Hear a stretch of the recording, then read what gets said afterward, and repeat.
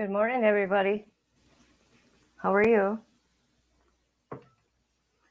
So, we got 15 minutes before it starts. I'm already backstage or, on WebEx. However, we cannot, nothing's going on. Okay, but I want to start with this.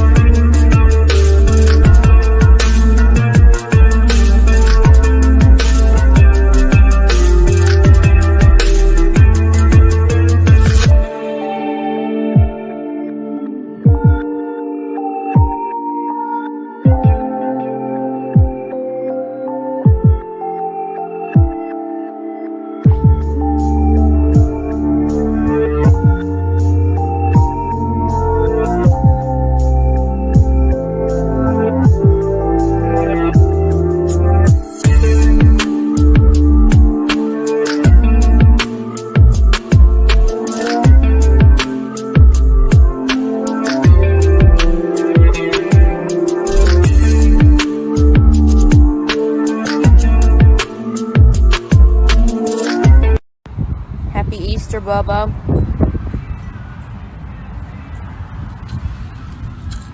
I believe in him because he believes in me. Yeah, about 2 years ago, Bubba said that. Big old rock.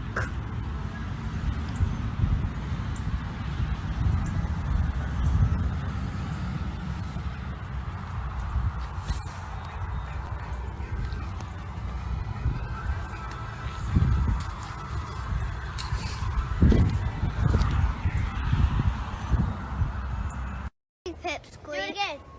Not slower. Little tiny. Love you. Hey, baby. Look. Take a picture. I got it. Gannon. I don't know.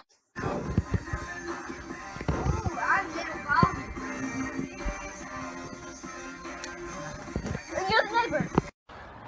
Don't you see him trying to climb a mountain here? Mwah. What are you doing?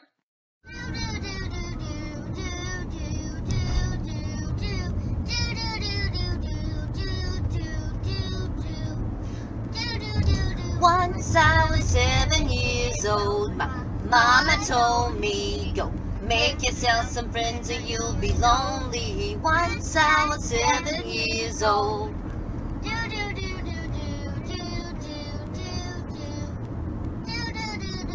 It was a big, big world, but we thought we were bigger. Pushing each other to the limits, we were learning quicker. Hey, Goo. I have another sister. Thank you. Little tootie butt. Okay, love you, Mommy. Don't say anything. Hey, Mommy. Hey, Mommy. Aww.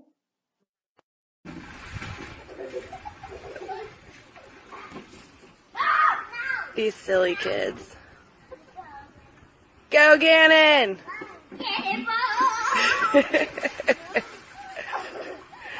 Go, Carmen!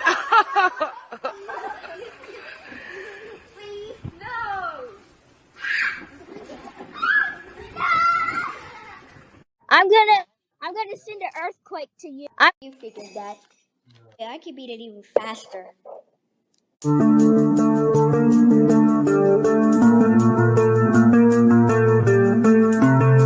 I just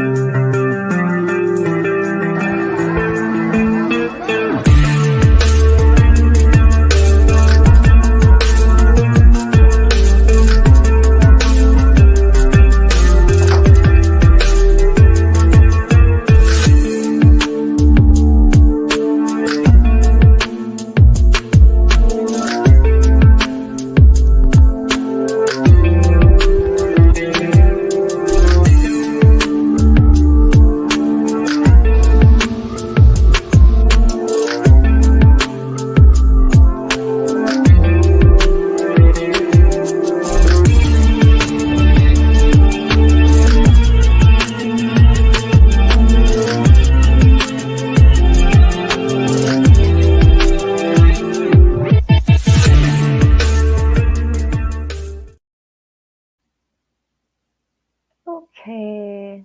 Hi, Michelle. How are you doing? Thank you for being here. Oh, what was I going to do here? Hold on.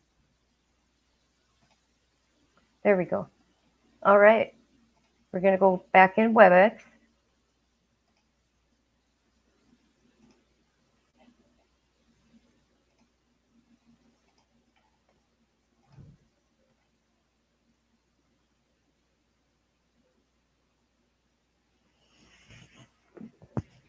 There we go.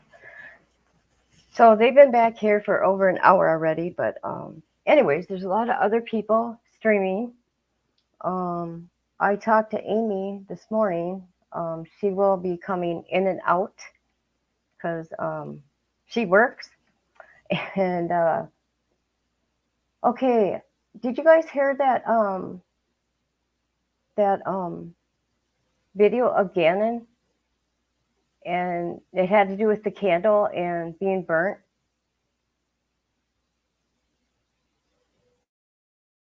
Or he had burns. However, I found out through Amy that Letecia cut part of that video that she put out there. It was so disturbing listening to what she did. I can't imagine what the family's going through. Hi, Christy. Thank you for being here. And so for me, you know, talking to her on a regular basis, it really makes me sick to my stomach that I did, if that makes sense to you guys. Because she really puts on the act, or maybe it ain't one, or I don't know. Somebody that does this is scary. She seemed like, you know, she cared about you and everything going on with you. But I think she knew what she was doing and with me, and yeah, she's smarter than we all think. I know, right, Christy? That was horrible to hear. They must have got that from her phone. What do you think?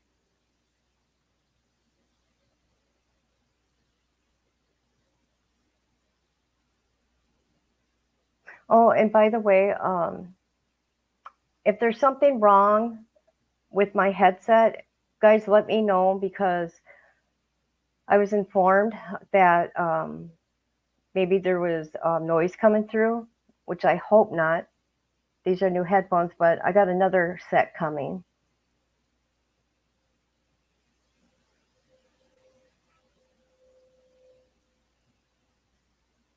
Also, I am streaming on my other channel. So if anybody's over there, I don't think I'll be able to see your comments. I'm not 100% though.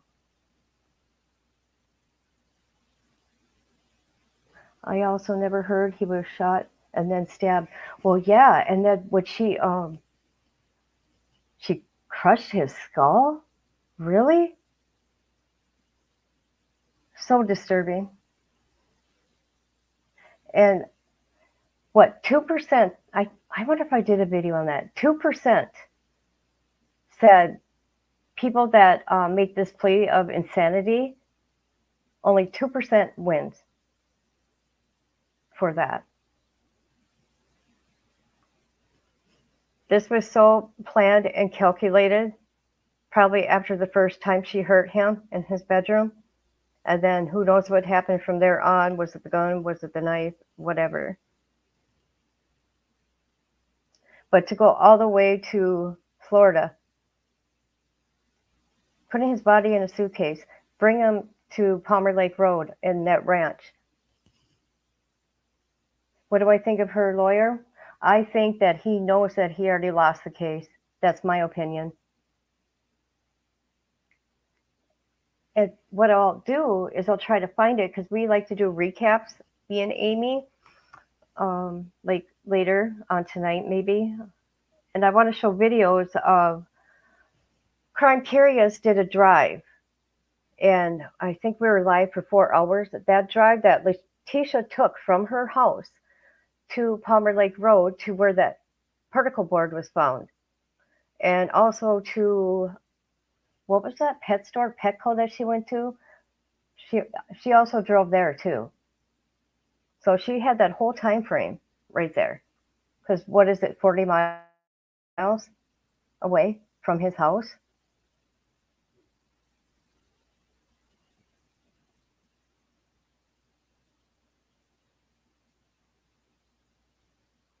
Yeah, I agree. I mean, he says that to the jury right away. I think he's preparing to let them know this is going to be pretty gruesome.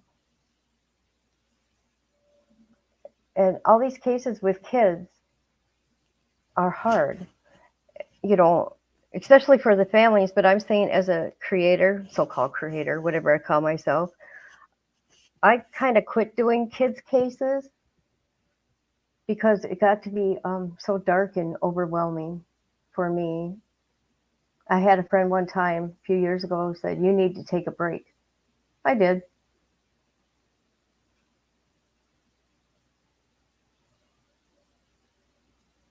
It affects so many.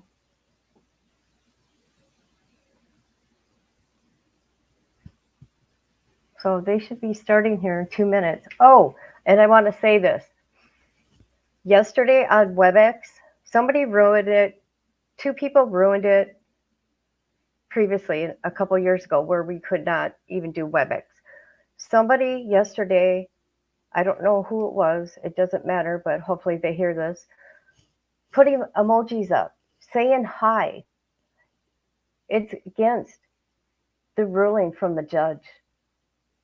I mean, if they read the document, this is like a real courtroom. You can't be doing that kind of crap. Okay, the last time I heard from Letecia, I didn't really hear from her. I think it was 3 months ago. It was going to be a video chat, but I didn't do it. Yeah. And let's see what else. She called me the day before her prelim. She always seemed to call me before her hearings. I don't know why. I mean, I was just really kind to her, okay? We all know this. I've been very upfront and honest. But yeah, I probably got, oh my God, how many letters? 20 letters, I think, from her. And they're all pretty much anywhere from 3 to 5 pages each. But I lost some of it because I moved. But yeah. And I do have the phone calls. There's like 9 phone calls or 10 maybe. And she really upset me when she knew my mom was dying. And then she made that phone call to me trying to act like she's a crazy person. And I said, "Who is this?" And she wouldn't answer me. She told me I was in the closet. I was at her home in the closet hiding in her home. So she tried to put me there. How messed up is that?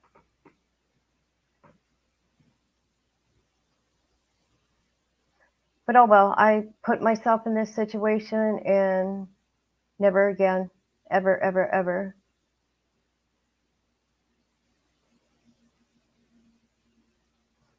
Because you do get a- attached in a sense. It's hard to explain.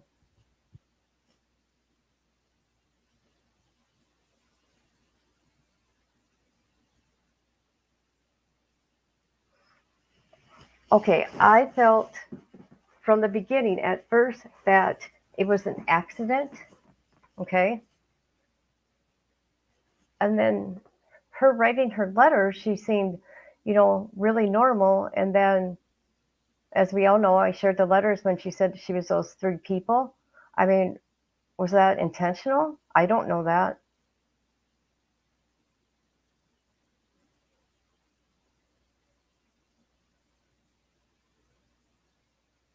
So what they're trying to say, she was in like a psychosis or whatever after the fact. So I don't know. She's not getting out of this. She made that plea. She pretty much says she's guilty. But for legal reasons, everything's alleged.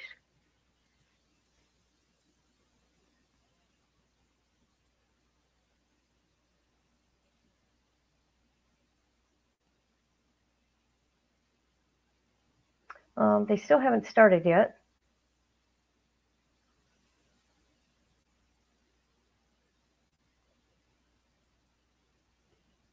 I think, from my understanding, I could be wrong. One news media can be in there in the main room, um, two family members on each side, and first come, first serve in the courtroom. Anybody know? Because I'm not 100%. And when the judge starts talking, I'll be quiet. I just didn't want to sit here in silence. I'm hoping we find out the truth through the trial. With the online searches before, it makes me think she was planning something and snapped. I think she was trying to hurt Al, but through this little boy. I wonder how she treated his sister. I will answer anybody's questions the best I can. I've never hid anything, Christy. I mean, if you watch me, you know that. I've been very upfront, no matter how hard it was. But I did notice she has a friend that comes through here in my chat when I'm live, when I'm talking about her. Not about her friend, but about Letecia. And if I get something wrong, she corrects me. I mean, I'm not done. I figured it out. I'm not hating. I'm just saying.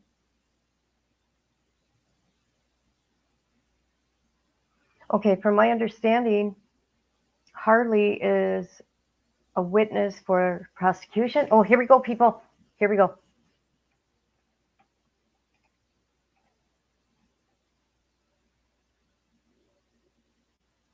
Still no sound yet, just so you know.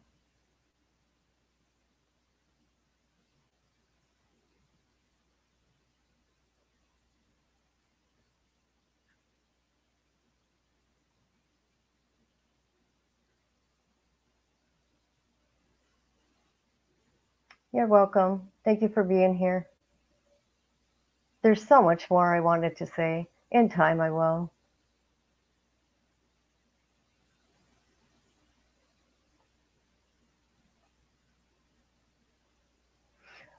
And also, Al was cheating on her.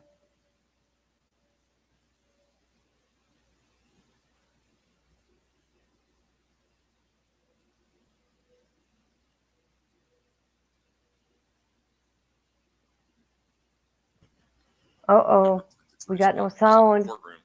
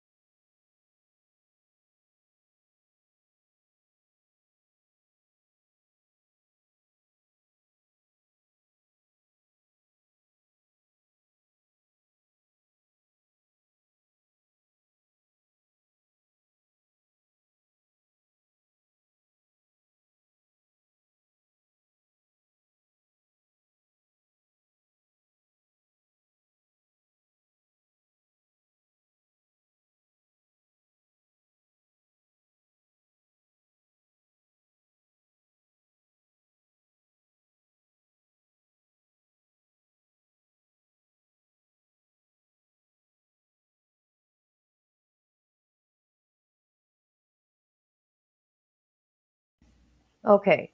Does anybody know what they're talking about?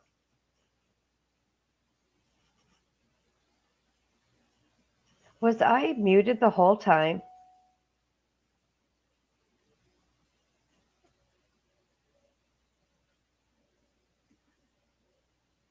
I hope not.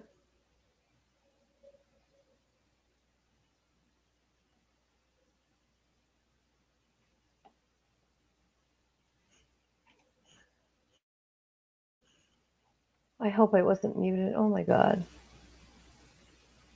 Let's see. View people insights profile.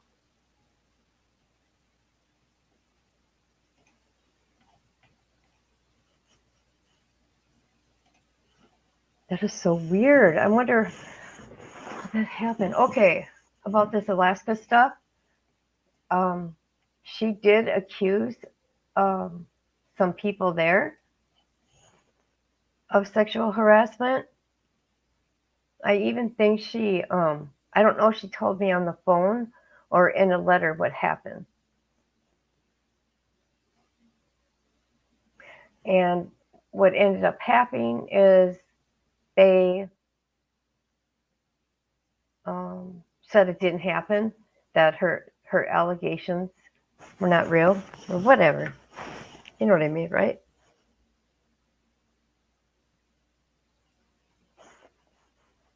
I gotta check my phone here. That happened. Okay, about this Alaska.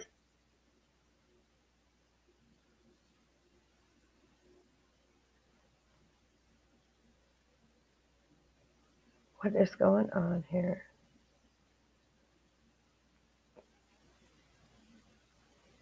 Side and first come, first serve.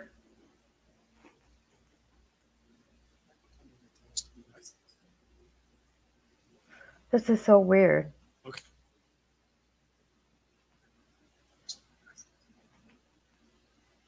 This is so weird. Oh.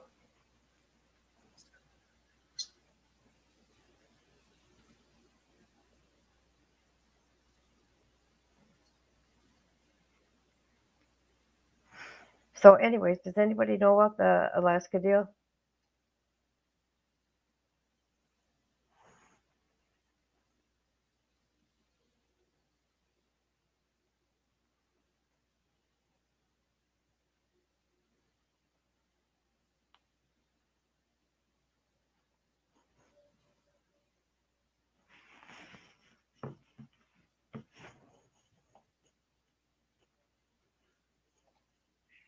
Okay, I'm trying to figure out what's going on here.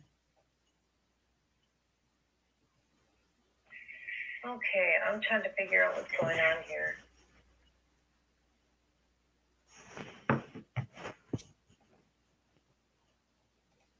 Okay, we'll go back in the courtroom. I was going to bring something else up.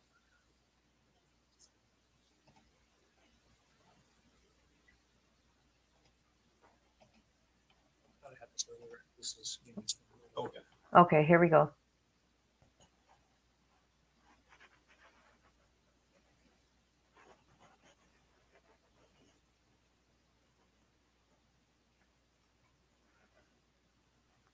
I wonder who's going to be testifying next.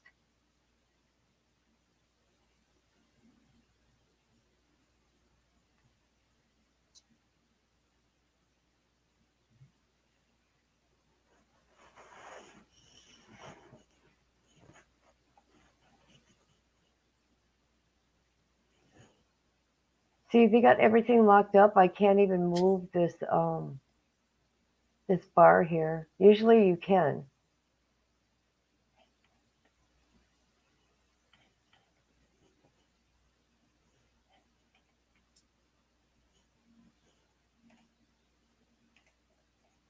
Okay.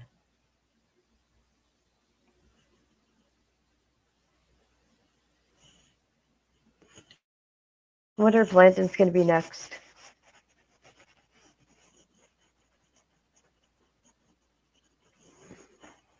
So I'm going to talk to Amy because, like I said, we're going to do like recaps. And what I'm going to do, I'm going to be extremely careful and not share anything unless they talk about it. and then I will share what I know about that particular, statement, or if it happened, didn't happen.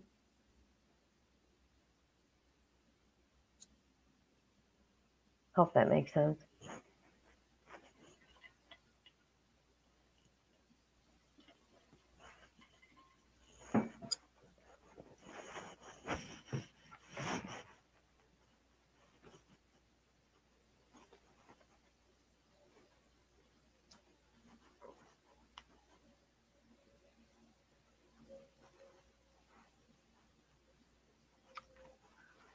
Right.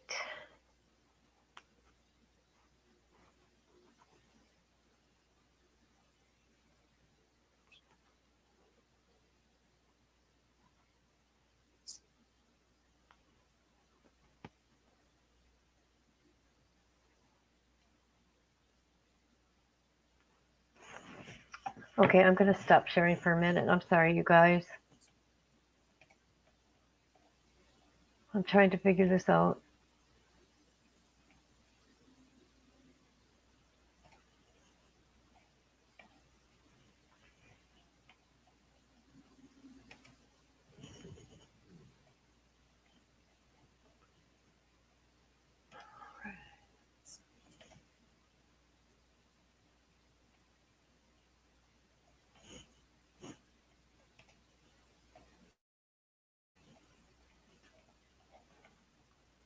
All right.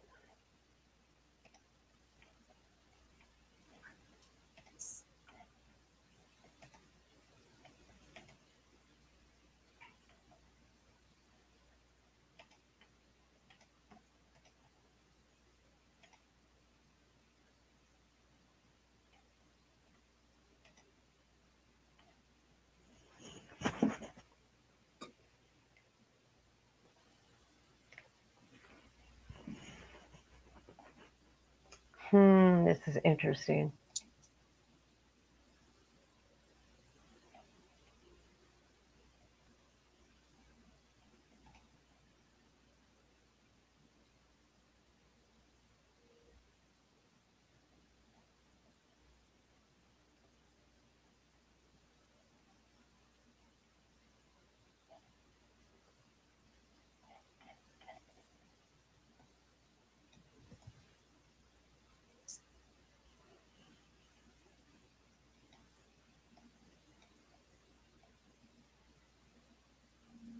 Finally, it's letting me do something.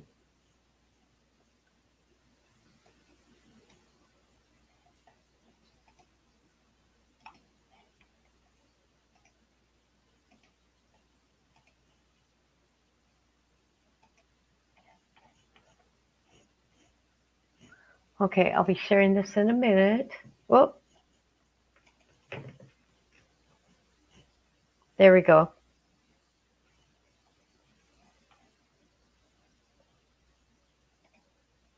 Okay, I'm going to share this right now.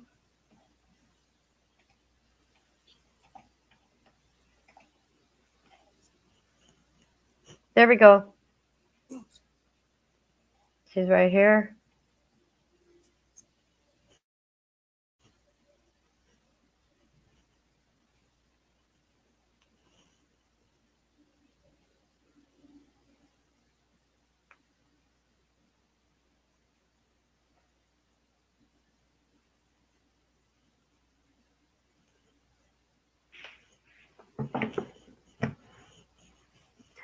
I see she's put on some weight.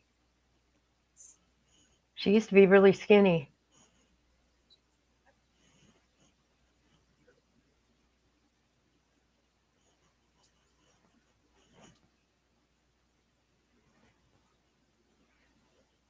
I don't see Landon. Here's Letecia right here, people. Look at her. She's smiling. Why is she smiling?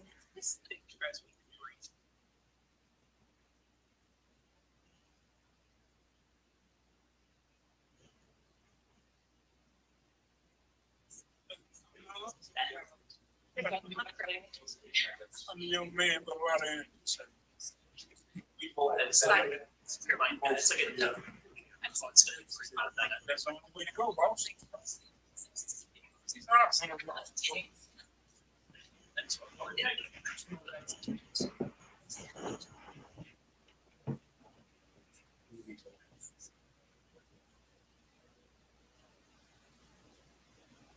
Whatever you want.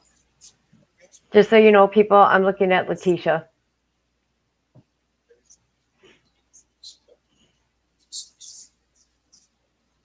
Are we gonna, Mr. Allen?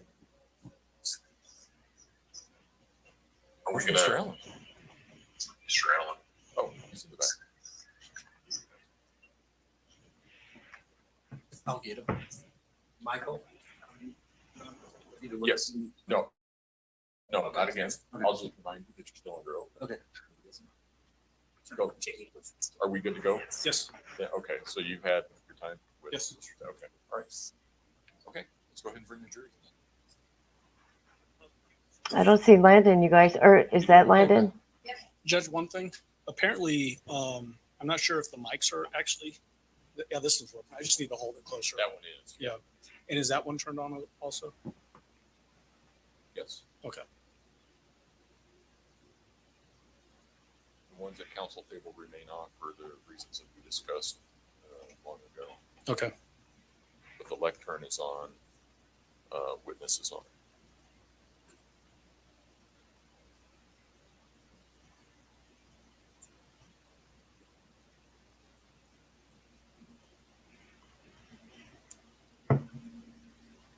And Amy, if you come through, text me, let me know. So I can put you on panel.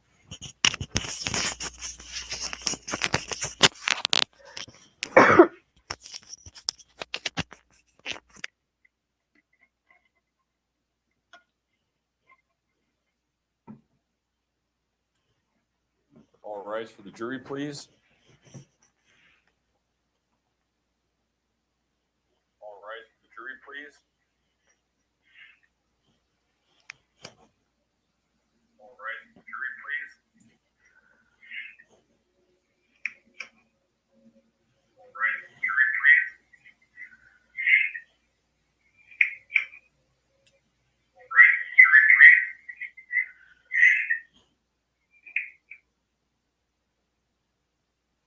Thank you. May all be seated. Court will recall 20 CR 1358 People versus Letecia Stauch. Record should reflect the jury has returned to the courtroom. When we took our break, we were in the midst of the examination of Mr. Stauch. That's where we will resume. Mr. Stauch, I remind you, sir, that you're still under oath. Mr. Allen. Thank you, Your Honor. So Al, we were just getting into whether the defendant manipulated your assignment to Alaska. Did she, well, let me ask you this. There was a point in time where she raised sexual harassment claims that caused tension for you and your command in Alaska. Is that right? Yes, sir. Did that involve a Corporal Jenkins and a Lieutenant Colonel Ortega? Captain Jenkins, and yes. Captain Jenkins. Yes. Okay. Again, I don't know these National Guard ranks. It's Army. Army? Yeah, okay. Army. Again, I don't know that either.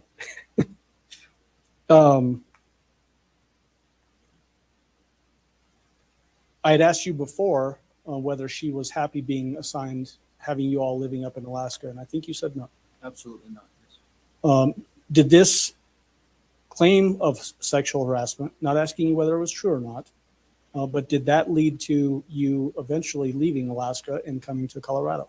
Yes, sir, it did. Were there two specific things that you witnessed that were sort of at the heart of these sexual harassment claims? Yes, sir. Did one of those involve Captain Jenkins? Yes, sir. Was that a time when you were at some establishment and there was some drinking involved? Yeah, me and the defendant showed up for dinner, and the other person was already there and had been drinking. Yes, sir. The other person being Captain Captain Jenkins? Jenkins, yes, sir. The other person being Captain Jenkins. Was that one of the issues that the defendant raised as the basis for sexual harassment?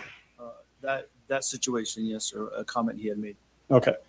And we're not calling Captain Jenkins, so we don't need to get into what he said. Yes, okay. And then as it relates to Colonel Ortega, did you witness a specific event that was an interaction between Lieutenant Colonel Ortega and the defendant? Yes, sir. What was that specific thing? Let me describe the event. Yes, So that you witnessed. I was the S1, which is the personnel officer for the battalion. Lieutenant Colonel Ortega was the battalion commander. I was still in the office. The defendant was coming to pick me up because we only had one vehicle in Alaska.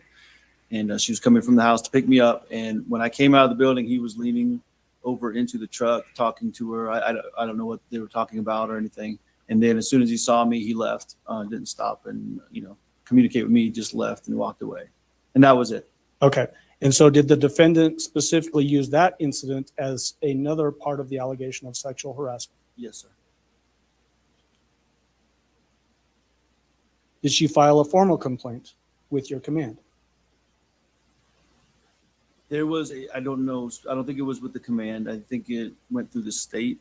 So Okay. the Alaska National Guard. I don't know the specifics of it. My only involvement was to basically say what I just said. Okay. So what I'm asking you is, when I say command, again, I'm not informed on National Guard. Did she inform the National Guard of this complaint of sexual harassment? Yes, sir. And you knew that? Yes, sir. Did that cause you issues in your unit? Yes, sir. And did that eventually lead to you transferring from Alaska? Yes, sir.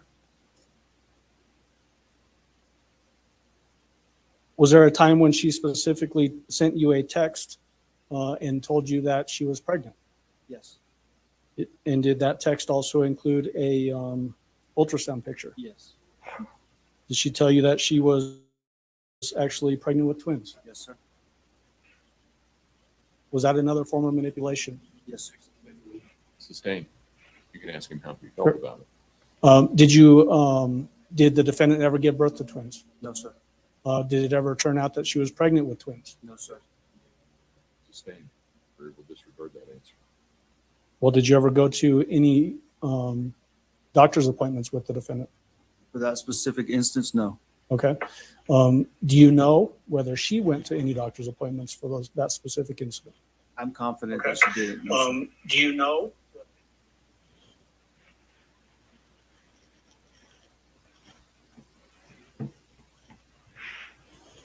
So we talked about the sexual harassment claim and that causing tension in your unit, and that eventually leading to you transferring from Alaska, right? Yes, sir. When did that actual transfer occur? Like I said previously, I when I say boots on ground, I arrived here February 15th, I believe, 2019. And I think you had previously said that the defendant preceded your move to Colorado. Yes, sir. When did she leave Alaska? So she wasn't in Alaska. She came to Alaska for a couple weeks or a month, I think in December of, that would have been 2018. She brought the kids with her, that being Gannon and Lena and Harley as well. And then we stayed there. Actually, we stayed in a house on one of the bases, like a temporary house. And then, like I told you, they came ahead of me about a month and a half or so. Okay. So you're saying that they being the defendant and the kids, Yeah, all the names I listed, the defendant, Harley, Gannon, and Lena.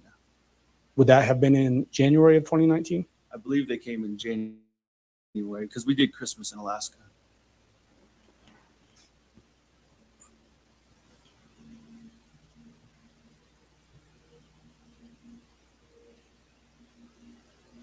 And I think you had previously said that the defendant actually found the 6627 Mandan Drive house, and that's where you all moved into. Yes, sir.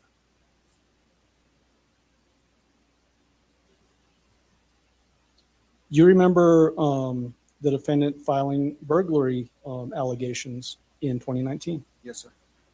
How many different ones did she file? I believe it was 2. It's my recollection.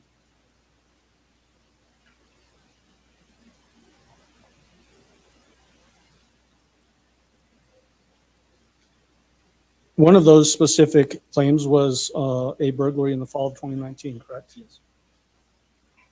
And there were some things that she pointed to you to support that as being a valid burglary claim. Yes, sir. One of which was a hammer hanging from a string in the garage. Yes, sir. That included potentially somebody had maybe got into the attic access in the garage. A squatter is how she referred to it. Was there ever a squatter in your house? No, sir. No one was ever found. Did you have an ammo can in the house? I did. Yes, sir. Was it dumped out on the floor and made to look as if someone had rummaged through it? Stain, you can ask him what he found and what it looked like. Okay. Tell us what you remember about this ammo can. In this specific break-in allegation, the ammo can, I kept it, I think next to the bed or under the bed or something, and it was open and dumped out like somebody had been rummaging through the ammo can. One of the clothes hampers was dumped out, and the bed was kind of pushed. The mattress was pushed off the box spring, just enough to look like somebody had forced their way through that area. Did the defendant tell you that that was another piece of evidence or sign that there had been a burglary in your house? She did. Was there also a gunshot claim? There was. Did this come from the defendant to you? Yes, sir. What did she say about that? She claimed that she fired one of the weapons, I don't remember which one, up the storm well. That's pretty much what summation of it. So let's talk a little bit about that. Oh, one of the weapons you said. Did you have firearms in the house? I did, yes, sir. What kind of weapons? I had a 9mm, a Smith & Wesson 9mm compact. I had I don't remember the brand, but it was a black and Tiffany green 9mm full size. I also had AR pistol type gun. There was a 20 gauge Benelli youth shotgun and a 12 gauge. It was all black shotgun. I forget the brand. And then I think there was at least one Smith & Wesson little 380 compact as well. So when she's telling you that there was a weapon that she fired in I think you said the storm well, is that the window well? Yeah, and specific one was the window well next to, if you remember the picture where the computers were, there was a window well right behind those computers. That's the one she said that she fired it out of. Did you ever find a shell casing associated with that gunshot? No, sir. In that those pistols that you're talking about, the Smith & Wesson 9mm, that what sounds like a Tiffany green or blue 9mm and that 380, are those semi-automatic handguns? Yes. Are you familiar with semi-automatic handguns? Sir. Have you fired them? I don't know specifically the 380. So what I'm asking is generalized. Oh, Have you? yeah, absolutely. Okay. Yes. When you fire those weapons, does the slide automatically slide back and eject the shell casing? Ejects it and then loads the next round into the chamber. Did you ever see any evidence that that gun had been fired in that window well in the basement? No, sir. Did the defendant ever admit to you that she made up those burglary claims? Yes, sir. What did she say? I don't remember specifics, but I don't know how much you want me to elaborate, but I had to do some digging, and eventually I found out that most of the stories she had told was just not accurate, and then she finally admitted to making up the claims of break-ins. I don't remember if she gave a reason why either. In your mind, was that another attempt or attempts at manipulating what was happening in your relationship? Absolutely.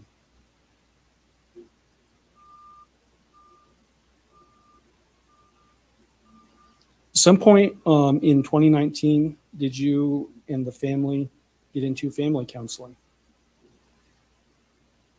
Not family counseling. Well, counseling.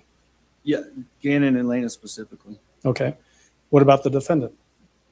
To my knowledge, I don't think she had counseling. Okay. Did she make specific comments to you about Gannon that led to you wanting to get Gannon into this counseling? Yeah, there was two reasons. And do you want me to elaborate on that? Yes. Okay. As long as these are things that she told you as to things that led you to want to get Gannon into counseling. Yes, sir. One of the reasons is the other reason was like I said before, he was a mama's boy, and he both the kids had struggles with, we had a little bit of back and forth of custody issues. So that was part of the reason. The other reason is she made a claim that he was coming after her to some degree. He and her. Gannon coming after the defendant to some degree. And so, once again, twofold mission with the counseling. One, to make sure he's dealing with his, the situation with his mom and being apart from her.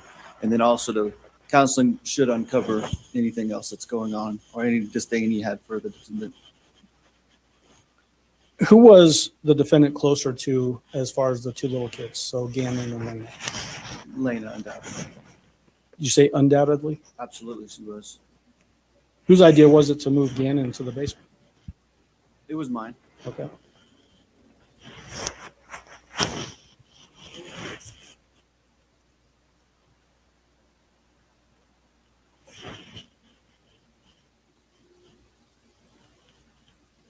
Did you ever witness Gannon displaying any behavior that would support the claim that Gannon had it out for the defendant? Absolutely not, towards no one. I absolutely never witnessed that, period. Did you ever take family trips together? With the defendant and the 3 children? Yeah. Yes, sir. Okay.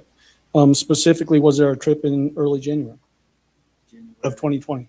That would have been just myself and the defendant. Okay. What was that trip? It was to celebrate our anniversary, and we went on a cruise out of Southern Florida.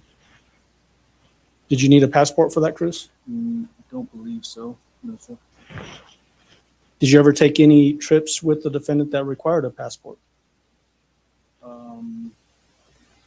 I don't remember specifically. We had one when we went through Canada just to get it stamped, just for remembrance. I don't remember specifically. Well, we did. We went to Mexico. Yes, sir. Okay. Yep. Sorry, I forgot about that. That's okay. So that leads to this question. Did you have a passport? I did. When you said you went to Canada to get it stamped? You have to say yes or no. Yes, sir. When you went to Mexico, did you get your passport stamped? Yes, sir. Did you see her with a passport? In Mexico, yes. Did she get that passport stamped in Mexico?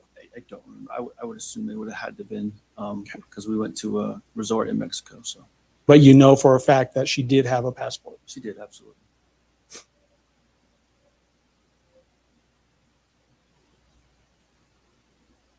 In this,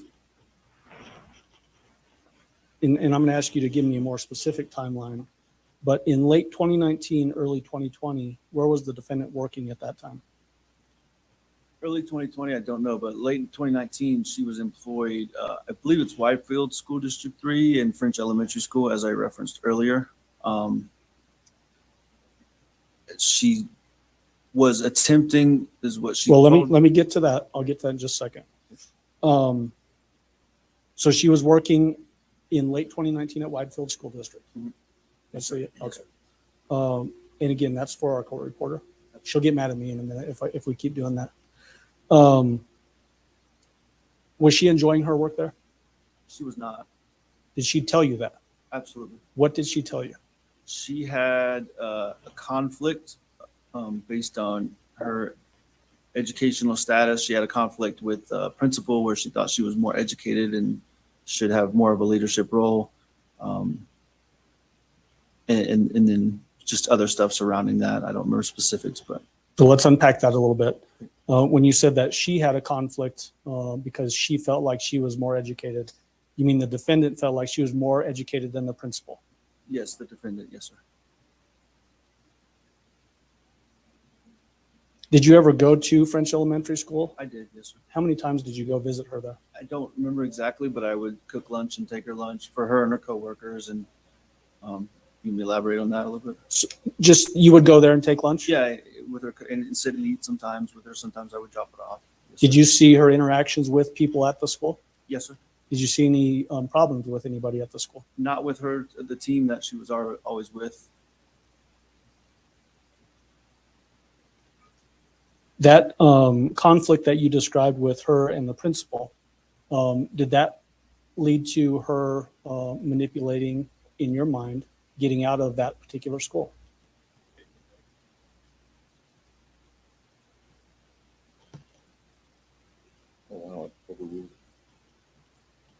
In my mind, it did in accompanying with an injury claim she had as well.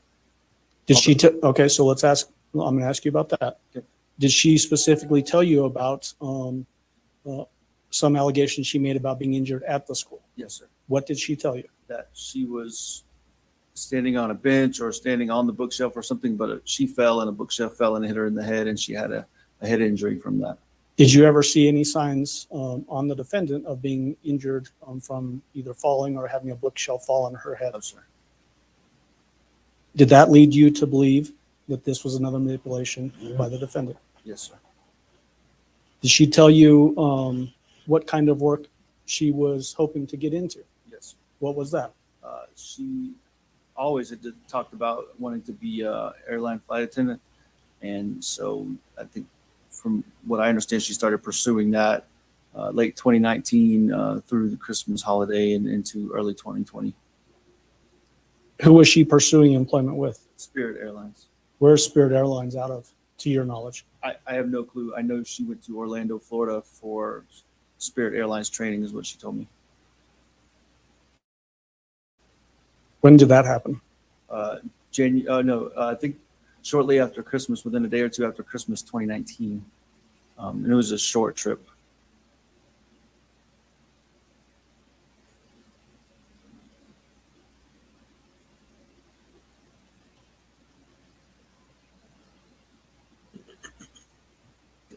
You mentioned earlier when we were first talking about the weekend of January 25th, Saturday, Sunday, January 26th, your mom being in town. Yes, sir. When did your mom get into town here in Colorado Springs? She was here for about a week, if I remember correctly. I don't remember a specific date, but she was there, I think, that whole week.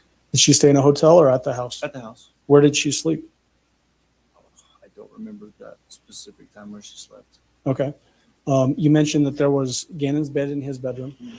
Let's say yes or no. Yes. And then there was a second bed in Gannon's bedroom. Yes. And then there was a bed in Harley's bedroom. Yes. There was the master bedroom. And then you had couches both downstairs and upstairs. Do you remember, with that in mind, where your mother slept when she visited you in? I still don't. Not that Okay. specific visit. Okay. How were you and the defendant getting along during this period of time when your mom was visiting? Not well. How was the defendant interacting with your mom? I think it was fine and peaceful. I don't remember it being there any negativity. Was there anything out of the ordinary? I don't remember. Okay.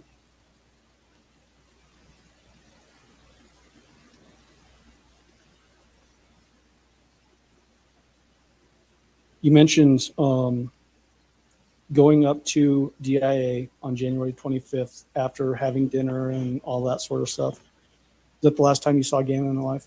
Yes, sir. Did you say anything to him? Yeah, he was.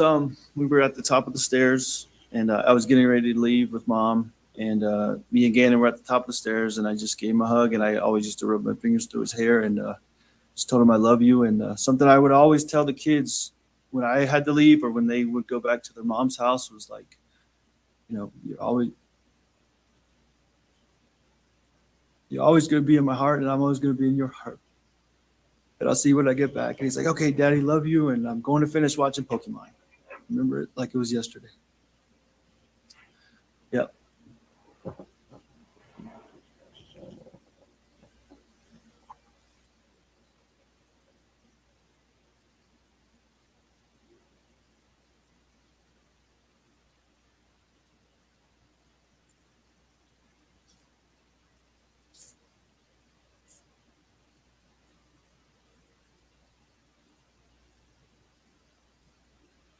We got into this a little bit earlier about the phones, and I asked you specifically about the phone that was assigned to Gannon and Lena, and whether law enforcement asked you for access to that phone. Do you remember that? Yes, sir. Aaron, may I approach?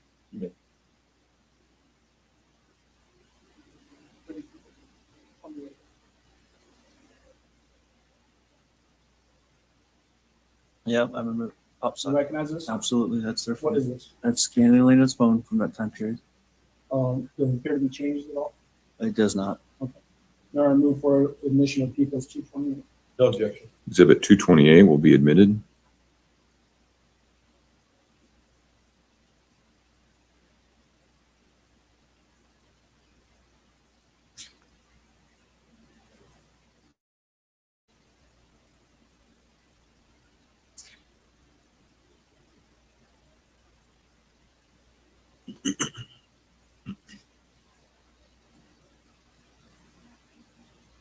I asked you earlier about when you would take trips together. Do you remember taking a trip to Hawaii? When did that occur? You okay? Yes. Is there Kleenex up there?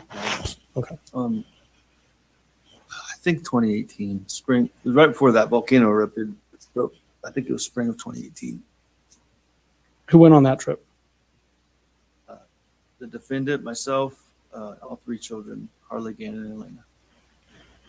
You remember taking a video of Gannon in Hawaii? Yeah, we took multiple pictures and videos. Yes, sir.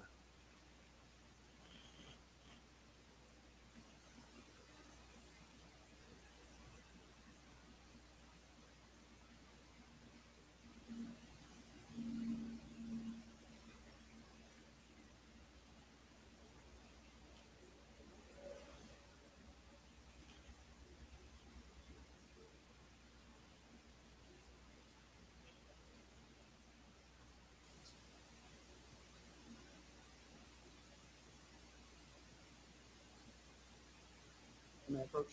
Yeah.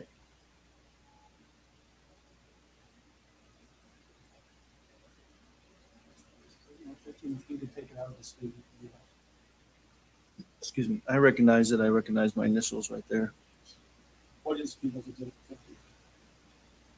Now I also see the date of when I initialed it. It says Facebook video of Gannon Stauch.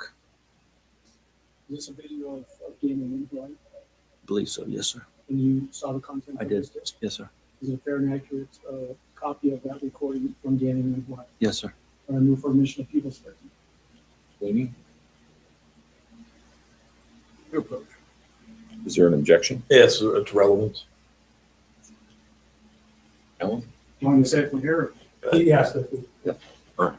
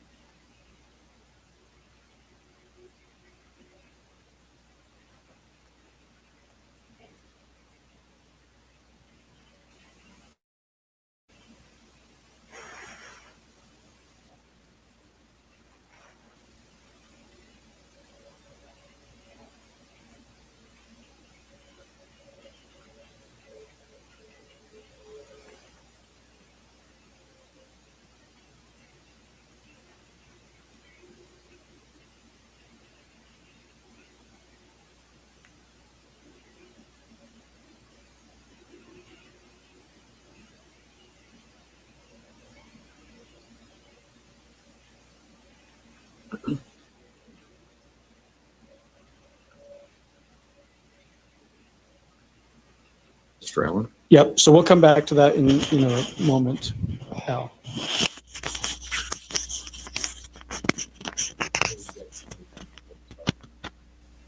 Mr. Allen, you need to refer to the witness by Mr. Stauch. Okay.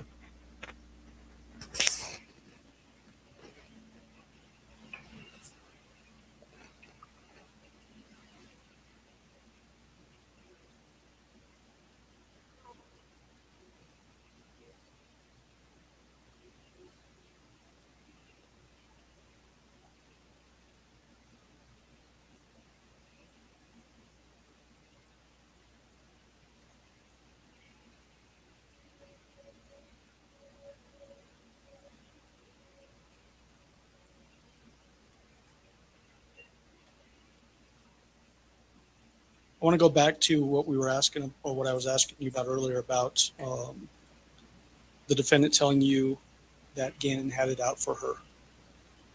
Did she make a specific comment to you about Gannon and a knife? Yes, sir. To you? Yes, sir. What was that comment?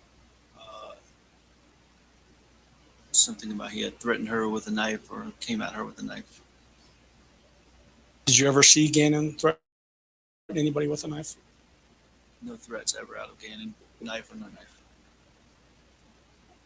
And was that right before you got Gannon into counseling in 2019? Yes, sir.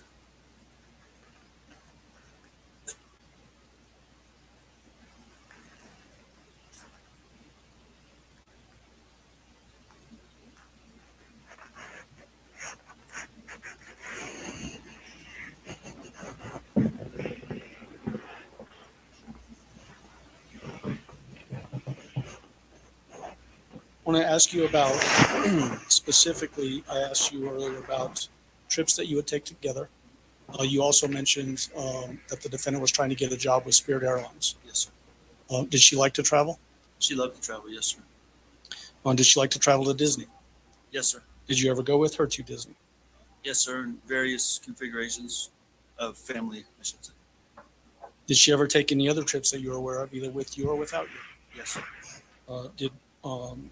Did you take cruises with her to the Caribbean? Yes, sir. Did she ever take any cruises to the Caribbean by herself that you knew about? I don't know about by herself. I know with just Harley, I know she took a few. Okay. What about to Australia? Never heard of a trip to Australia. No, sir. What about a trip to Bogota, Colombia? Never heard of a trip to Bogota, Colombia either, sir. What about Jamaica?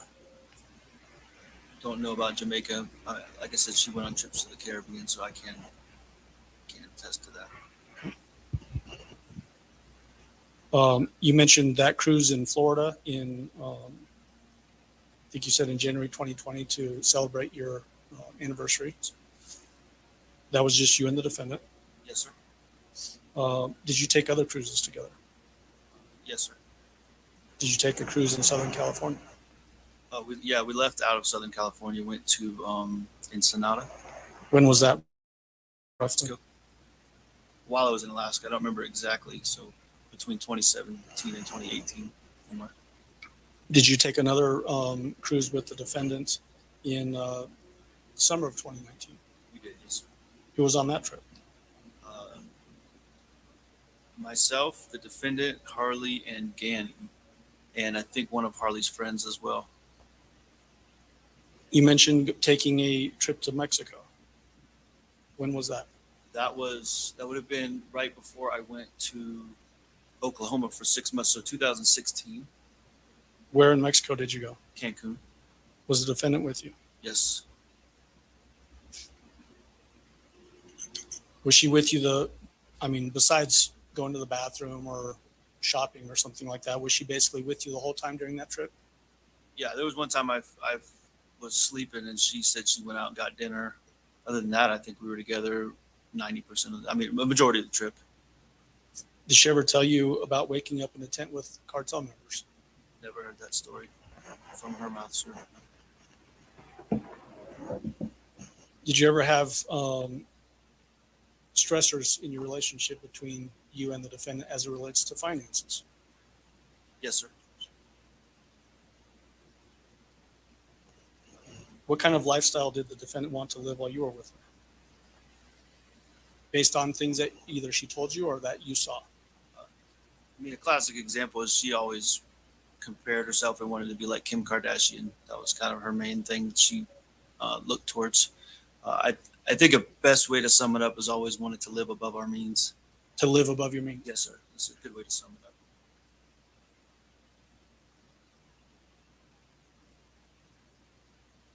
Did you agree to being living above your means? There was examples where I gave, and there was examples where I didn't. But was that ultimately a source of tension between you and the defendant? Yes, sir. Did she ever accuse you of infidelity or cheating? Yes, sir.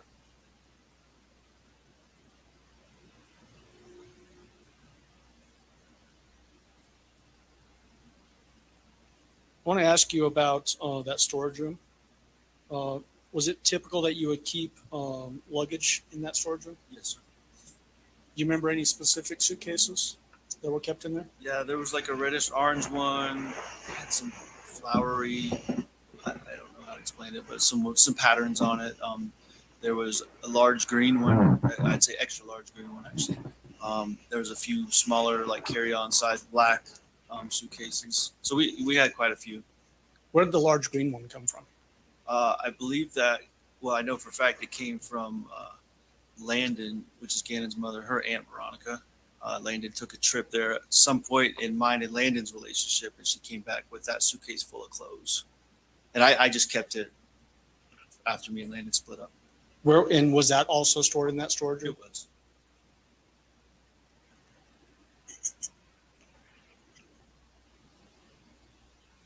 Did you ever use that large green suitcase on trips? I used it more so when I moved or PCS'd. I don't remember using it on a trip or vacation because it was just too big. Do you remember being shown a picture of a suitcase under a bridge in Florida? Yes, sir. Did you recognize that suitcase? Yes, sir. What did you recognize it as? That same extra large green suitcase from my house.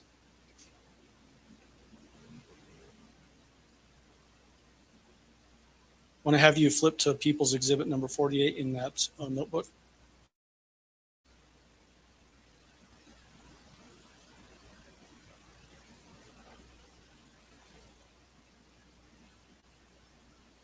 Yes, sir. Do you recognize that? Yes, sir. What is that a picture of? There's a picture of that extra large green suitcase we've been discussing. Under a bridge? I can see the footings of the bridge. I can't really see the bridge structure itself, but Does that appear to be the same suitcase that we've been talking about that Landon's Aunt Veronica gave to Landon when you and Landon were married? yes, sir. That was stored in the storage room. Yes, sir. You're going to move for admission of People's Exhibit 48. Exhibit 48 will be admitted. Go ahead. May we publish? Oh, there we go.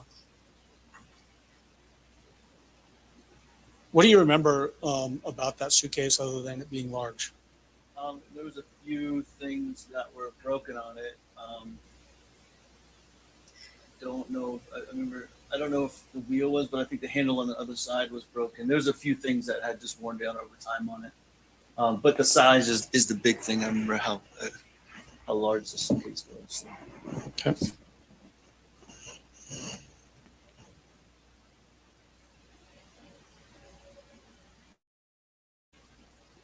All right. All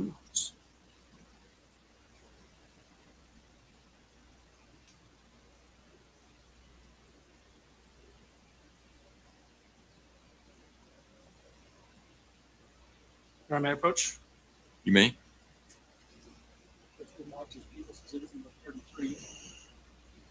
Obviously a disc. Do you recognize this disc? I do, How do you recognize it? because I initialed and dated it 31 March.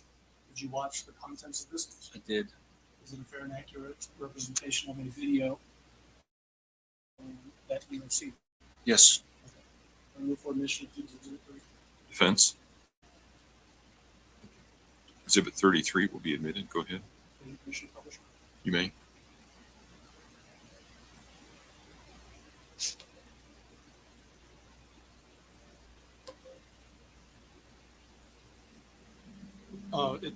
We need the screen, Judge.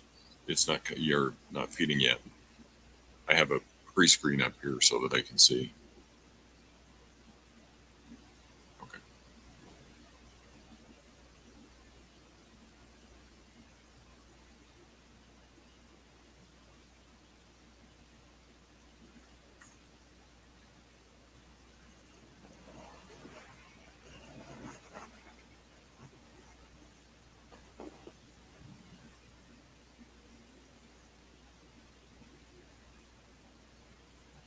Two, I just don't know what to do.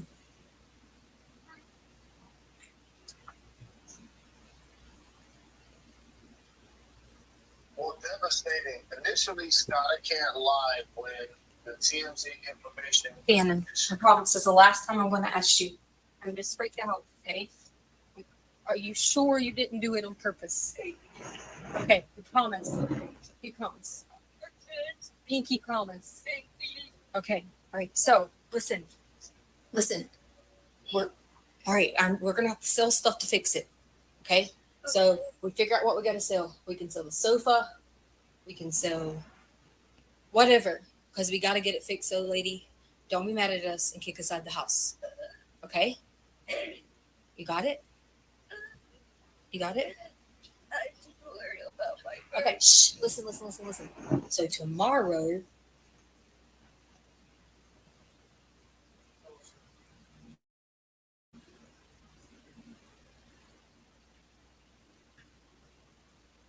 Council approach for a moment, please.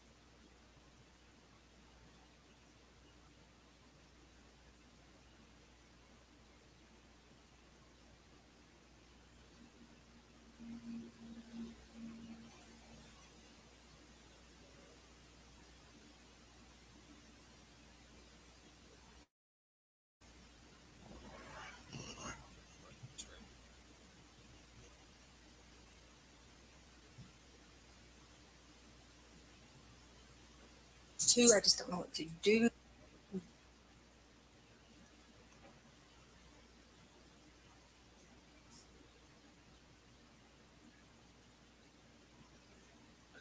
Lena, absolutely.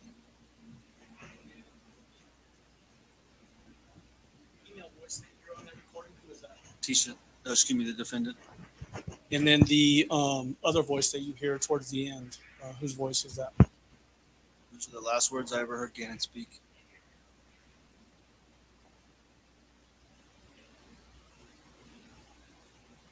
Want to have you jump back into that binder, Mr. Stauch, and look at People's Exhibits 19 and 20. Ones I mistakenly tried to admit without any foundation earlier.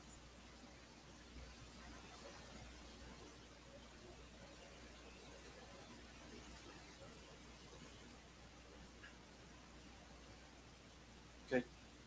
You recognize those? 19 and 20, yes, sir. Are those Well, what are they? Those are two different angles, pictures of Gannon in his bed. Have you seen those pictures before? I have, yes, sir. When did you see them? I don't want to mix it up. I know I've seen them in through various things, but one of these specifically, or at least one, if not both, the defendant sent to me that morning, which would have been Monday, the 27th. Okay, so we're talking about January 27th of 2020? Yes, sir. And then you received those specifically from the defendant? Yes, sir. What method did you receive them from? Text message. Text message. Are they fair and accurate copies of the photos that you received on January 27th, 2020? Yes, sir. I move for admission and permission to publish 19 and 20. Mr. Tellini, exhibits 19 and 20 will be admitted. So I think we have People's Exhibit 19 up on the screen now. Tell the jury what we're looking at in People's 19. So once again, that's Gannon in his bed. I referenced the TV off to the left. You can see it here. A TV in his dresser. The table we discussed earlier, and then once again, there's Gannon in his bed. Is that typically the way Gannon would sleep in his bed with the blankets just piled on top like that? No, sir. There was a couple things I noticed that were different. There seemed to be a big, I don't know, pillow or bulge or something down here. I don't remember this red and green blanket actually being on his bed. We've discussed that. I don't remember that. Okay. I can't say 100% that it wasn't ever, but. And then People's 20? This basically just another depiction of that same scene? Yeah, it appears to be. I think it's different though, because is it okay if I show? Well, let me ask you this: what is there a difference between the two photos based on your observation? Yeah, absolutely. What are those differences? If you look at where his hand is here, and if you look, if we can go back to the other one, his hands are in a totally different position. See how his hands were crossed right here, like it's kind of pulled back a little bit. And then a huge thing to me was his bed was almost never pulled away from the wall like this. And we discussed that in a previous photo, that his bed was almost always pushed up against the wall.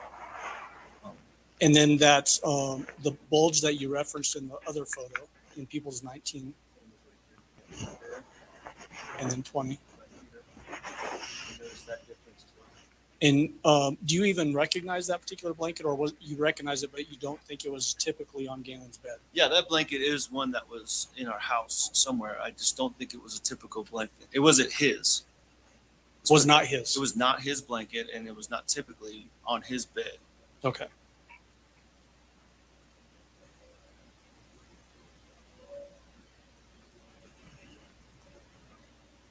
You can take that down for now.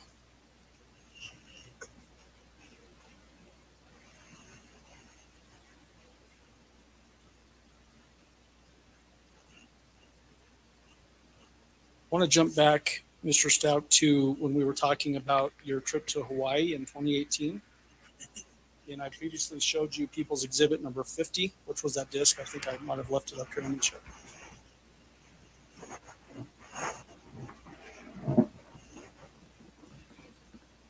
Yes, sir. Yes, sir. It's not going to for admission. Request permission to publish. Mr. Tellini, subject to prior objections. That was me. I hit the mic. Okay. Right. The objections overruled. Exhibit 50 is admitted. And permission to publish.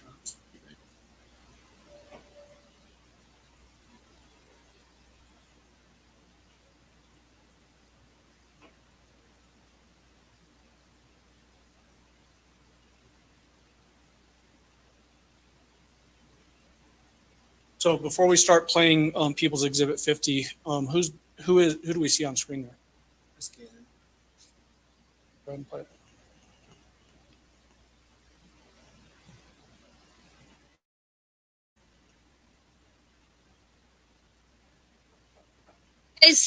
Where are you at? In Hawaii, go.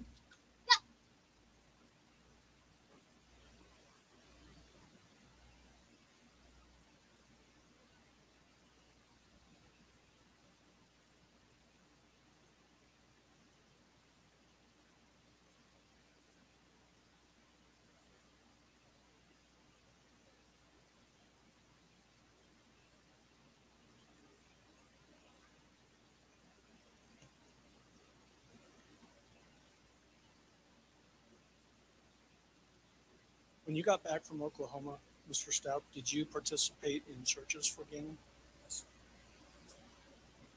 Tell the jury about what you did to look for Gannon. The first day, which would have been Tuesday, 28th, left the airport and then came home and just got somewhat organized. And then there was a story about Gannon running away or walking away. And there was somebody said they might have seen him at a gas station in Fountain.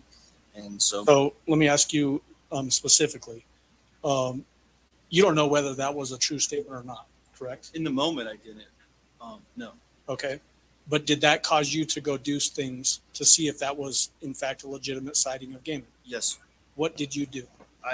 Myself and the defendant in my truck, my red Nissan truck, drove to that gas station. I went in. Well, I think I met the officer there, if I remember correctly, and went in and watched whatever he allowed me to watch the footage of what boy that was alleged to be Gannon coming in and out of the store, and so I could confirm if it was him or not. Was it Gannon? It was not. It was another boy with his father or whatever, another boy with an older man. And Just wasn't Gannon. it just was not Gannon. No, sir. What else did you specifically do to look for Gannon? There was times when after the day was over, I'd drive around at night just seeing if I could spot him. That specific, I believe it was Tuesday as well, I had been downtown to the sheriff's office, given an interview, and then came back home and checked on the girls, being Harley and Lena, and then told them I was going out searching again, and went to the Walmart in Fountain. I was heading to the Walmart in Fountain, just maybe he's in the video game section or GameStop or something, thinking of places he would be. And then it occurred to me, or I remembered that the defendant had said her car was at French Elementary School. And so I never actually went to Walmart. I went directly to French Elementary School to look for her vehicle. And you previously told us that you didn't see her vehicle there. Absolutely not. I drove around the school 3 times just to make sure I wasn't missing it. Did she ever tell you where her car actually was? Never did. That was the only thing she ever told me, was that I left it at French Elementary School. At some point, based on things that you're learning, did you, in your mind, did it change from Gannon didn't come home from a friend's house to something different? That was really the key moment. There was a lot of things we've discussed, a number of them, some discrepancies in the pictures, the rent-a-car situation. I think I had already known at that point that I had talked to my neighbors in surveillance from their house. He had never walked. Well, I think what he's describing, Judge, is what he saw on surveillance. You can't talk about what your neighbor said, but you can describe what you saw on the surveillance tape. So 2 different circumstances. This is not the surveillance tape of the truck. This is. Let me ask a question. Yeah, thank you. Did you have an occasion to see surveillance video from neighbors in your neighborhood? Did you? Yes. Okay. Did you see Gannon ever walking away on those videos from your house and never returning? I did not. No, sir. Okay. So back to. I have to ask a question. Okay. So you were earlier describing an accumulation of things that led you to change your opinion or your mind as to what actually happened with Gannon. Yes. And you said, I think one of the big things was the defendant telling you that her car was at French, you go to French, and it's not there. Yes, sir. Is that accurate? Yeah, that was the key moment when I switched from she knows more than she's telling me she knows. Did you also participate in interviews at the sheriff's office as it relates to the investigation into Gannon's disappearance? I did, yes, sir. How many times did you go to the sheriff's office? Twice on that day, once before the driving to French, and then immediately following that, I called them and said something's wrong, and I went immediately back to the sheriff's office after that. In that same time frame, did the defendant add any additional information that she told to you as it relates to Gannon's missing? Oh, I don't think so. Well, did she at some point tell you that she was raped? That was the next morning. Okay. Yes, sir. What did she say about being raped? Sure, I'll clarify. We were talking about January 28th, just now, about you doing interviews at the sheriff's office. You said the next morning, so that would be January 29th. Is that accurate? Wednesday, January 29th. Yes, sir. What did the defendant tell you on January 29th as it relates to being raped? So I slept on the couch. She called me into the room, and then she proceeded to tell me a story about how a man got in the house somehow. I don't remember that specific version, but he got in the house, raped her, abused her, beat her, and then beat Gannon up and took Gannon. And you want me to keep going on that specific? I want you to tell what she said in that particular story. Right, and then she also said he had got burned, and that, and then she said that. Well, I said, well, where's everything at? Like all the mess, the blood and everything. She said, well, I cleaned it up. I got scared, and it's okay. Well, where's the bloody mess, the clothes, the rags, whatever? Well, I disposed of it. Well, where did you dispose of it? It wasn't in the trash can at the house. It was somewhere else. And it was just this long string of stuff. Okay, so let me break in there. Sure. It sounds like the way you're describing that's a discussion that you had specifically with her, where you're asking her questions and she's responding to your questions. Well, there was two parts, and that's why I asked about elaborating. The first one was just her talking. Okay. And so, but the last part that you just described, it sounded like you were describing an interaction where you're asking questions and she's answering questions. Yes, and at this point, Landon was also sitting in there talking with us as well, just Okay. to clarify. When you had the opportunity to view neighbors, I guess ring doorbells or surveillance videos, did you see any strange men on those videos going to your house? So, to clarify, I did, and it was stopped because it was hearsay, but I never saw surveillance of him leaving or not leaving on foot. I'm sure we'll get to the other surveillance later, but I never saw that. That was just what the neighbors told me. So What I'm asking you right now, Al, or Mr. Stauch, I apologize, is did you see on any of the neighborhood video any strange men going into or out of your house? Sure. When He said he never watched the videos. This was just what he was. that's not what he said. No, he overruled. He asked the question. Just so the record is very clear, did you watch surveillance video from neighbors in your neighborhood to see anything as it relates to Gannon's disappearance? No, sir. You didn't watch Well- any videos? Well, I did watch the one video with the truck. I don't think we've gotten there yet, or we're there. I don't know where we're at. Okay. Mr. Allen, sorry. Yeah, you're fine. What I'm asking is very specifically, did you watch some neighborhood video from neighborhood surveillance video about the time that Gannon went missing? I watched one, and that was him leaving the truck and coming back home. That's Okay. the only one I watched. Okay. So you didn't watch any other videos to see, to either confirm or not confirm that a strange man had come into it? I've seen nothing Okay. else. All right. Thank you for clarifying that. At some point, did you become involved in the investigation? Yes, sir. Tell the jury about that. At some point, and I don't know the reasons why, but I was directed to go to the FBI's office and start, being, I call it being questioned, but just kind of given a background history of our relation, mine and the defendant's relationship, and, kind of what we've been doing so far this morning. And from that, it turned into pretext phone calls. Okay. What do you mean by pretext phone calls? Phone calls where I would get on the phone with the defendant while I was at the FBI office and be giving direction, and they also gave me the flexibility to talk with her normally, but be given direction on things to say and things to ask and whatnot. Who was involved with that process? Obviously you were, but who else from the investigation side was involved in that process? So yeah, I was there. The defendant was on the phone, and then there was Mark Riley was present. So I'm going to break in every time you say a name. Who is Mark Riley? Mark Riley, I think a detective at the sheriff's office or investigator. Okay. I'm not sure his role at the time. Jess Bethel, a similar role to Mr. Riley, from what I understand. FBI agent, Mr. Hughes,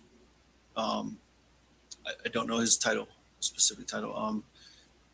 Amber Cronin, Who was Amber Cronin with? FBI as well. John, I always say his name wrong, Grusling Brucing? with the FBI.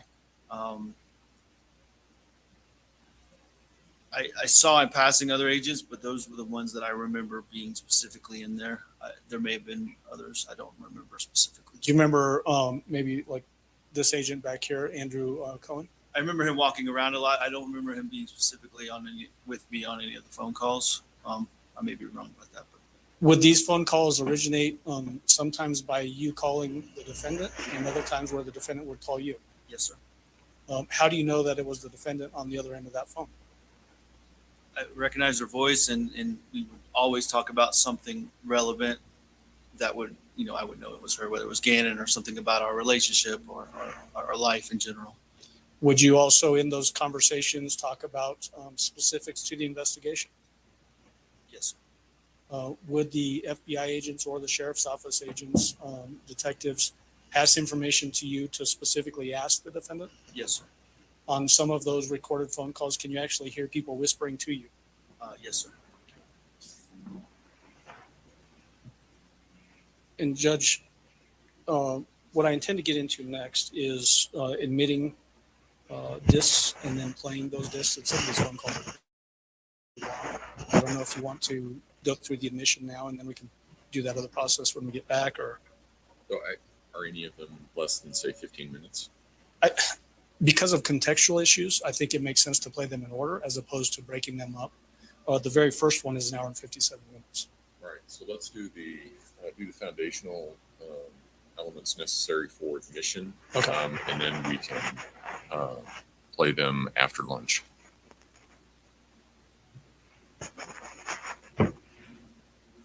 And probably just admit all of them at the same time. Yep. And then go from there.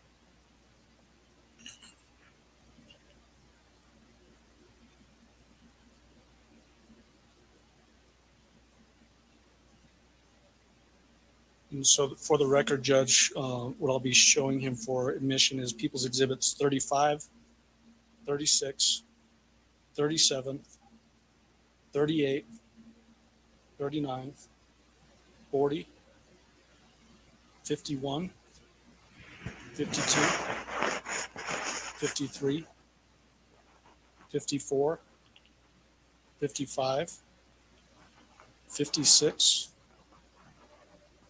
57, 58, and 59. Okay. May I approach the witness, Your Honor? You may go ahead. Yeah, that's fine. People's Exhibit 35, obviously a disc again. You recognize it? To the front of it. Yes, my initials and the date. Have you had a chance to listen to this recording that's on this disc? Yes. Is it a fair and accurate representation of that phone? Yes, sir.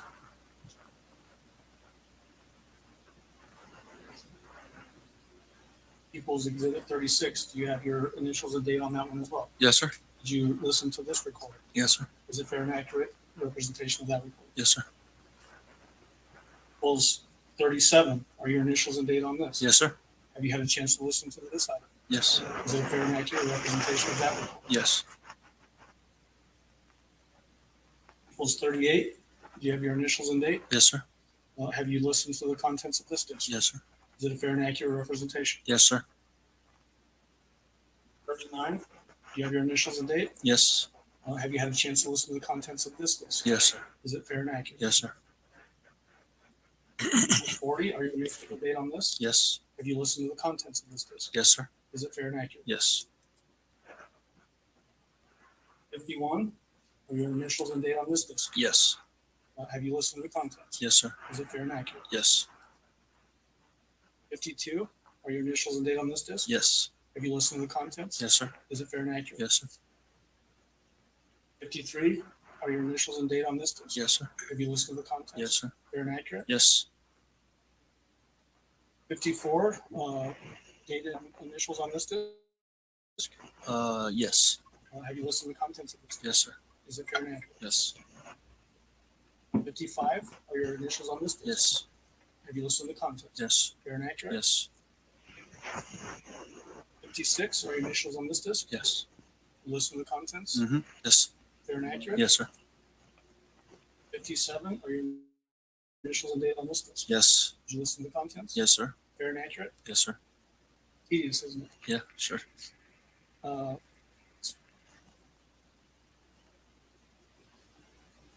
you see your initials and date on this disc? Yes, sir. Have you listened to the contents? Yes. Is it fair and accurate? Yes, sir. You didn't identify that one.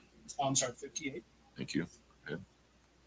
And then 59, initials and date? Yes, sir. Have you listened to the contents? Yes. And is it fair and accurate? Yes, sir.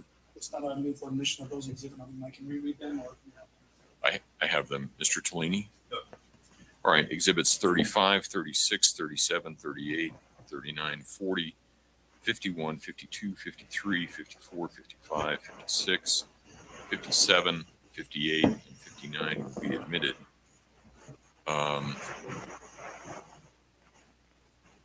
Council approach, please.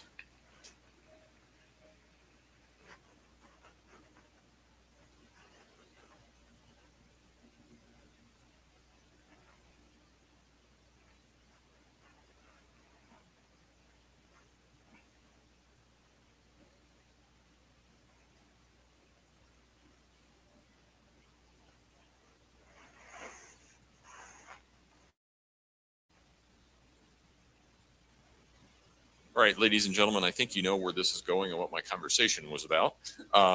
We are going to take our lunch break a little bit early. We'll have you come back a little bit early too. And when we come back, we will be playing, it sounds like the telephone calls one after the other. So if I can have everyone back in the jury rooms at about 1:15 so that we can start at say 1:20. Again, do not discuss the case among yourselves. Do not do any research about any aspect of this case. Do not discuss the case with anyone else either.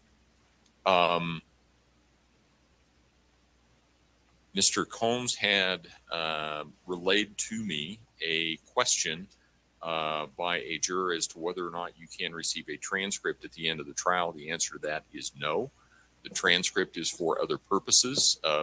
No jury is ever provided with a transcript of the court proceedings as they are occurring. So you'll have to rely on your individual and collective memory as well as any notes that you take, but you will not receive a transcript. So with that, I think it's still a nice day. We're not to tomorrow yet when it's not supposed to be. So if you want to take a walk around the courthouse, something like that, that would be a good thing to do. Again, you already know where all of the eating joints are here in Colorado Springs, and we'll see you back at about 1:15. All rise for the jury, please.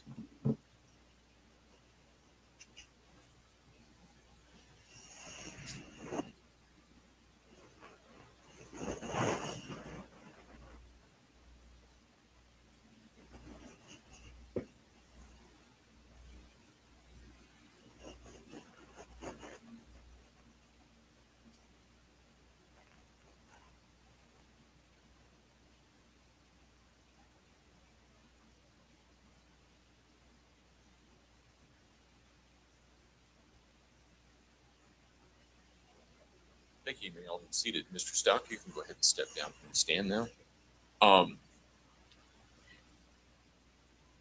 And I don't see any reason to have Mr. Stauch sitting on the witness stand while we play these are just phone calls. It's all audio, right? They're all audio. There may be some times where I want to pause it and ask him a specific question, especially at the beginning when we hear voices, who that voice is, that kind of thing. But I think once we get started into the meat of them, I think we can let him down if it's okay with you. It's fine by me. It would just be a little bit awkward having him sitting there and not saying anything for, it sounds like we're talking about more than 5 or 10 minutes. Yes. So we'll leave it at that. Is there anything else that we need to address at this point in time? Prosecution? No, you are. Defense? Okay. All right. Then court will be in recess. Thank you. All rise.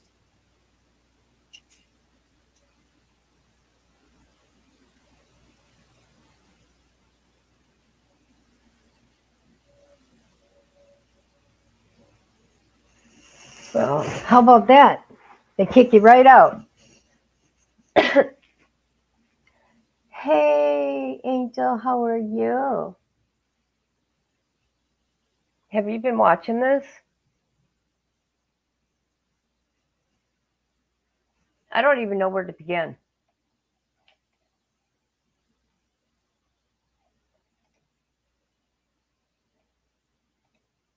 Okay, let me see something here.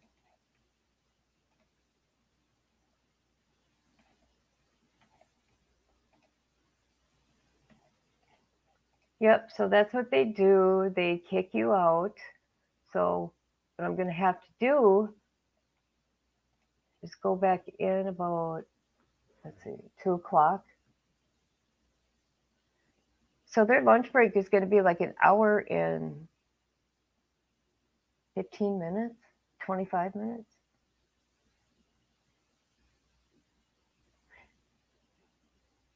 What have you been doing, Angel?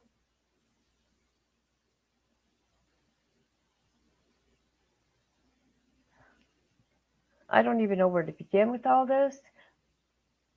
She tells so many stories, and I don't understand why nobody caught on to these things. Oh, you're working? So she's a storyteller.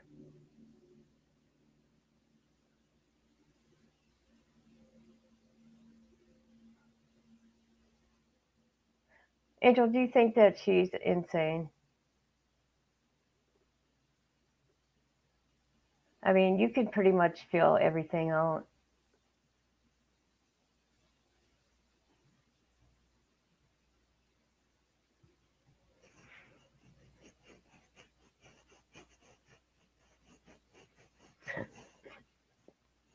This is going to be a very, very, very long trial.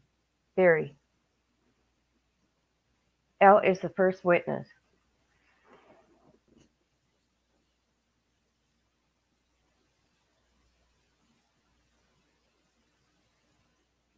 No, I think she's selfish and evil, not insane. She knew what she was doing. Oh, yeah. Are you guys watching her in the corner? She was laughing at one point in time. Does anybody know? Because I'm not no attorney or whatever. Can they at any time subpoena anybody during the trial, or does it have to be before trial? Does anybody know?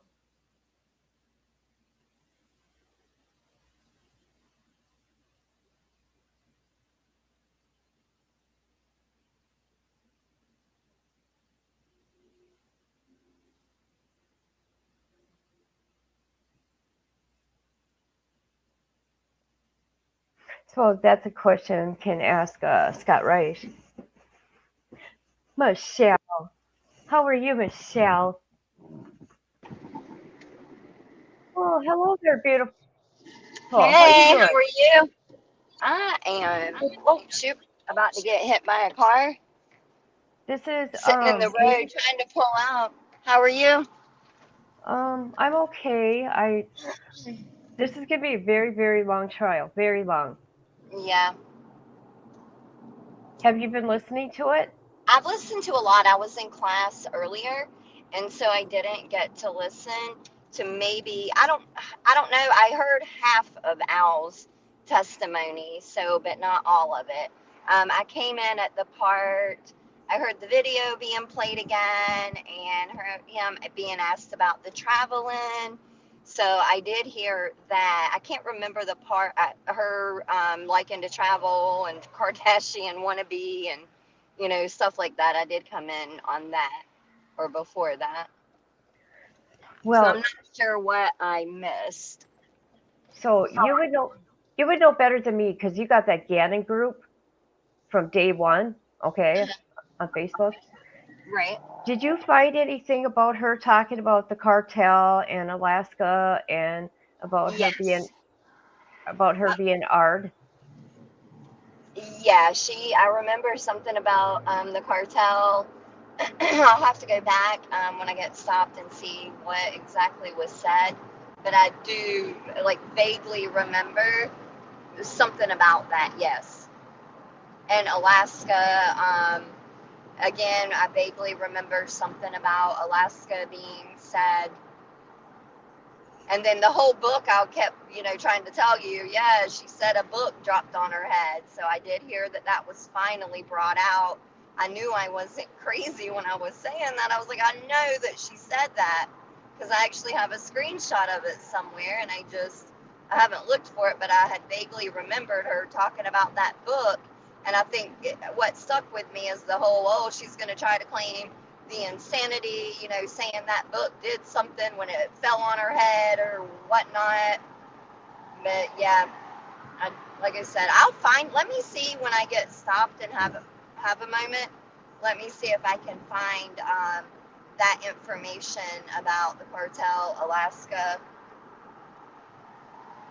Come on, buddy, I gotta get over. Okay, and do you recall that she said in jail that she got hit in the head in jail too? Plus, she also said she got hit in the head in the house with when that happened to Gannon. Right. That Well, I don't remember. I remember you speaking of her getting hit in the head in jail, but thank you, the main Esra. thing I remembered was the book that fell on her head. That's something that just stuck in my head, that I I'm sorry, remembered you know what that. Angel just said? It should What's have. that? She said it should have fallen twice. Right. Oh my God, that was funny. Yeah. I can't see if I'm even on camera or not. I've got it sitting on my dash and I've got the sun. It's freaking 80 some degrees. I'm burning up with a Oh, turtleneck on because I thought I was going to be in class all day. So I was like, it's going to be cold in there. Let me dress long sleeve slacks, and I'm freaking burning up now. I'm oh getting man, ready to go home and change. we got a storm coming. Anywhere from 10 to 15 inches. It's crazy. I'm so sick 10 of to that. 15 inches of what? Snow. Snow? Oh yeah. You get Listen, snow like that?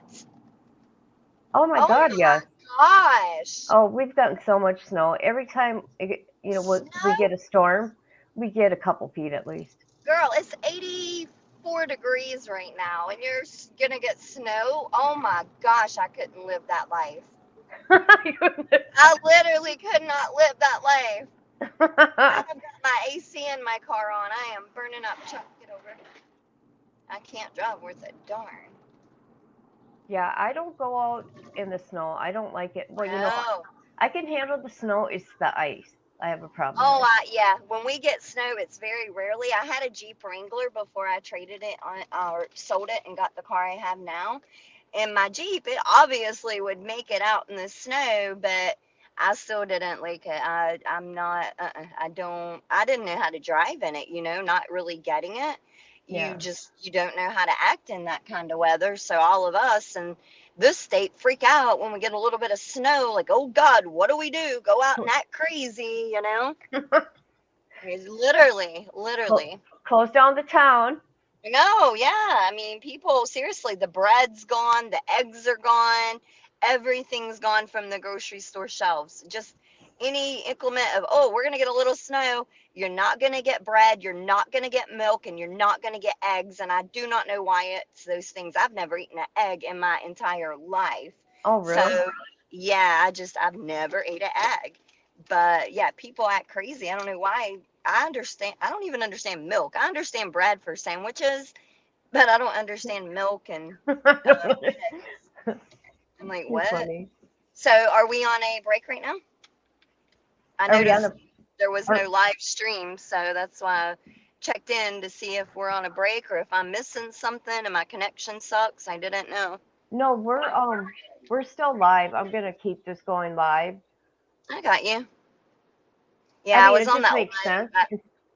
Oh, I agree. I was just on that crime and law and crime network for a little bit at work, and then when I left, I just had to go to pick up some work items, and here I am.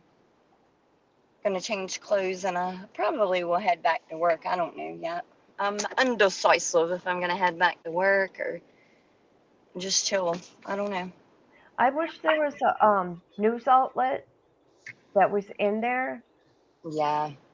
so we would be able to see the evidence that they're putting on the screens. Uh-oh, we lost her. Milk for cereal for the kiddos. Yeah. Does anybody know if there's a media outlet out there that's in the courtroom by any chance? And I don't mean like law and crime or anything.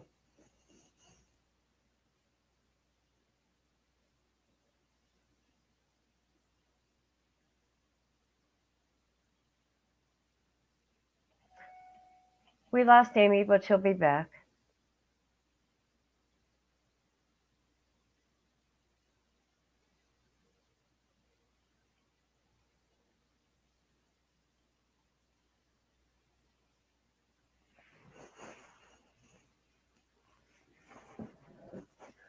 So she's a storyteller, like I was saying.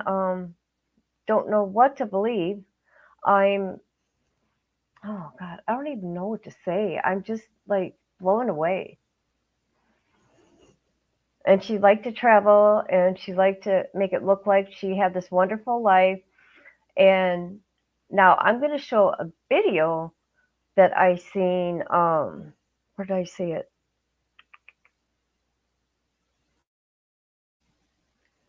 Where she says something about she's wearing um, Kim Kardashian sunglasses.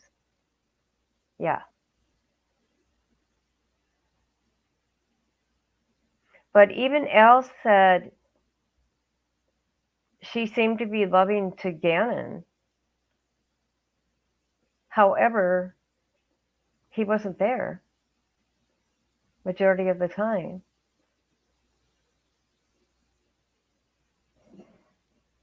But I'm not trying to be mean or anything at all. I don't understand it.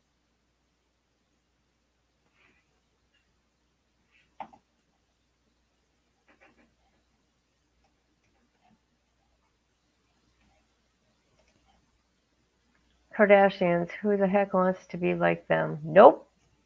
I know, right? You know, they can't be happy. They make it look like that.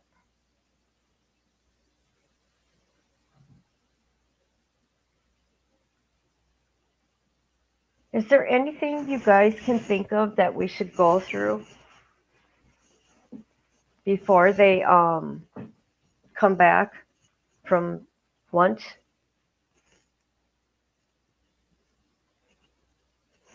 Because after lunch, we're going to hear the phone calls. That'll be interesting.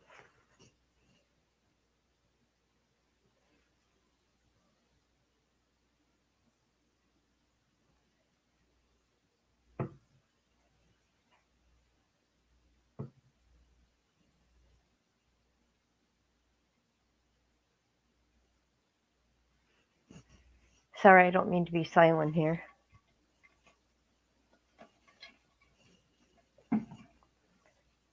But I'm going to go to the court website here. So hold on briefly. Please, thank you. All right.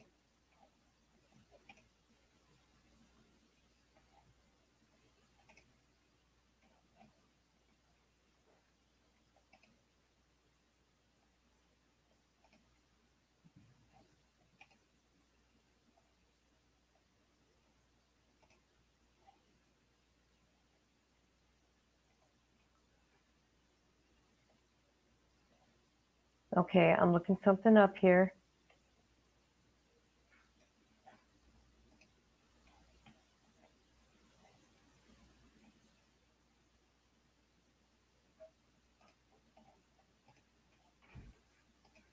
Have you guys went on the court website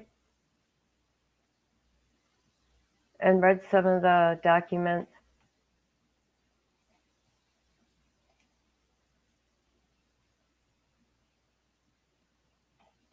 Hold on a minute. I'm getting there.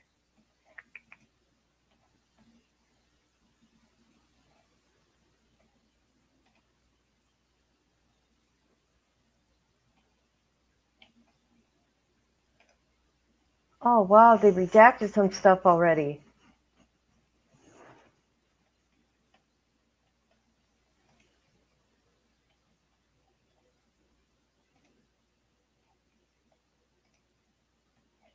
Okay. I'm going to have to do a little more research for you guys.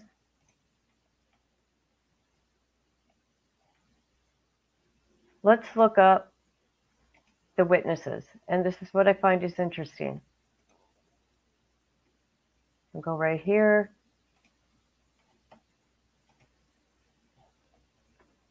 Okay. This is Letecia's attorney. Endorsement of witnesses. There's Dr. Lewis, expert. Kyle, what's his name? Warbiel, he's an expert. Evaluate forensic social work services. That's interesting. Caitlin Preck, investigator. Laura Leach, clinical psychologist.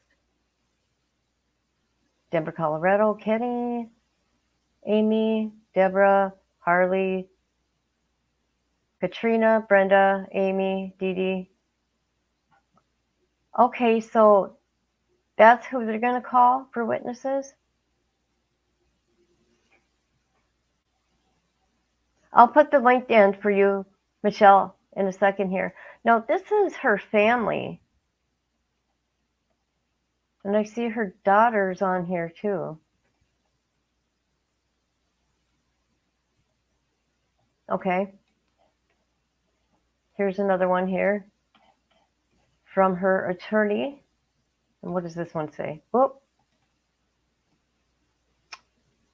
Dr. Rhonda from Colorado Springs. I wonder if she's from the El Paso or the Colorado Mental Health Center.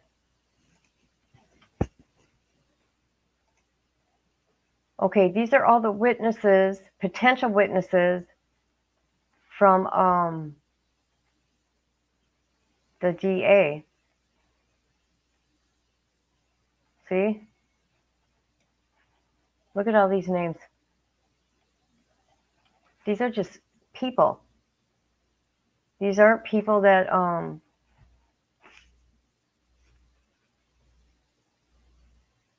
okay, hold on. Okay, so Amy's on here too. Oh my gosh. Did you see that? Leah? You guys know where Leah's from, right? Crime Online with Nancy Grace.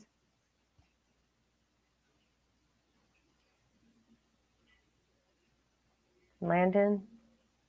Harley. Okay, so a lot of Letecia's family is going to be called to the stand, it sounds like. Possibly. Okay, potentially. Whatever. Thank God my name ain't on here. Thank God. I've had some people, because, you know, people got really snotty with me because of me talking to her, and they said, how'd they say that to you? Well, that was really bright of you. Now you just implicated yourself as a witness. Whatever. Spencer Wilson.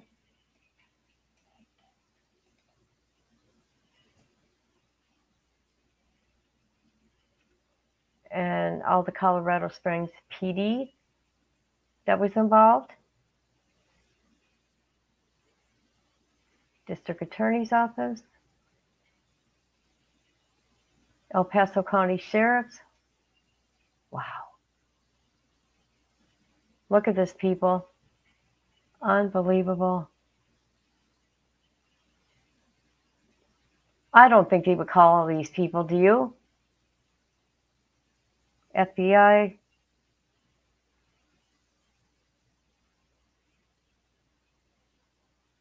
Okay, Florida, Myrtle Beach, Rhode Island. I wonder what's up in Rhode Island. She never talked about Rhode Island that I know of.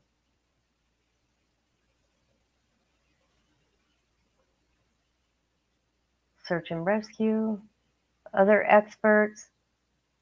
Oh, here's all these other doctors that seen her, that did that comp eval on her. Oh God, the corner office. That's going to be awful. Medical examiner. So what do you guys think about all that?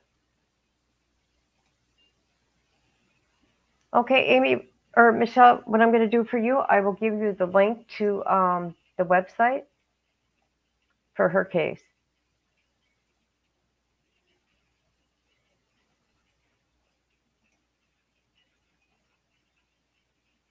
I'm getting the link for you right now.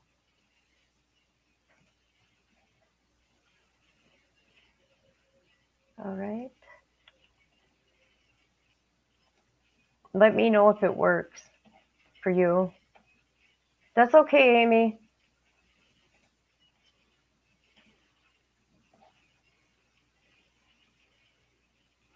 Okay, here is the link.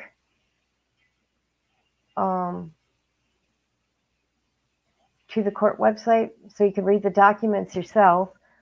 Because I think, everybody should do their own research, not just everybody's got their favorite creators and, they believe everything they say. But in my opinion, you should do your own and make your own judgment. And what I do, I just show what I know and where I found it and show proof. You're welcome, Michelle. Are you running around, Angel? I did too. I left my daughter's house at, oh my God, I was up at 5:30 because it's a 3-hour drive back home. Because if you people know, I went to be with my son because he is the one that got jumped with 3 guys with a crowbar, from my understanding. So that was a sad situation. So then I was with him for 4 days, and then I went to my daughter's, which she's 40 miles from him. And then we brought his little girl, where you get our facts straight from the court. Hold on here. I'm reading her comment. Hi, Karen. Or you can come to Gannon Stauch case facts, where we get facts straight from the court. Yes. Here, I'm going to give you, hold on. I'm going to give you a wrench, Karen, so you can put that link in, okay? And I know who you are, so.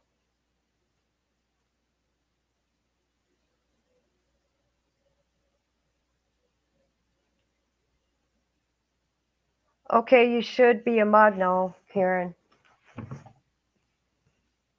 You're welcome, Michelle. And like we were talking, me and Amy analyzing life, she has a Gannon group that's all facts and no drama. And Karen is a part of her crew.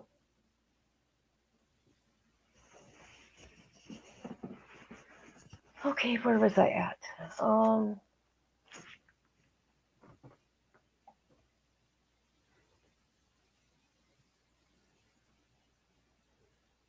Oh, you will. It's easy.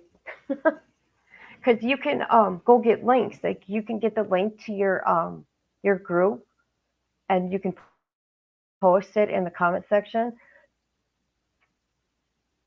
Yeah.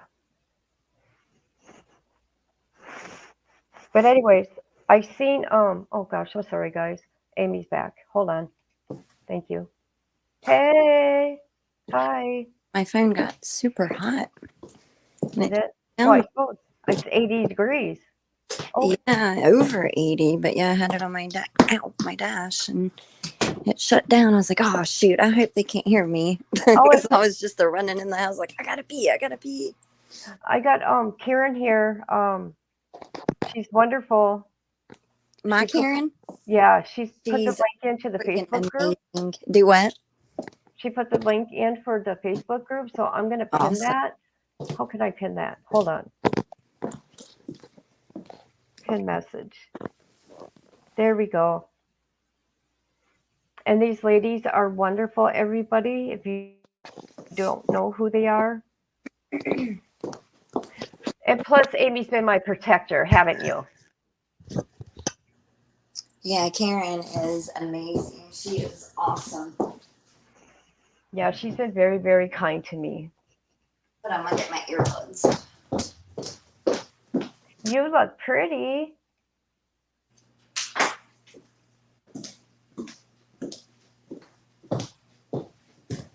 I forgot about that, Karen. Thank you for reminding me. For some reason, I cannot get on your thing, but my daughter helped me get back into my Facebook because I was locked out. It's been a nightmare. I hate Facebook. So did you get back on there or no? Yeah, my daughter got me back in. She knows Yeah, what she's doing. it's a headache sometimes. Those kids know everything. I know, right? I appreciate you coming in, Karen. I know everybody's watching like long crime and stuff, but I'm doing it just like everybody else because I followed this case. Kind of since day one, but kind of not because I didn't do that. You were on pretty Facebook early crap. on, though. Yeah, when that's they where were I got a still lot of searching for my him. stuff. See, I wasn't on Facebook, so and Mhm. that's what I get to learn from you guys. There's a lot out there, and I have to refresh myself a lot just because there is so much out there, you know? Well, yeah, and like when we can do our recaps and stuff, we can figure out, okay, this is a lie. She did this. She said that. You know, that DA is really good. Really good. Oh, I'm so happy, literally just pleased that he is freaking on this case. I didn't know my camera was on. That's why I said you're so beautiful. I had turned it on and then turned it back off, I thought, but I guess I didn't because I propped it up on my table. I was walking around. I don't even know what I was doing. I think I was walking around. Oh, but thank you. But yeah, I'm so glad that he is on this case, and I know that we're going to get justice for Gannon. I feel it. You know, I truly think that that's going to happen. No way do I think that this jury is going to buy into the insanity. I just do not believe it for 1 minute. You know, we got to say alleged and all that, but okay, I can speculate or, you know, whatever. She's guilty. Okay? She did this. Absolutely. And if she made that plea, she's saying she's guilty. That's right. Mm-hmm. Ziggy, bedroom lights on. But yeah, 1,000,000%. I mean, even the potential jurors were saying that how, you know, she admitted to it. How can you plead not guilty? I mean, I get the insanity defense, but yeah, it's so hard to, I mean, regardless of being insane or not, you freaking did this. You did this. And, you know, it was malicious, intentional. It's no accidental. I mean, literally intentional, planned. See, and that's what I'm trying to figure out. Yeah. Was it, do you think, an accident? But come on, look at these injuries. No, absolutely not. There's no way. I mean, if it if it was her trying to cover up an accident, I mean, how can you explain 3 shots? Yeah, 2 went in the pillow, but that's not even any type of debate here. 3 shots, all 18 stab wounds. How can you even begin to explain that? And then the defense wants to bring up her earlier years, how because she was essayed and this and that. You know, yes, I know, very traumatic, all of that, but no, what do you say? Oh, well, it wasn't Gannon that she was taking the life, you know, all this and that. I actually done a recap with exactly verbatim what he said. But come on, that was the weakest freaking defense. What's your opinion on that? Because I honestly feel like that was the weakest defense. I do not like that attorney. I do not like him at all. And not because he represents Letecia. I mean, I'll tell you if I liked him. I do not like him. I think it is weak. Tortellini, I think he knows that he's going to lose. Mhm. Like, he knows it already. I mean, he would speak off the wall, just stupid shit. It was like, dude, are you really saying this, Mr. Attorney? You know, are you really saying this stuff? Well, it'll be interesting when he questions Al. Oh, I agree. I see That's the thing. Letecia, she's taking notes. Yeah. And I couldn't see her when I jumped on earlier. I tried and it was blocked every time I looked. Well, finally my screen let me make it big, so I only show them. Yeah, It wasn't working for me. I've been having problems. And I know what I'm yeah, doing when it comes to that WebEx. right. Okay, Karen says that was Mr. Cook. Oh, that's Cook? I thought it was the other one. Tolini, I think, is the other. Yeah. What's she referring to? I'm not reading the chat. What Well, you had because said? we were talking about her attorneys, and she Oh, said okay. that was Yeah, Mr. Cook. yeah. Okay. I just do not like the defense team at all. I think it's so weak the way they pulled, that opening statement. I feel like, heck, I could have done better than that, and I truly believe that. I mean, I think it was so freaking weak. But you know what? We just got started. Still, no doubt in my mind that we're going to see justice for Gannon. But that defense, I think she definitely should have chosen someone else. What happened to the lady that initially was on the case? She fired her, or was there Yeah. some? Okay, because Remember, she said that they were working with the DA, mm-hmm. and they weren't. Oh God, what did she say? Oh, she said so much. She says a lot, so Yeah. it's hard to remember. I knew that she had fired her, or had thought that's what had happened, but I could not recall exactly what went on. But I do think she would have done so much better in defending Letecia. Because we can go through the letters too that she wrote to the judge, which is interesting. But remember, she wanted to become her own attorney, She wanted to represent herself. And I told people, and nobody listened to me. I said she's doing this so she can see what's in the. Guarantee you she did it. Yeah, she did it so she could see what evidence was stacked against her. And just like that little shenanigan act she pulled, hey, the jury, she wants the judge to decide her fate. Come on, lady. They just picked a jury, and now it's anything to delay the trial. That's what it's been the past couple of years. Yep. I mean, that woman sickens me. Literally, she sickens me. She's such an evil, nasty human being. Well, no, I was telling people that I have been upfront and honest with my communication. Mm-hmm. I do answer everything the best to my knowledge, but mm-hmm. do you know how it makes me feel inside, how it makes me sick, literally mm-hmm. sick? I mean, I'm not doing the poor me, but I'm just saying, people that go out there, be careful. Yeah. Would you involve yourself in something like this? It can affect you. It can affect the trial. Well, yeah, you've got to think about that before you even insert yourself in something like this, because there's always that possibility that it's going to happen, just like in your case. There's always that possibility that that person is going to write you back, make contact, because you know what? She had a part to play, and she did that with you, Kit. She literally played that insanity part with you in those letters that she wrote to you, being this other character, this other identity. That's what she did. So she had to get a means out there. She had to communicate with somebody. Don't you think they pulled letters coming in and out of the jail? They knew. And so, of course, this helps her case to prove what she wanted to prove.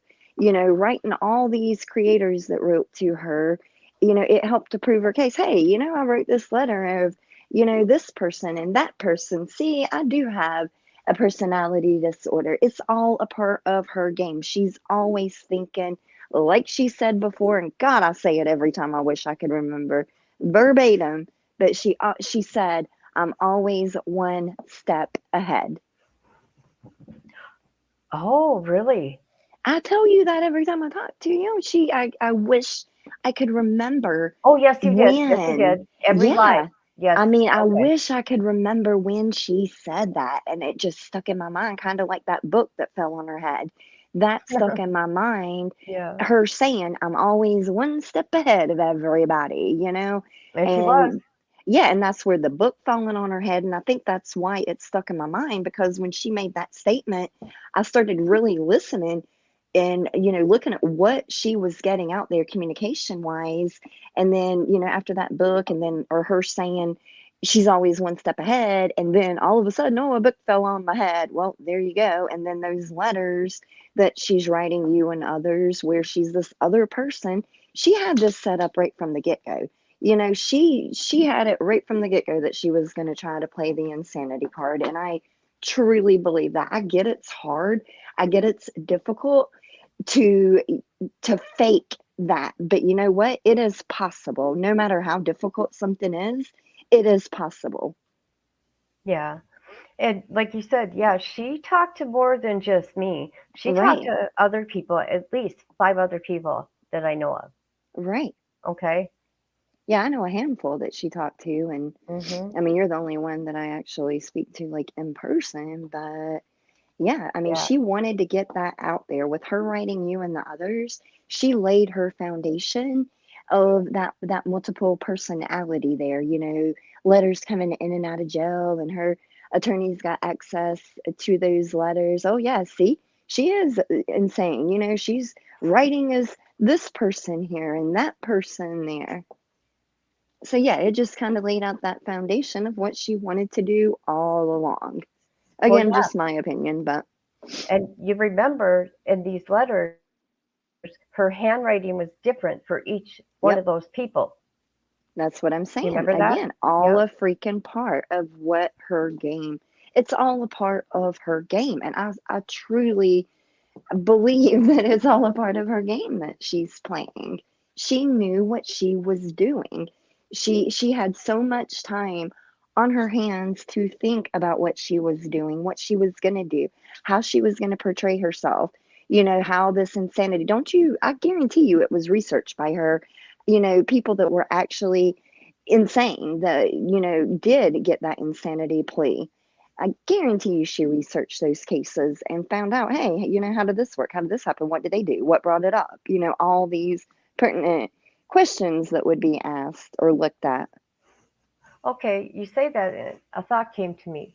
Do you remember that I sent her a couple books from Amazon? hmm Remember? Okay, because I I got don't know crap. what books right I off, but I do remember it being mentioned. I don't remember what books you sent to her.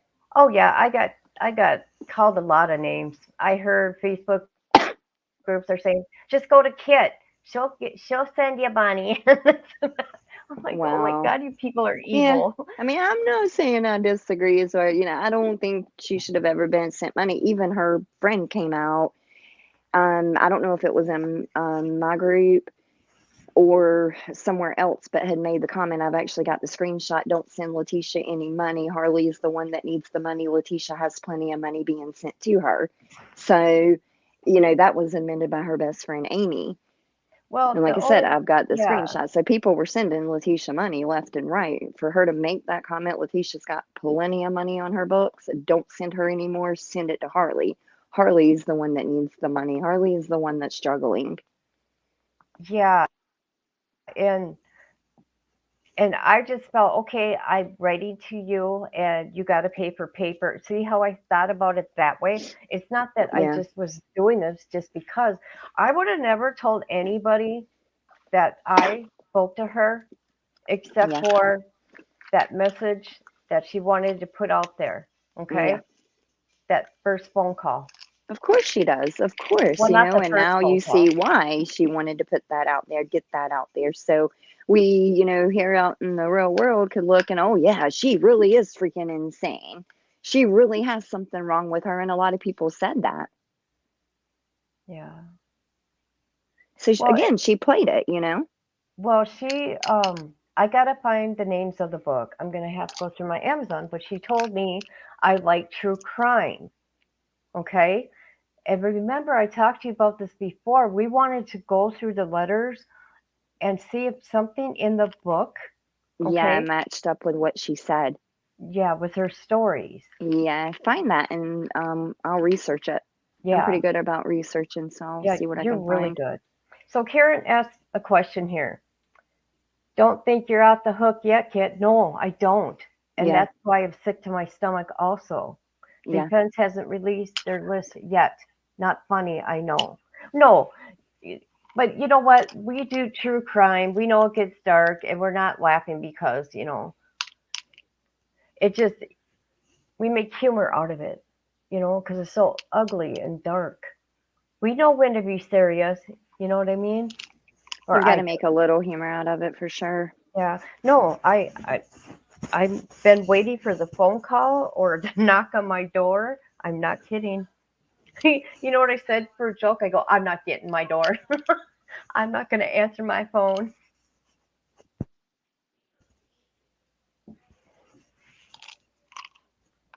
Are you there, Okay, Amy? Starbucks has that cream back, that strawberry cream. Yeah, I was gonna get it. Hello? Am I still? Hello? Oh, I thought you were talking to somebody there. Oh, no, I was. I'm sorry. Sorry. I can't multitask. I was telling my daughter about Starbucks. I just got a Oh, caramel crunch, and I was telling her one of the drinks that's been sold out for the past week was back in stock. at Caribou or Starbucks? It's Starbucks, but I got a caramel crunch, and it's super good. And I've been waiting to get the strawberry cream on Frappuccino, and it's been sold out. So I was telling her it was back in stock. She's like, "Oh yeah, I know. I got it yesterday." Oh, But yeah, I have to try that. yeah, My favorite from Caribou Coffee is Campfire Mocha. yeah. I Oh haven't tried God, that. it's so good. Now I learned how to make the pink drink where it tastes identical to Starbucks. And it is so freaking good. I sip on it all the time. I'll put it in my Yeti, but it's just canned strawberry juice, coconut milk, and one packet of Oh, the Starburst all pink water packet thing. Pour it in there with it. Oh my gosh, with some ice, stir it. It's so good. But that Starburst all pink pack, the water bottle pack, you can get them at the Dollar Tree, but that's what really makes it. And then if you want to do the cold cream, just use heavy cream and milk and put whatever flavor if you want to flavor in it. Oh, it's perfect. oh, yeah, I'm gonna have to do that. But yeah, so yes, I'm very nervous about it. They got copies of everything, okay? Oh yeah. But I don't know. Oh God, I don't know. You may be okay, but yeah, I don't know Well, either. no, I put myself here. You did. But You did. I can admit that I put myself out there. Yeah. Yeah, unlike anybody else. You know. Well, just like that phone call, because like you said, she set this up, okay, this insanity thing, okay, Oh yeah. and that phone call she made to me when my mother was dying, okay, Mhm. and I think my mom died that week. I can't remember for sure. Okay, don't quote me on that. But that's when she accused me of being there in the closet at her house, putting Of me course. there. And I said to her, well, I think what the jail did, she's talking just all crazy. Mhm. And I'm like, God, it's her, but it doesn't sound like her. Mhm. And she goes, I got a song for you. And she started singing this um, sinister song. I didn't know what to do. Well, then I think they hung up the phone. And so she called me like a week later. I said, how dare you do that to me? Oh, why? What did I do? And she She giggled. knows. I go, Yeah, this she ain't knows. funny. I go, what you did and said to me is wrong. You know my mom is dying, and you did that That's to the me. thing. Letecia does not care. She wanted to keep playing that little game, setting everything up for her defense. You know, that was her phone call to let, to get into this court case to where, hey, this is a call she made, listen to her and the way she's talking, accusing someone of being in her closet. Again, Hmm. all a part of that personality disorder. She knows what she's doing. Yeah. But how do you think? Oh God, that made me feel like crap. I'm like, God, I put myself there. No, 'Cause I you, mean, to me, I would have thought just like the way I said, that, oh, it's just a part of her game. She knows that didn't happen. She's just saying it so it'll be used in the court of law when the trial comes. You know, that's where my mind would have went. well, you know the FBI researched me anyways. Did they? Oh, they had to. Who is this girl talking to her? You know?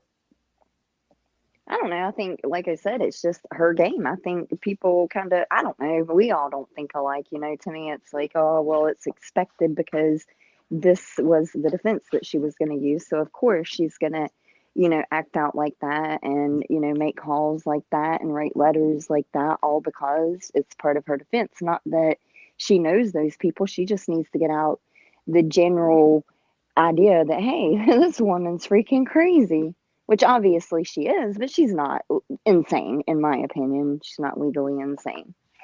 She's freaking crazy. She's evil, but no, not insane. No. No, see, you make me I like how you explain things because you know you can understand other things better through other people. You know what I Right, mean? right.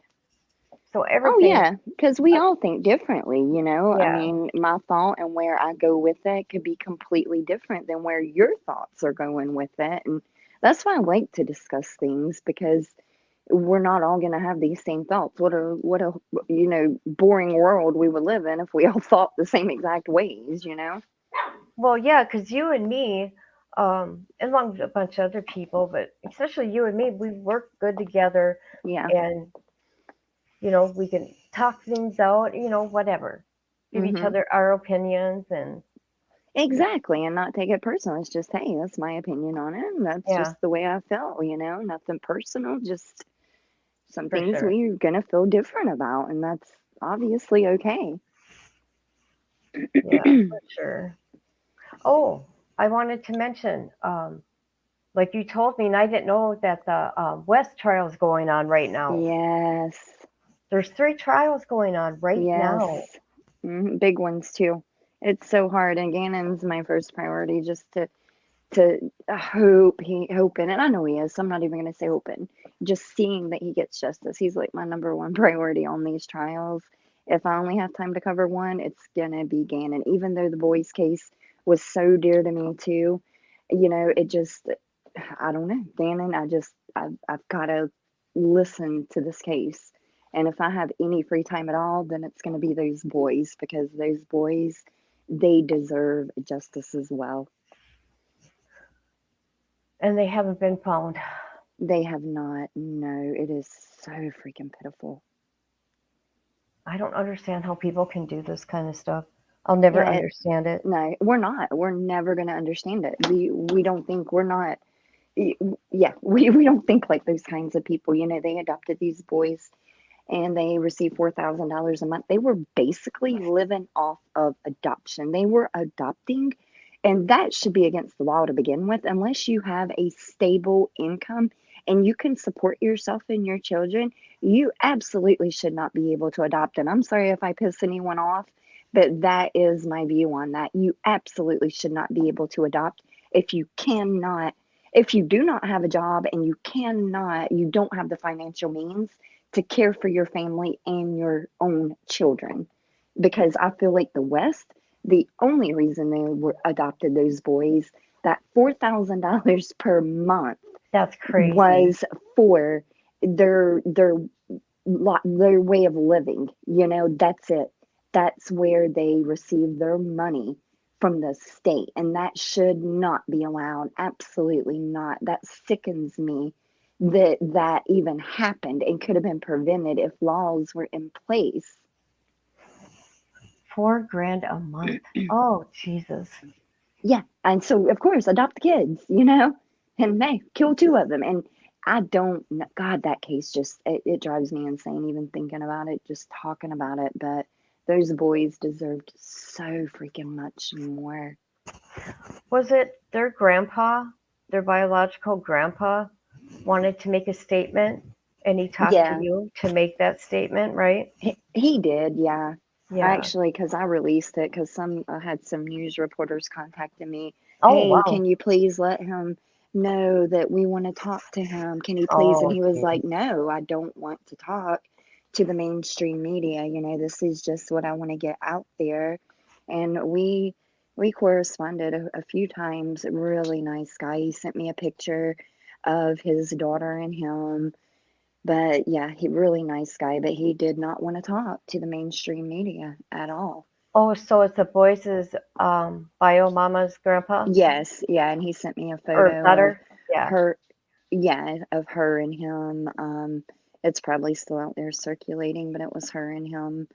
Um, I think they were just standing beside each other, but yeah, it just a heartbreaking case that Well, the yeah, system failed those boys, there's something with California and those kids that get right? adopted out.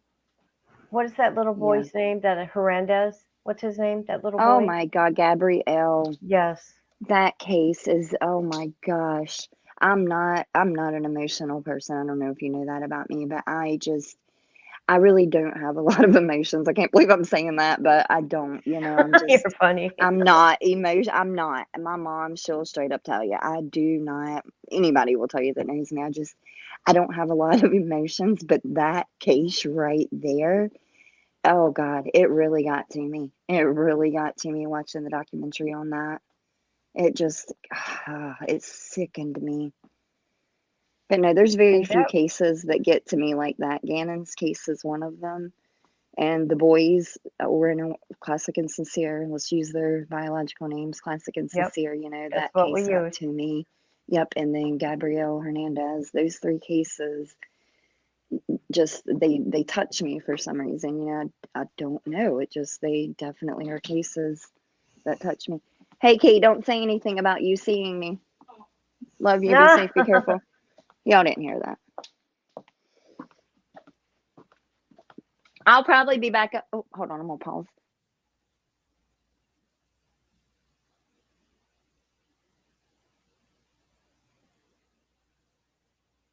Hello? Did I lose you? You didn't. I paused because I Oh, was no, telling that's my okay. daughter I would probably see her in a minute and I didn't want to yell that. Okay, I can't think of what else I wanted to say. I'm sorry we got sidetracked on this. I'm No, so sorry. no, that's okay because that trial's going on too. If we could, Yeah. get the word out about the boys. And am I correct or not? Nobody can be in that courtroom, right? Yeah. I know Plunder. I think she's covering it, and I I like Plunder, okay, so, but I think she's covering a lot of stuff. That's where I got some of my information from, so I'm not sure all of the ones covering the West Boys case, but I do know that she is definitely one of them. And then the attorney that you had on your channel the other day, I think she said she was going to cover. I did check. I think she does have a video out. I haven't had a chance to view it yet, but I think she may have a video out as well. Oh, yeah, Mystery Maven, the Yeah, lawyer. Mystery Yes. Maven, yes. Yep. Yep. She says that case too hit her heart. Yes. Yes. And she's a really nice lady. She seems amazing. She I was seems like a very good person. I was so happy that she came on panel Mm-hmm. to explain this insanity plea. Absolutely. Very well spoken. What better person than a lawyer that was a defense lawyer, you know what I mean? Right. At one point in time. Yeah, I But can't she's an advocate. coverage. Yeah, Yep. yeah.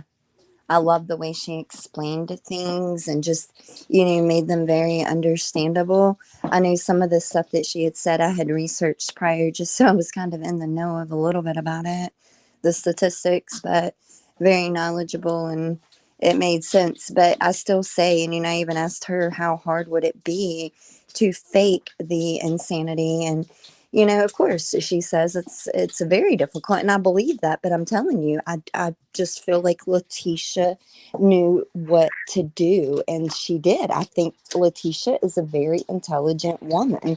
She's not stupid. Yeah, I agree. I know some people may think, but no, I don't agree with that. And obviously, she thinks she's pretty darn smart herself, right? But you know what? A lot of their evidence came from her on Facebook. Yeah, that's what I'm saying. I mean, everything, I think almost everything other than the ending of that video, because the recording that I have, Yes, it share has that. that end part cut off. But I think everything they've discussed thus far, I've already known about, from either stuff she had posted or things, of course, that were in the oh God, I want to say discovery, Chris Watts. I don't know why his case, affidavit. Okay. But yeah, I mean, it just she put a lot of information out there, I guess, not thinking that it's going to come back onto her. Karen says that was on purpose to taint the evidence. Absolutely. Karen's spot on. Karen is spot on. Like I told you, she knew what she was doing, just like the phone calls, the letters, being this different person. It was all a part of her game, and there's no doubt in my mind that it was all a part of her game. Yep, and you know me, I find these things out the hard way. You know what I mean? You're And I the have. trust of an individual, Kit. You really are. I've noticed that about you. I'm the opposite. I trust no one. I Hard know. for me.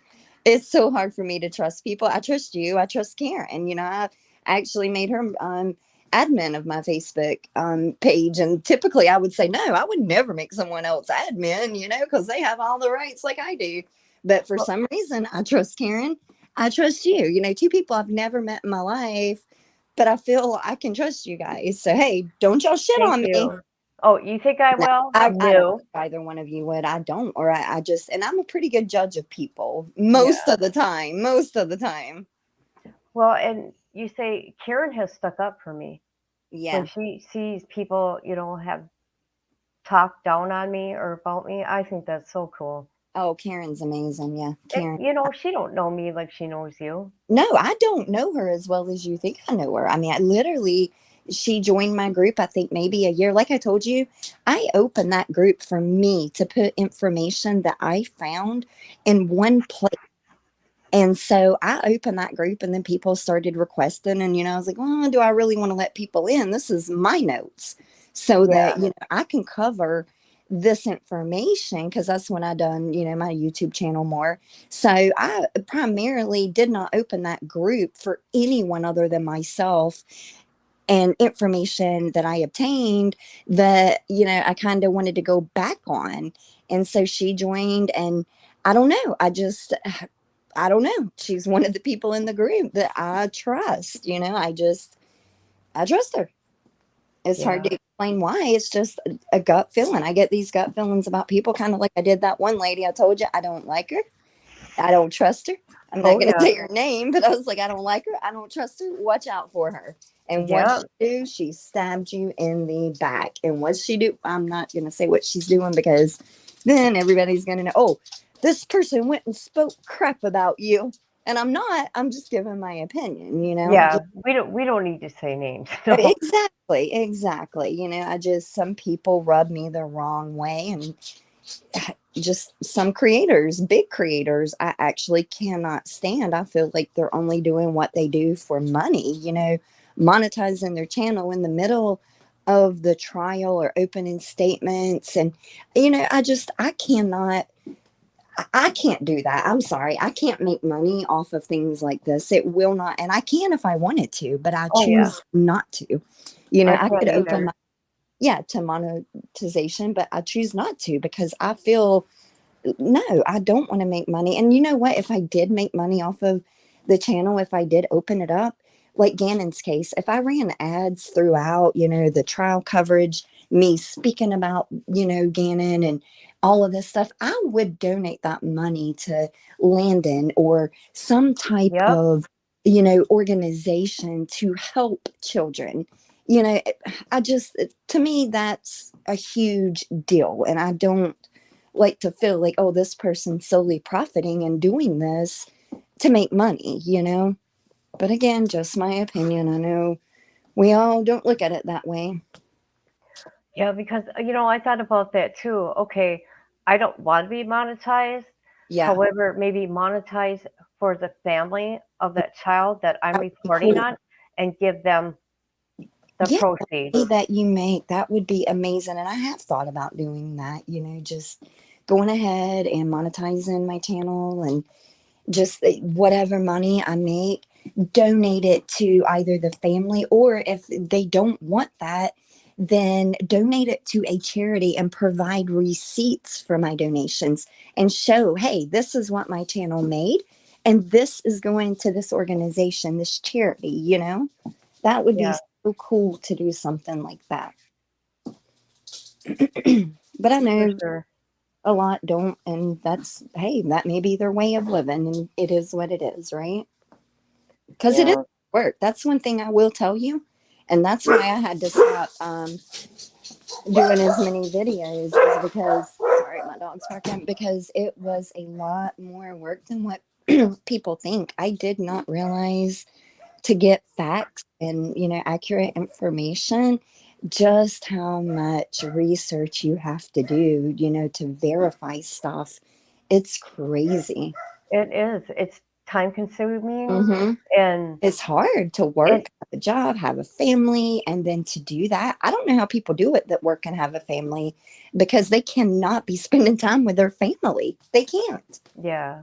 I mean, there's no way they can work full time, provide these videos and spend a lot of time with their babies. If they do, then I don't even know what to say, because I couldn't do it. That's a lot of work. Yeah, I couldn't. Like I was with my adult children and my grandbabies, and I could not, well, what was more important was my son, with everything going on. Exactly. But you didn't Um, you didn't see me online. You know what? hey, They came first, not you that's two. line family. It wasn't worth my time when I have a family that I have got to be there for, and I have stuff going on. Karen, so many are doing it, that and writing books like they know more than the family. Yep, Karen. And that drives me it drives me insane. I could go on and on and on and on about that. But these people writing books and ew. Look at what what's her name? Cato did. Look at And that mess. yeah, plagiarism and all Yep. that. Come on, lady. I mean, I know a lot of people defend her.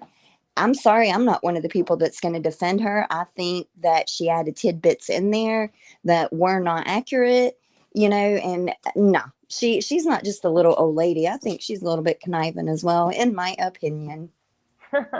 She knew what she was doing. She knew it was a money grab, Oh and God, yes. she I'm glad talked to she got him. sued, and I hate to, well, no, I don't hate to say it, but She I mean, only talked to him a total of 5 6 months. That's it. not even that. She said I've got the visitation log, Kit, Oh, from the jail, and she said she visited him X amount. No, I'll have to go back because I don't want to put out something that's not accurate. She yeah. did not visit Chris that much.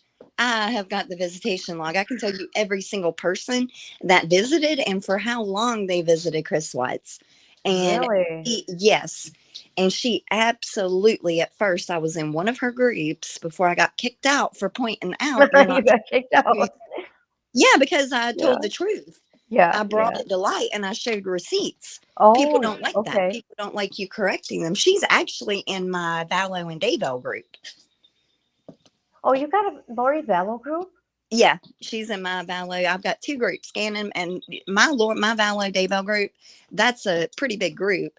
I think I've got Oh six, my seven God. people there, but I'm not active on that. I'm active in Gannon's group because, again, and I'm not saying Tylee and JJ Yeah. are not special in any way. They are, but Yeah.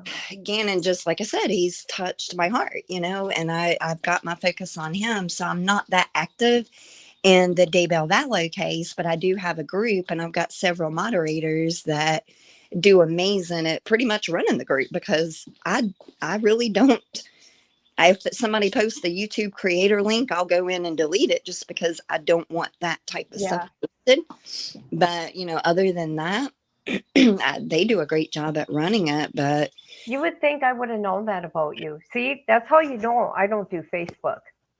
yeah, well, I don't really speak about it either. I don't really say a lot about that case because I know a lot about it because you can go watch a video. I think I've got several videos on my channel where I go through the timeline and all the details, kind of like I did on the Letecia's case. Yeah, you and But me did a live on your channel, and you were very detailed about everything. And I guess that's why it takes me so long to research because I want to make sure I get the details out so that if I wanted to go back, I have that information as well as anyone else. So I do try to get times, dates, all of this. And I know I provided that in one video on Letecia, the ADT system. I've got a really detailed list on her. I'm talking, gosh, it's so detailed. Karen, can you read Karen's comment here?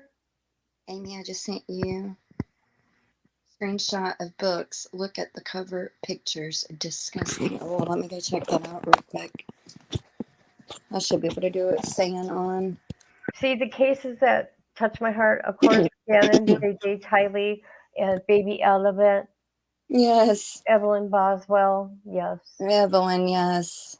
That precious little girl. And there was one more. I can't think of it right now. Oh, that makes me feel bad. Oh, are you kidding me, Karen? I have not even searched this on Amazon, and I'm glad. There's books. Wow. On Amazon already? It and show your viewers what books, because Karen, she sent a screenshot. If you can split the screen, do an Amazon search on Gannon Stauch books or Letecia Stauch. No. On Amazon? Yeah, on Amazon. Okay. I'll do it right now. I didn't even realize. I knew about that Nick Vanderleek. Doesn't he have a YouTube channel? Yes. Crime Rocket or Yes. He's is he British? Oh my gosh, look at the cover. What the hell? That is sick. That is sick. Oh my gosh, Karen. Oh Lord. That is sick. Oh my God. Hold on. I'm going to oh my share God. the screen. That is sick. Wow. Oh my God. I know that's all I've said, but Jesus, that's sick. People, this is sick. Why? Why would someone do that? Oh, let me take the cover. The cover.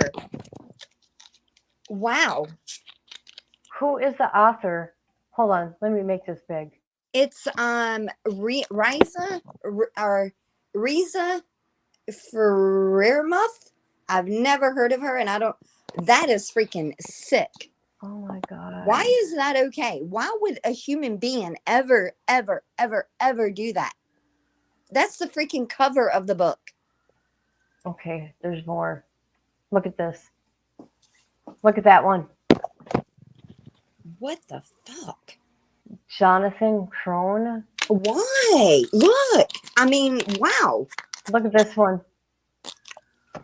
But the freaking knife. I mean, why?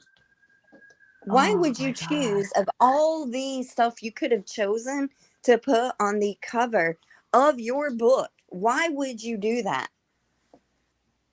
Drawing attention, obviously, but is that really the attention you want to draw? Oh what a sicko. That makes me want to vomit. Oh my God. Oh my God. How can people do that? Wow, I don't even know what to say other than what I've said. That's freaking sick. Oh, I'm going to get this off the screen. My bad. Wow. I'm just, I don't know what to say. So there's 4 different authors there. I'm going to look at these guys. I want to see who these people are. Yeah, well, that Nick Vandersloot's one, but he's not one with a crazy, disgusting cover photo on it. I Yeah. mean, and then somebody else who's writing that book now, Kit, that crime lady that was on your channel, isn't she writing a book as well? Yeah, Crime Curiouses. Yeah, And Crime hers Curious. has to do with the Constitution. That's all I know about it. It has to do with the Constitution. Yeah. What do you mean? Her rights, Leticia's rights, the system in a whole. But So it's there's, not about the case; it's about constitutional rights of well, Letecia. it's about Chris Watts. It's about Oh, okay. Gannon. Oh, It's, well, I yeah, don't know. it's their Constitutional story. rights, Chris Watts.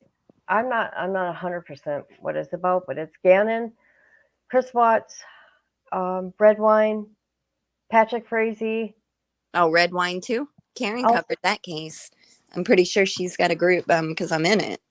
yeah, Dylan red wine. yep, Redwine, and I can't remember the other one. But yeah, that's all I know. Okay, that's interesting. So she covered the constitutional rights of a criminal. Is that what it is? I don't know. Colorado crime. Okay. That's So gonna she's be- local. Yeah, Colorado. Yeah. Yeah, that's So. right. Do you guys still talk a little or no? No. Okay. Yeah. No. I didn't think so. I'll just leave it at that. Actually, yeah, I saw her. I jumped on a channel the other day, and I typically do not jump on live channels. I just don't get on that much. But she was on a channel with, I think, Teresa. And I don't have any issues with Teresa. She was the, I guess, partner of Unmasked. I forgot that lady's name that runs the Unmasked channel. But I think Teresa was like her partner, the one that sat in the car all the time reporting. Oh, yeah, she's a nice lady. Yeah, she seemed, I don't know her like that, but from what I've seen, she seemed okay. But I'm pretty sure it was her channel that Crime Curious was on, because I jumped on and I was like, I don't know what they were talking about, but I had made a comment and she never talked to me. I don't know if maybe she didn't realize that I've talked to her in the past a little bit on your channel, but other than that, I've not associated with her. I don't know her like that. Yeah. I don't talk to many people, you know that. Yeah, same. I don't talk to anyone really. You know, I'm too trustworthy of people. Oh, you are. I mean, look what's been done to me from the beginning of Gannon's case. Sending me emails saying they're friends of the family of Landon, and to take all my videos down. I'm like, what? Yeah, right? That was weird. And remember? Yeah. You said that's not a real email address. I told you. I said, don't believe that bullshit. That's not somebody's trying to get you to go on your channel and delete dude, really? Absolutely freaking not, But yeah, I knew that was not real. No, that's not how it works. I told you, kid, don't worry about that, girl. Well, you know what I did? Right away, because I'm stupid new to you YouTube. hit him or something, I think. Yeah, I did. Yeah, and I told you, don't do that. Somebody is trying. It's jealousy, Kit. It's jealousy. People So are jealous, stupid. and that's sad to say.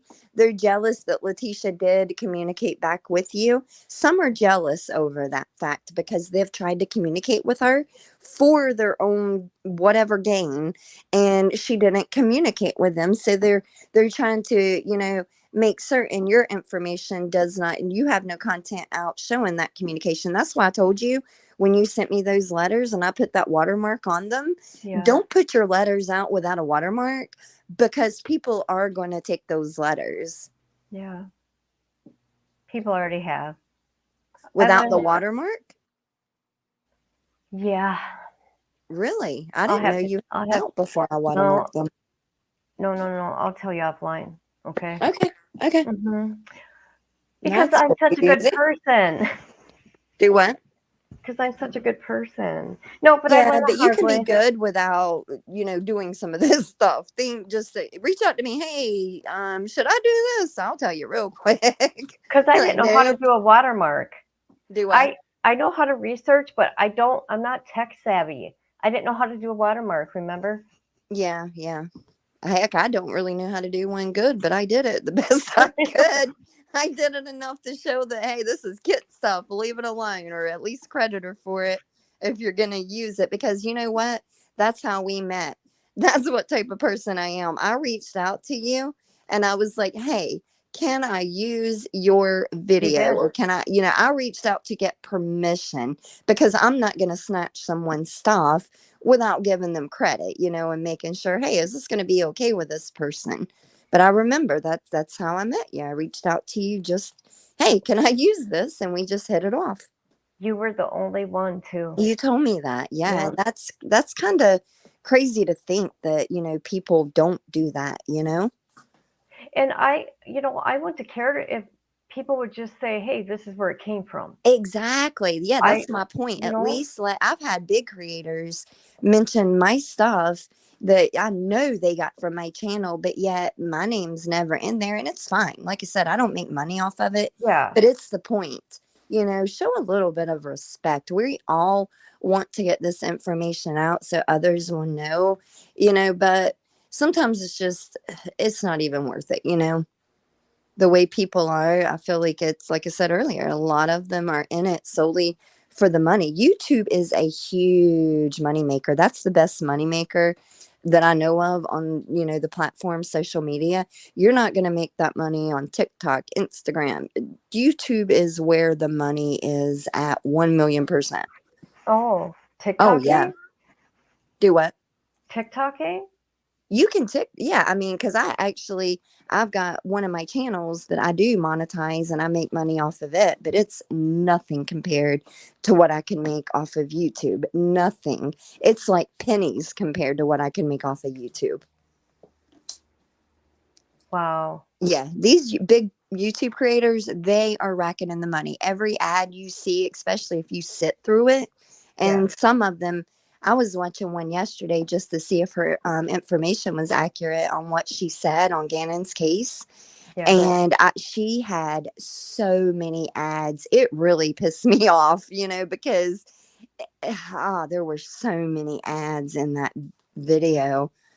And it's, like I said, a larger creator. So she's making a buku of money from all these ads running through. And then you've got the ones, doing trials that have ads in them, making the money off of that video that, they're live streaming or whatnot.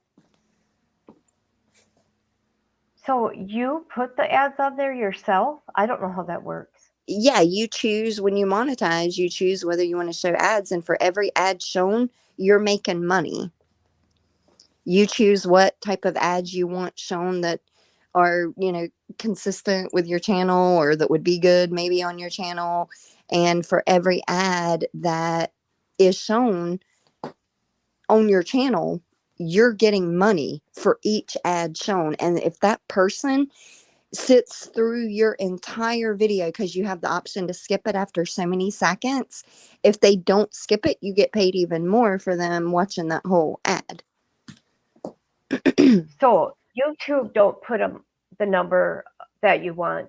The creator Right. does. Let's say 5. Yes, They the put in 5. creator can put in Okay. where they want the ads in the video. So normally you'll notice they're at a place where it grabs you to where you want to wait after the ad, because it's a place they kind of have an ad coming in at this, prominent place in the video where you want this information, and they cut it off with an ad. So you have to wait till after that ad runs, to finish hearing what that creator is saying.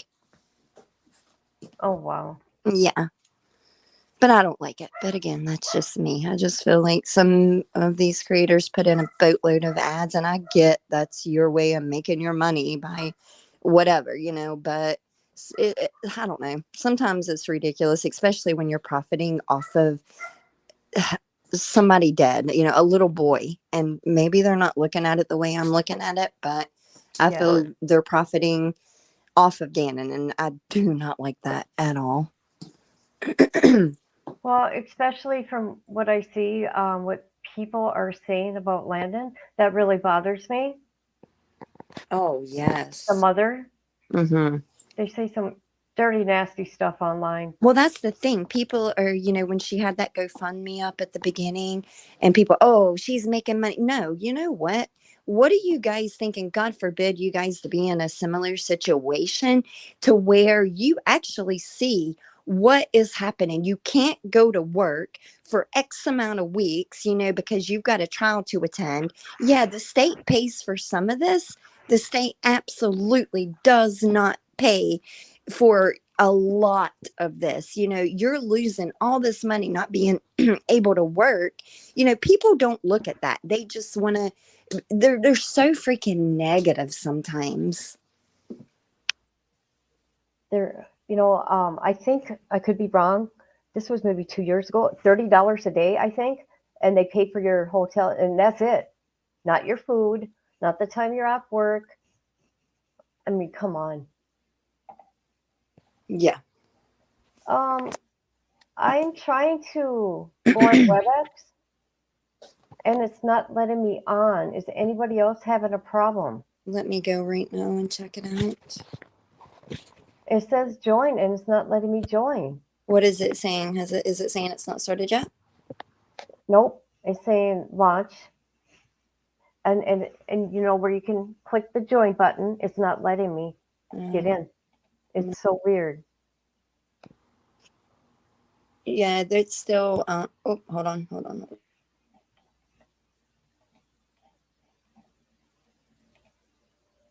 Yeah, because you can get on it from your phone, right?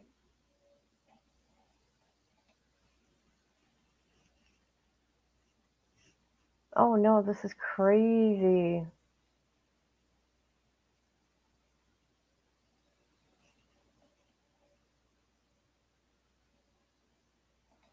Okay, people, I'm trying to get back in WebEx. It's not started yet, kid. Oh, okay. Well, because, I ain't dumb when it comes to this. I've done it so much. But I was having problems for some reason. It wouldn't let me make the screen big, where you just look at the one of the attorney, Letecia, you know what I mean? Right. And then finally it worked. Karen says, God, I get those two LMAO, and as soon as I asked, are you talking about us, Karen? She's talking about how you can relate to us too. Do you I think know all who of I us am? get upset whenever, things like that go on. Yeah. It's almost like I personally know, and I don't personally know the family, but man, I defend them. I'm like, you just stop, think about it a moment.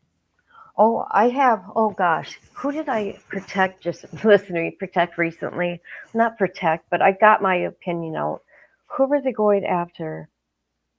Oh my God, I can't remember. Oh yeah, people saying that their family, into delete, yeah. Oh yeah, dude, come on, we know better, right?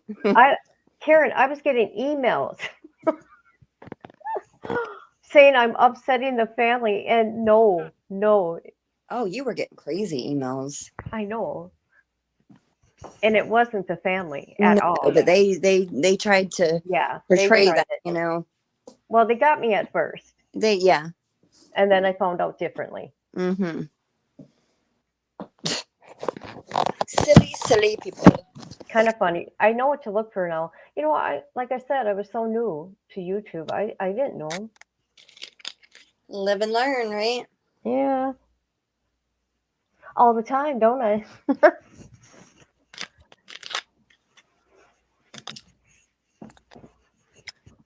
That's what I figured she would. If she had a problem, she would contact me.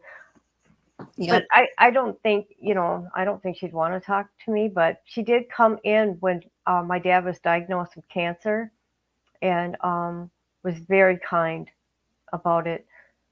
Because I found out my dad had cancer, he's doing the treatment, and then I find out 3 months later my mom died, or found out she had, and she died 29 days later. I've been a freaking mess ever since. My mind has not been right. Oh yeah. for a year and a half. I have not been. They tell me I haven't grieved yet for Hmm. my mother. I'm like, yeah, I have. No, I haven't. Right, right. Yeah. I mean, we all grieve differently too, you know. It's just something you're making it. You're getting through the days, and sometimes that's all you can do is just get through that day, one day at a time. You know, unfortunately, it's something. I- Thank God, I've never lost someone truly, truly dear to me because I don't know how I would react. Because, like I told you earlier, I'm not an emotional person, but I don't know how I would act if I lost someone truly dear to me. It just, I don't. I don't know. God forbid, you know. I don't know how I would act. It's the most horrible thing ever to I go through. Yeah, I couldn't even imagine. When I You know. found out my mom had it, I swear to God, the breath got taken out of me. I seen stars. I almost passed out at the hospital because my mom was my best friend. You know, she had me when she Right. was 16. Yeah. And I've been with her every day since 2011. Wow. Every day. I've lived with her to take care of her. And then I moved next door, you know, got my own place, apartment next to her. And when I found out, you know, I was with her all the time anyways, because Right. she Right. had her leg amputated. So in the meantime, before she was able to get released, that's when we found out she had cancer. She was in a facility Mhm. rehab. Then we found that out, and oh God, my life. But I was with her every day. I slept right next to her. I swear to Right. God, I'm not lying. I was holding her hand, Yeah. and Sad. I was there when she took her last breath. She knew who I was 30 minutes prior before she died. I said, Mama, who am I? And Oh, she would say my name, and but because she didn't open her eyes for a week. But right. when I would talk to her, she responded to me and nobody else. Mhm. It was horrible, though. Horrible. You know what I tried to do? I tried to put her oxygen back on her. I panicked. Is that crazy? Craziness.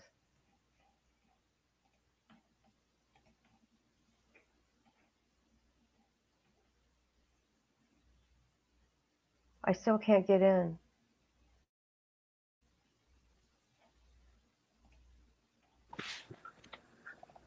Did I lose you, Karen Kit? says, I still can't get in. Okay, Karen says I have to go back to my laptop now. I can't see YouTube that well. I'll pop Yeah, back it's in coming at back. break. We're just about to start up with the phone calls. How come Yeah. I can't get in? I don't know. Go to Law and Crime. You should be able to get in there if you can't just to watch, but I don't know because it's coming back up. But I'm going to jump off here and I'll try to jump back on in a little bit, okay? Okay. All right, I'll talk to you later. Bye, Karen. Okay. Bye, Kit. Bye.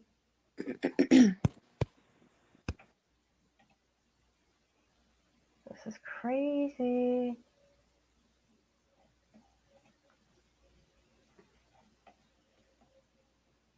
Okay. I'm in. It hasn't started yet. It won't let me go in. Close and go back? Okay. I'll try that. Thank you. Okay. Who's ever here? I'm trying to get back in there.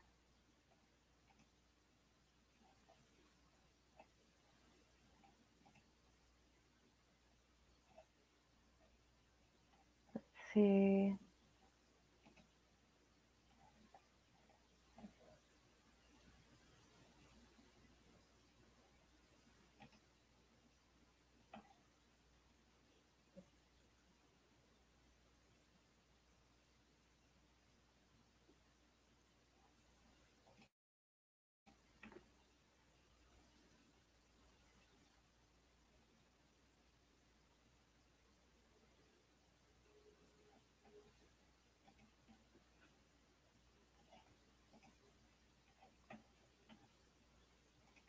Okay, it's not letting me back in.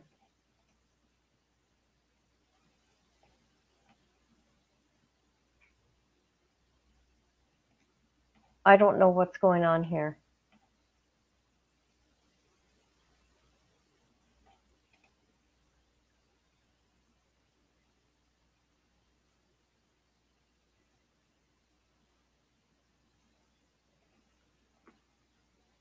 Oh no.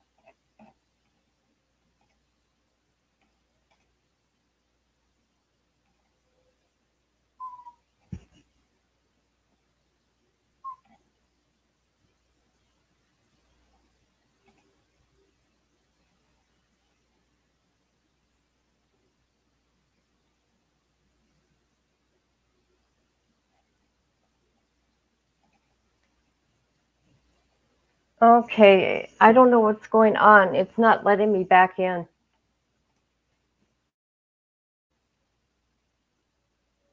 This is weird.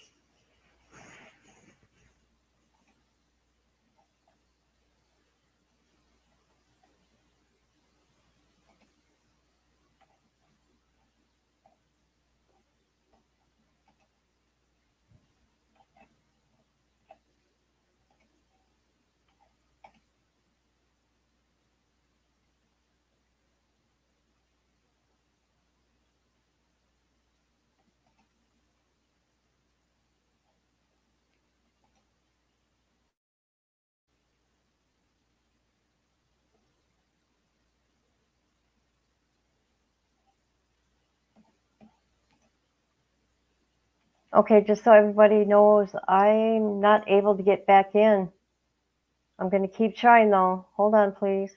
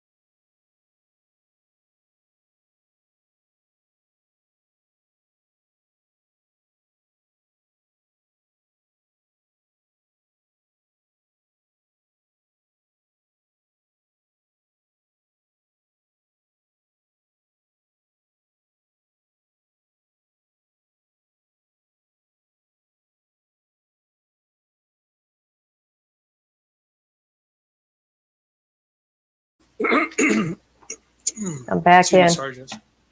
Hold on. What I would like to do before we actually jump into those phone calls is clean up some of the timeline, any confusion, Judge. And what I want to start with first is showing Mr. Stauch, People's Exhibit number 32. May I approach? 32, that was not one that was, so that's new. That's new. Okay, all right, Yep. go ahead.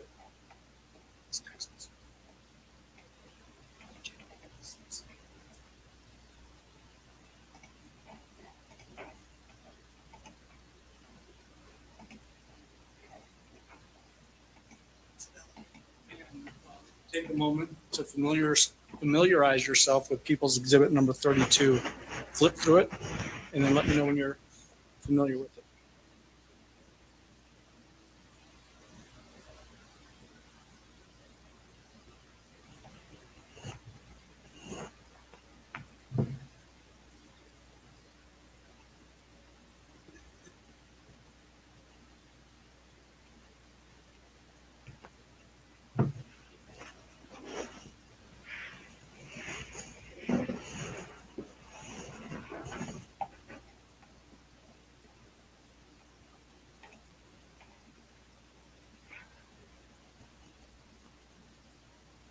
Had a chance to look that through? Yeah, I've looked at the kind of thumbed through it. Okay. What is People's Exhibit 32, just generally speaking? Generally speaking, it's multiple text message threads between myself and the defendant. On the outside cover of that binder, does it have sort of a key on it that tells us what we're looking at inside the binder? Yes, sir, it does. Does it have a blue box with your phone number above it? It does. And again, just to remind the jury, what is your phone number? 843-478-6714. And then the other side of that cover sheet, does it have a green box that would signify defendant's text messages? It does. And does it have her phone number also listed? Yes, sir. What is that phone number? 843-655-7460. In the date range, so you'd have to go to the very first text message in that binder and then look at the very last text message in that binder. The first one, is that on January 26, 2020? Yes, sir. What time? Should have the time on it. I have a timestamp of 12:59:05.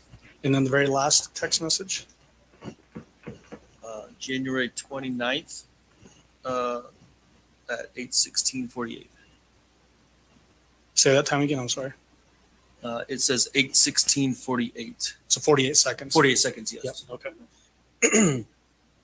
Are those fair and accurate, basically depictions of your text messages between the defendant and yourself for that timeline, January 26, 2020 through January 29th? That's what I've seen so far, yes, sir. Okay. Your Honor, this time I move for admission of case 32. Defense?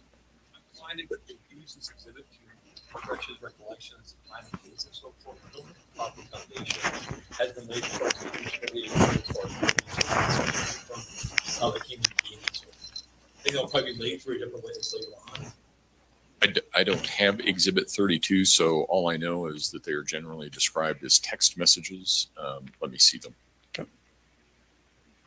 And that's accurate. I don't have 32, right? No. Okay. What you have is photographs. Oh, that's what I thought. Okay.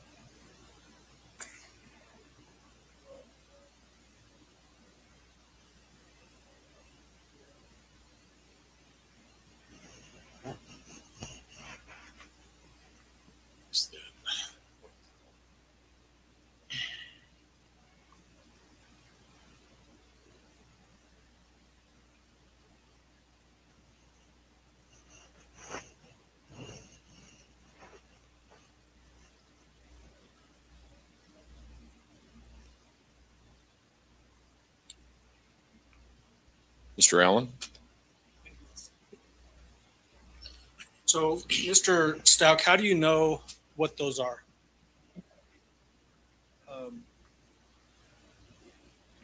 Just some of the ones I've looked at so far come back to my mind of text messages and conversations myself and the defendant had in this general time frame.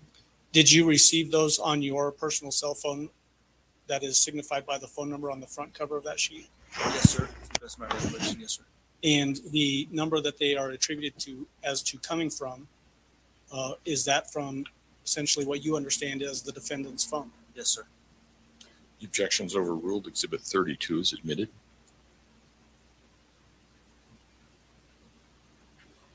If you, I'm not going to have all of these displayed on the screen, Mr. Stauch, because it would be obviously a lot of text messages there.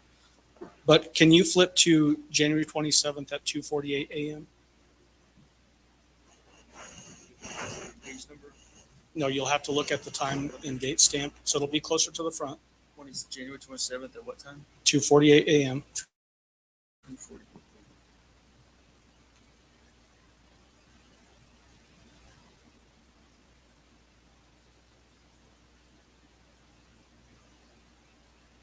Yes. Do you see a text message from the defendant's phone at 2:48 a.m. on January 27th? Yes, sir.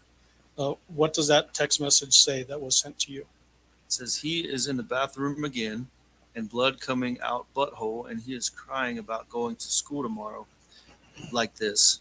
And he is still upset about the candle accident. I told him it's fine, and that as long as he was okay not to worry about something minor we can fix, and let's worry about his stomach hurting. So when the text message in your mind says he is, who is the he is in that text message? Gannon. How do you know that? Because I don't know if it's in these text message thread, but we had discussed his that specific stomach incident previously already in this general time frame. Okay. So based on context, you were able to determine that, at least from the defendant's phone, is a text saying that Gannon is bleeding out of his butt. Yes. Had that ever occurred before? If there was any, so he, and I mentioned this previously, he did have a stomach issue where he'd get severely constipated and would have, not to be too graphic, but have, some large pieces of stool that was hard to pass. And he may have a little bit of blood in the stool or but he would never bleed, like gush or drip or anything like that. It would just be a drop or something associated with that. So nothing serious like this. Okay. Can you find a text at 8:10 a.m. that has a reference to lighting a candle, Gannon lighting a candle? What date, Mr. Allen? Same day. Same day. If I change the day, I'll tell you about Okay. 8:10 a.m. Thank you. 8:10 a.m.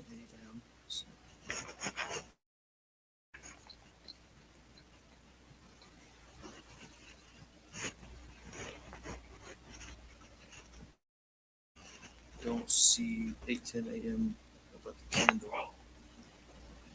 Well, do you generally remember getting a text from the defendant's phone referencing that Gannon lit a candle because because of the smell from poop? Yes, I remember that. Was that odd to you that purportedly Gannon would light a candle?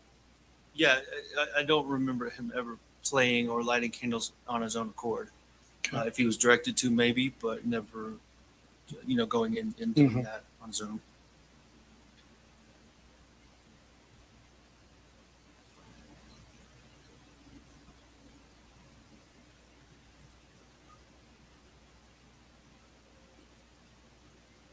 Next thing I want to ask you about is, were you aware from the defendant about the defendant taking Gannon and Lena hiking at Garden of the Gods on the 26th? Sir. What did the defendant tell you about that hiking trip? I believe there was some talk about him pooping in his pants or having an accident during that hiking, somewhere in that afternoon that they went hiking. Did the defendant express any frustration with that incident? I don't remember. I don't know if frustration is right word. I don't remember what the feeling was that she displayed, but there was a conversation about it. Well, how would you characterize the way that she was expressing that story to you? I mean, I can speak more generally. I just know that it was always a frustrating or she didn't like to have to clean it up or deal with that part of Gannon. Having to clean up after? Yeah, when he had an accident. Okay.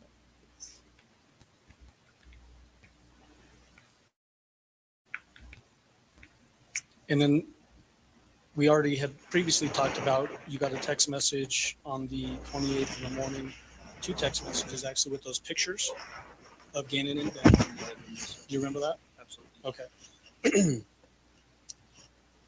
When you got back to Colorado from Oklahoma, did you meet with detectives at a Starbucks? Yes, the Starbucks in Fountain. Yes, sir. Was that on January 28th, 2020? So Tuesday. Yes, sir. It was Tuesday the 28th. Yes, sir. Okay. Who was with you when you went to that Starbucks? Myself and the defendant. I mean, and then whatever detectives were there. I don't remember specifically. I think there was 2 or 3. But Okay. As far as our side goes, it was myself and the defendant. The phone that we admitted earlier, Gannon's phone, is that when you gave that phone to the detectives so that they could use it for investigative purposes? I believe so, but I don't remember specifically when I turned it over to them. Okay. What did you tell the detectives at that time? And I'm asking in a general sense. Obviously, you probably don't remember word for word. Yeah, I know. We're working through he's missing and what we had done so far, I think, and what I knew about what I had done as far as like calling his friends' parents and, calling his mom and stuff like that. I remember that being a part of it, I think. Also, we had his Nintendo Switch box because he was. So let me stop you there, and Okay. we'll get to some of that. Okay. When you said what you had done as a result of he being missing, you're talking about Gannon, Yes, sir. just for the record again. Were you sitting at the same table as the defendant during that time? We were sitting side by side. Yes, sir. Were you able to hear what she was telling to the detectives? Yes, sir. What did she tell the detectives about Gannon's disappearance? I don't remember specifically, but it was all centered around him being missing or running away, not coming home. That the storyline up to that point. Okay, so what we had talked about earlier was that he had gone to a friend's house and had not come home. Yes, sir. Same thing. Yes, sir. She was telling the same story at that time. Yes, sir. And then we talked earlier about you going to the sheriff's office to give an interview. Do you remember that? Yes, sir. And then you had a follow-up interview at the sheriff's office as well. Yes, sir. Did those both occur on January 28th? Yes, sir. When you went the first time, where was the defendant at that time? I do not know. I went because. So, Okay. Yep. So you don't know where the defendant was? I do not. Did she go with you to the sheriff's office? No, sir. Okay. What did you tell the sheriff's office detectives during that interview? I don't remember all the specifics. I have heard the interview, but I don't remember all the specifics. I know I was more vague with what I was telling them about mine and the defendant's relationship because I didn't. This was before I went to search for the black car, or before I went to search for the defendant's car. So I didn't really suspect anything for you. Like I mentioned previously, that black car was really, or the search for that black car was really what changed my mind about what was going on. So I was just trying to find my son at that point. I didn't think anything else really was going on. He was just missing. So once again, I don't remember the specifics. I just remember I was more vague about whatever was going on in my life. So again, just to make sure that we're all clear, the defendant didn't go with you to the sheriff's office. No, sir. Did you reiterate basically the same story that Gannon was missing and hadn't come home? I believe I did. Yes, sir. And it sounds like what you're describing is that you were telling this in a more general sense because of all of the things that you were talking about. Yes, sir. Okay. And then it was after that, based on the way you just said that you went to look for the defendant's car at French Elementary School? Yeah, like I said this morning, I left that first interview, went home, checked on the girls, and then went out to search again to Walmart, planning on going to the game section or whatever. And then it hit me to go look for the car at French Elementary School. Wasn't there, and I didn't get too far out of the parking lot of French before I called. I think I got a hold of Bethel, who it was, and said, "Hey, something's wrong." And I was actually freaking out pretty hard. And they're like, "Calm down, just come back downtown." And that's when I did the second interview. So what was it about you not finding the car at French Elementary School that caused you to, as you just described it, to freak out? Well, two things. It was a flat out lie in my estimation. That's my perspective. Because she told me the car was there and never told me she had moved the car. And a few other things, and once again, I don't want to get into hearsay, but things I didn't see that people had told me. I was putting all these pieces together, and then that was the first lie. I in my mind, I confirmed. So yeah. So there's a lot here, and obviously we're talking about your son. And understand that this is a stressful moment for you, having to recollect this. Really listen to what the question is and just answer that question, okay? When you went to look for the defendant's car at French Elementary School, did you find it? No. Did that cause you to change your opinion as to, along with other things like you said this morning, as to the nature of Gannon's disappearance? Absolutely, yes, sir. When you went to the sheriff's office that second time, so later in the evening on January 28th, did you specifically tell the detectives what you thought was in the defendant's car based on the information you had? Yeah, I made a statement to them about, they asked me that question, and I just replied with what I thought I was going to find in the car. What did you think you were going to find if you found the car? I think my hope was to find Gannon. that was the whole point of searching, was to find Gannon. So you thought Gannon might be in that car? I had no clue, but that's what I said to them. Absolutely, yes, sir. Okay.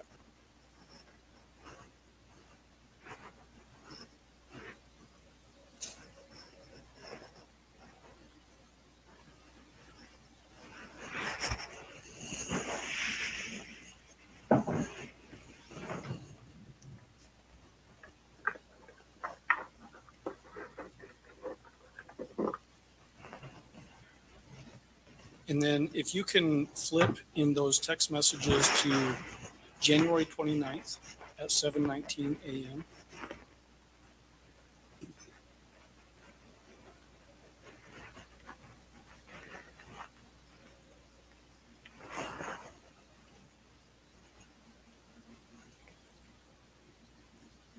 Sir, I believe I'm here. Do you see text messages on that time frame from the defendant?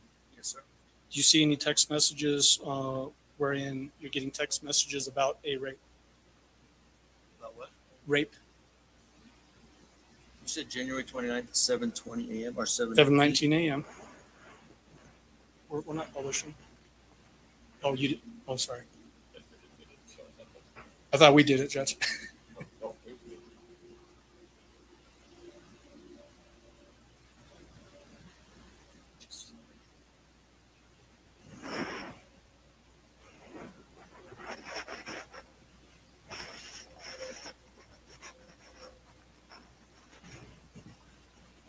I don't.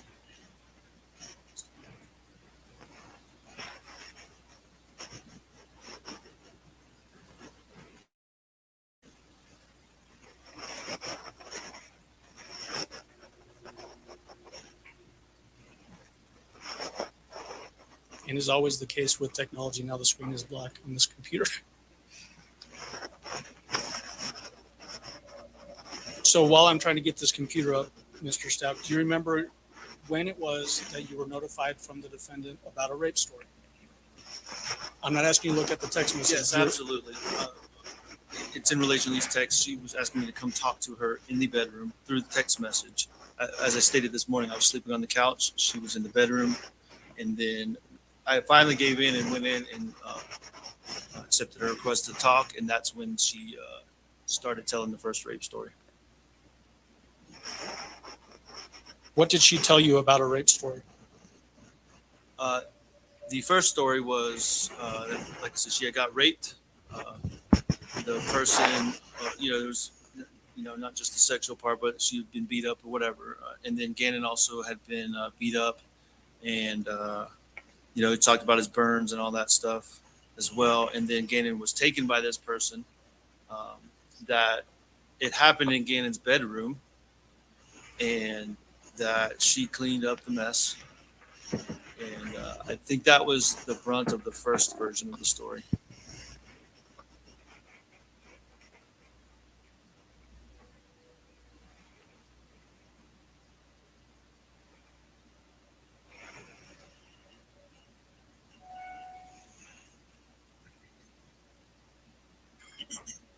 Did she tell you where that rape had occurred?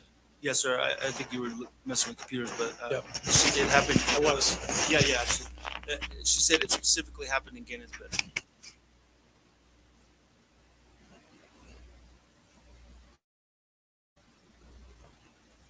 Did you go into the bedroom and talk to her? Yeah, but prior to this first rape story, I did, yes. What I'm saying is you are describing that you're in the living room sleeping on the couch. I think you said that she was inside the bedroom texting you. Yes. Did you go into the bedroom and talk to her? Yes, sir. Prior to her starting the rape story. I see. Okay. Yeah. I got enough computers here. What was her demeanor like when you went into the bedroom? She seemed a little frantic, that's the best way to put it. She's frantic and, but I don't know any way to describe it. It was just kind of all over the place. Well, let me ask you Freaking out, this. but- Let me ask you this specifically. Did she appear to be crying? No, sir.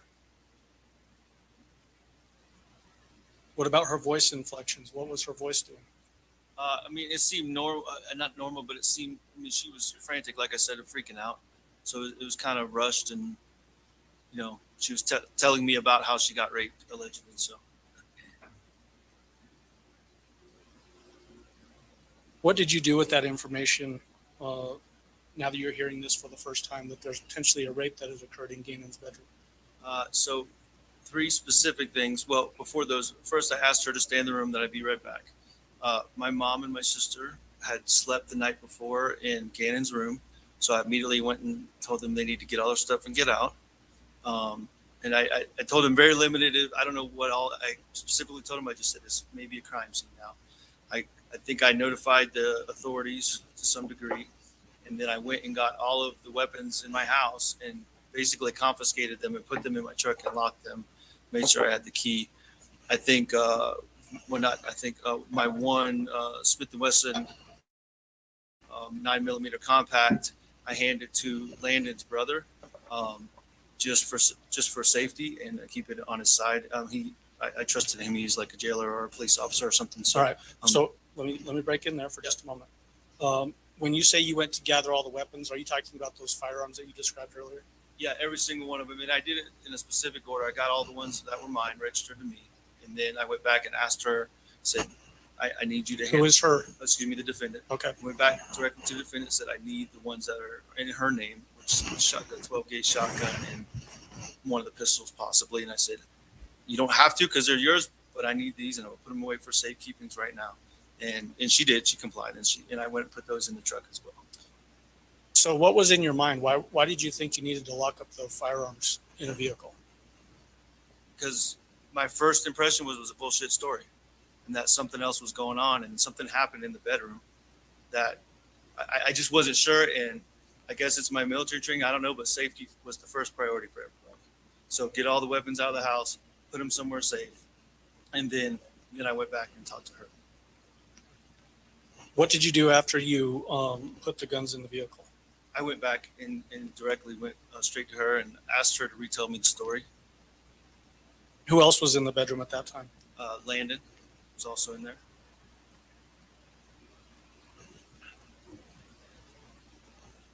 Did the defendant at that time give you an impression that Gannon was injured as a result of something happening in the bedroom, along with this rape? Yes.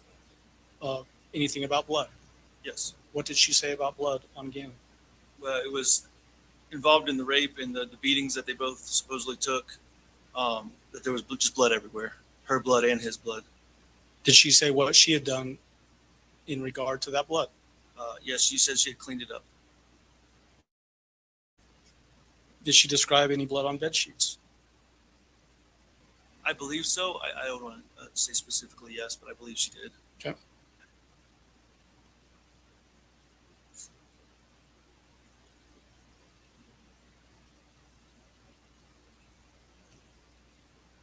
I want to jump ahead to January 31st. You remember sharing some text messages with the defendant about her coming back to the house, so this would be after she'd moved out, to collect things from the house, or phone calls.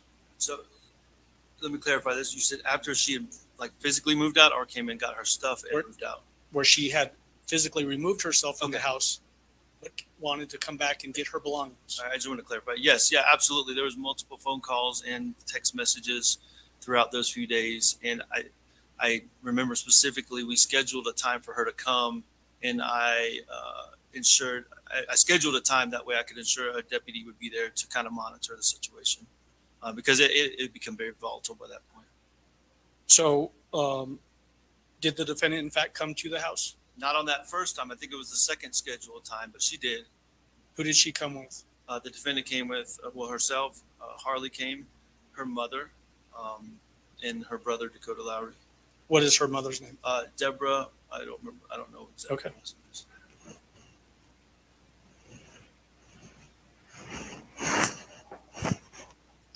And I'm not asking you to tell us anything that Harley said, but how was Harley acting during this time? Very reserved, I think is the best way to put it.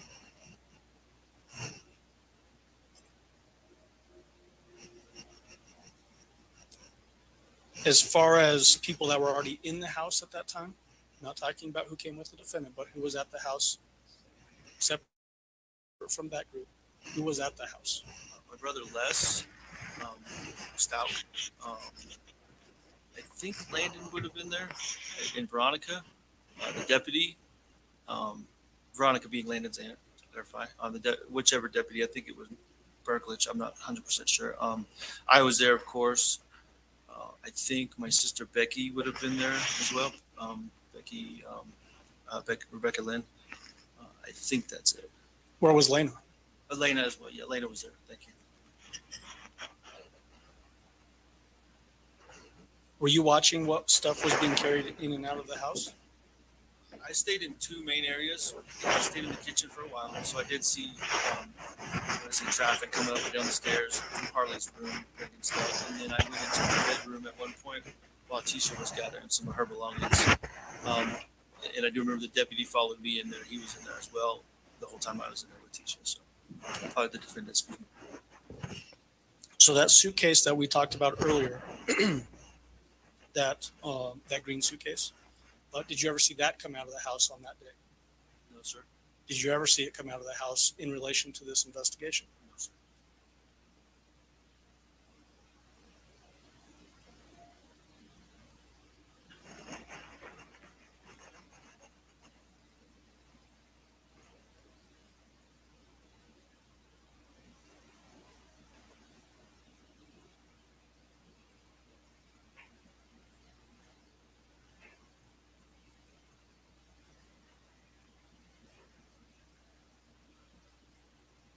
Once she moved her belongings out of the house on January 31st, how would you communicate with the defendant after that?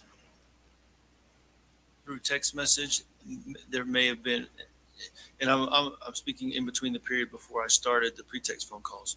There was text messages and I believe some emails and possibly some phone calls as well. I don't remember specifically, but any version of those three, I think, were in play.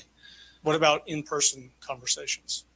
I don't believe I ever saw her again after she left until I saw her in the courtroom. Okay. Did during that particular time frame, so from January 31st until we start into these pretext phone calls, did the statements that the defendant was telling you about what happened again and ever change? Yes, they changed in, yes. In what ways did they change? Different people were accused, something happened again in at different places, I think I'm mixing up some of the pretext stuff too. So I'm trying, I don't know, but yeah, there was different stories told. Okay. So. And so we're going to get into the pretext phone calls, obviously, and that we'll actually be able to hear those things. What I'm trying to do is just get into what you're thinking happened based on what you're hearing from the defendant. And so you said that there was different names being mentioned. It's a yes or no? Yes. Okay. Do you remember any of those names now? Yeah, I think one of the first ones was Eduardo. Some version of that. There was another name. I don't think it came into play until the pretext, Quincy Brown. I think that's when that came into play. So let me back up and stop you there. In relation to the name that you just said, Eduardo, that's a yes or no? Yes. What did she tell you about Eduardo? So I'll be honest, I'm having trouble. I think all the different versions are mixing together when they happen. So I don't know. I know there was a story that the defendant told me about. There was a man in the neighborhood, a carpet guy. So let me ask you specifically about that. Please. Did she give you a statement about her allowing a man from the neighborhood that was a construction worker into the house to fix the carpet? I think the story was she gave him the code. But yeah, somehow he got in the house. The question is, did she tell you a story with those sort of details in it? Yes. Okay. What was the story that she told you in relation to that? Like I just said, I think it involved in that specific one that she gave him the code of the garage and he came in. I'm kind of at a loss on that, Mike. Mr. Allen, I'm sorry. You're fine. Yeah. Did you know anybody by that name? Absolutely not. I don't believe. Did she allege that that's the person that raped her in the first time that she tells the story? Yes. Okay.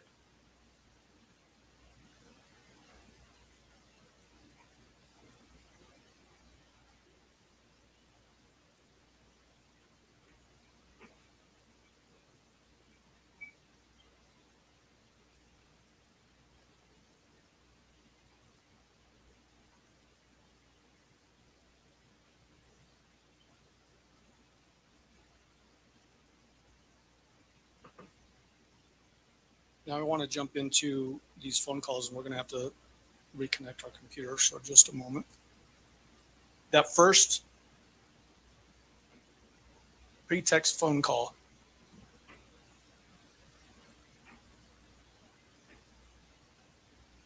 which is People's Exhibit number 35, previously admitted.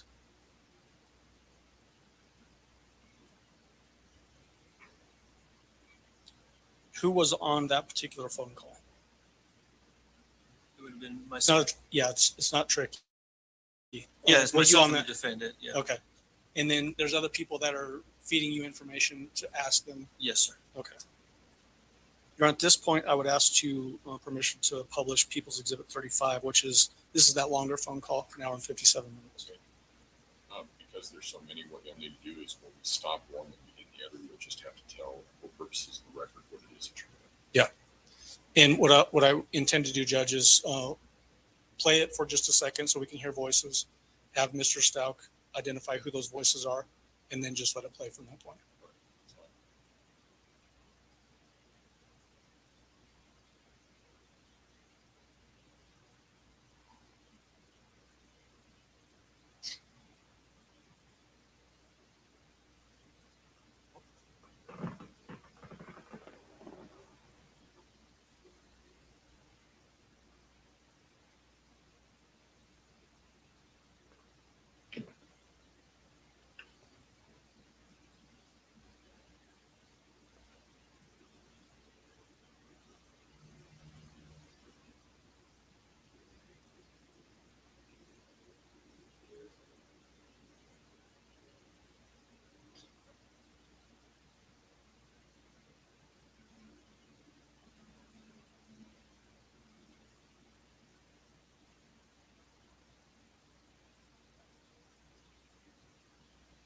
Judge, you would think after COVID we would be more adept at our computer skills. It's my fault.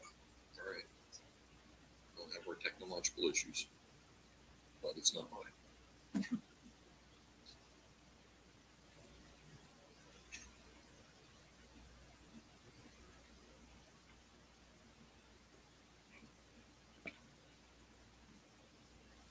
What you have to do is plug it in the same way that you had it before. Yeah, we just didn't.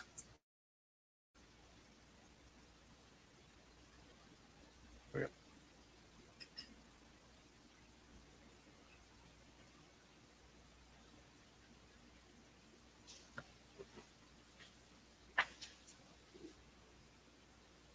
Hello. Whose voice was that? That was my voice. Okay. Keisha.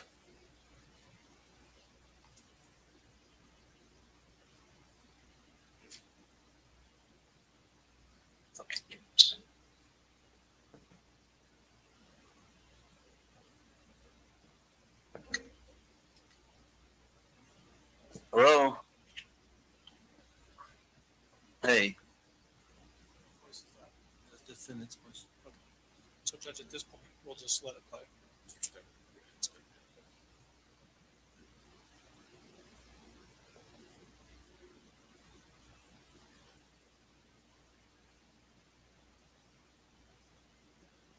Why didn't you say anything?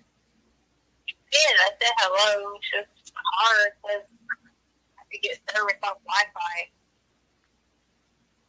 Yeah. So what's up? I'm a little hungry. You still haven't eaten anything? No. Huh? No. Why not? They don't have any money or cards. Yeah, I know that.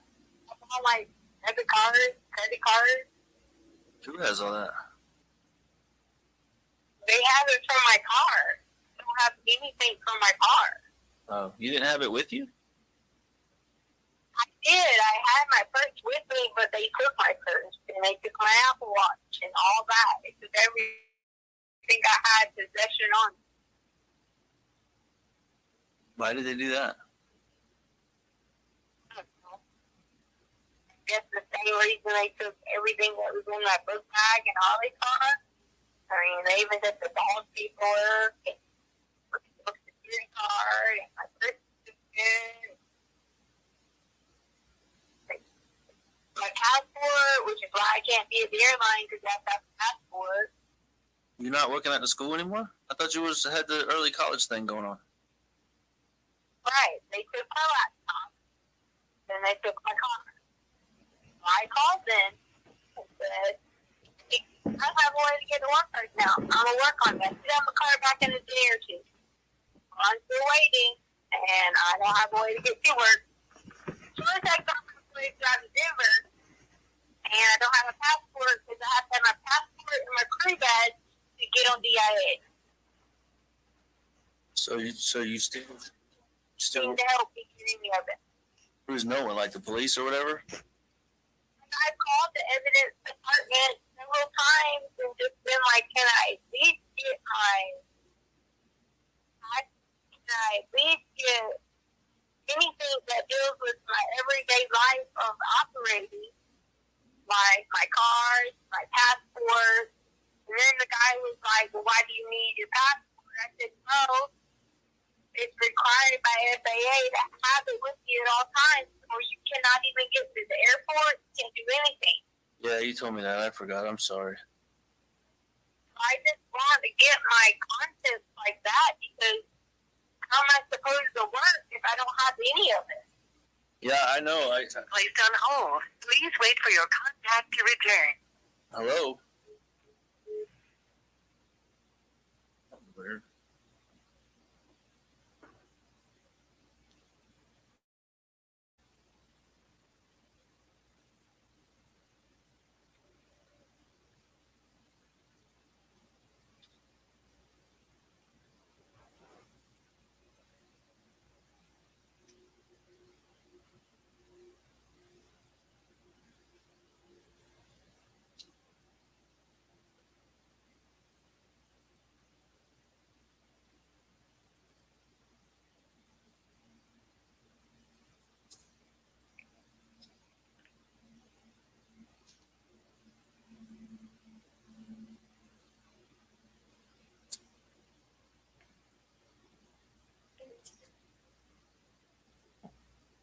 Hello?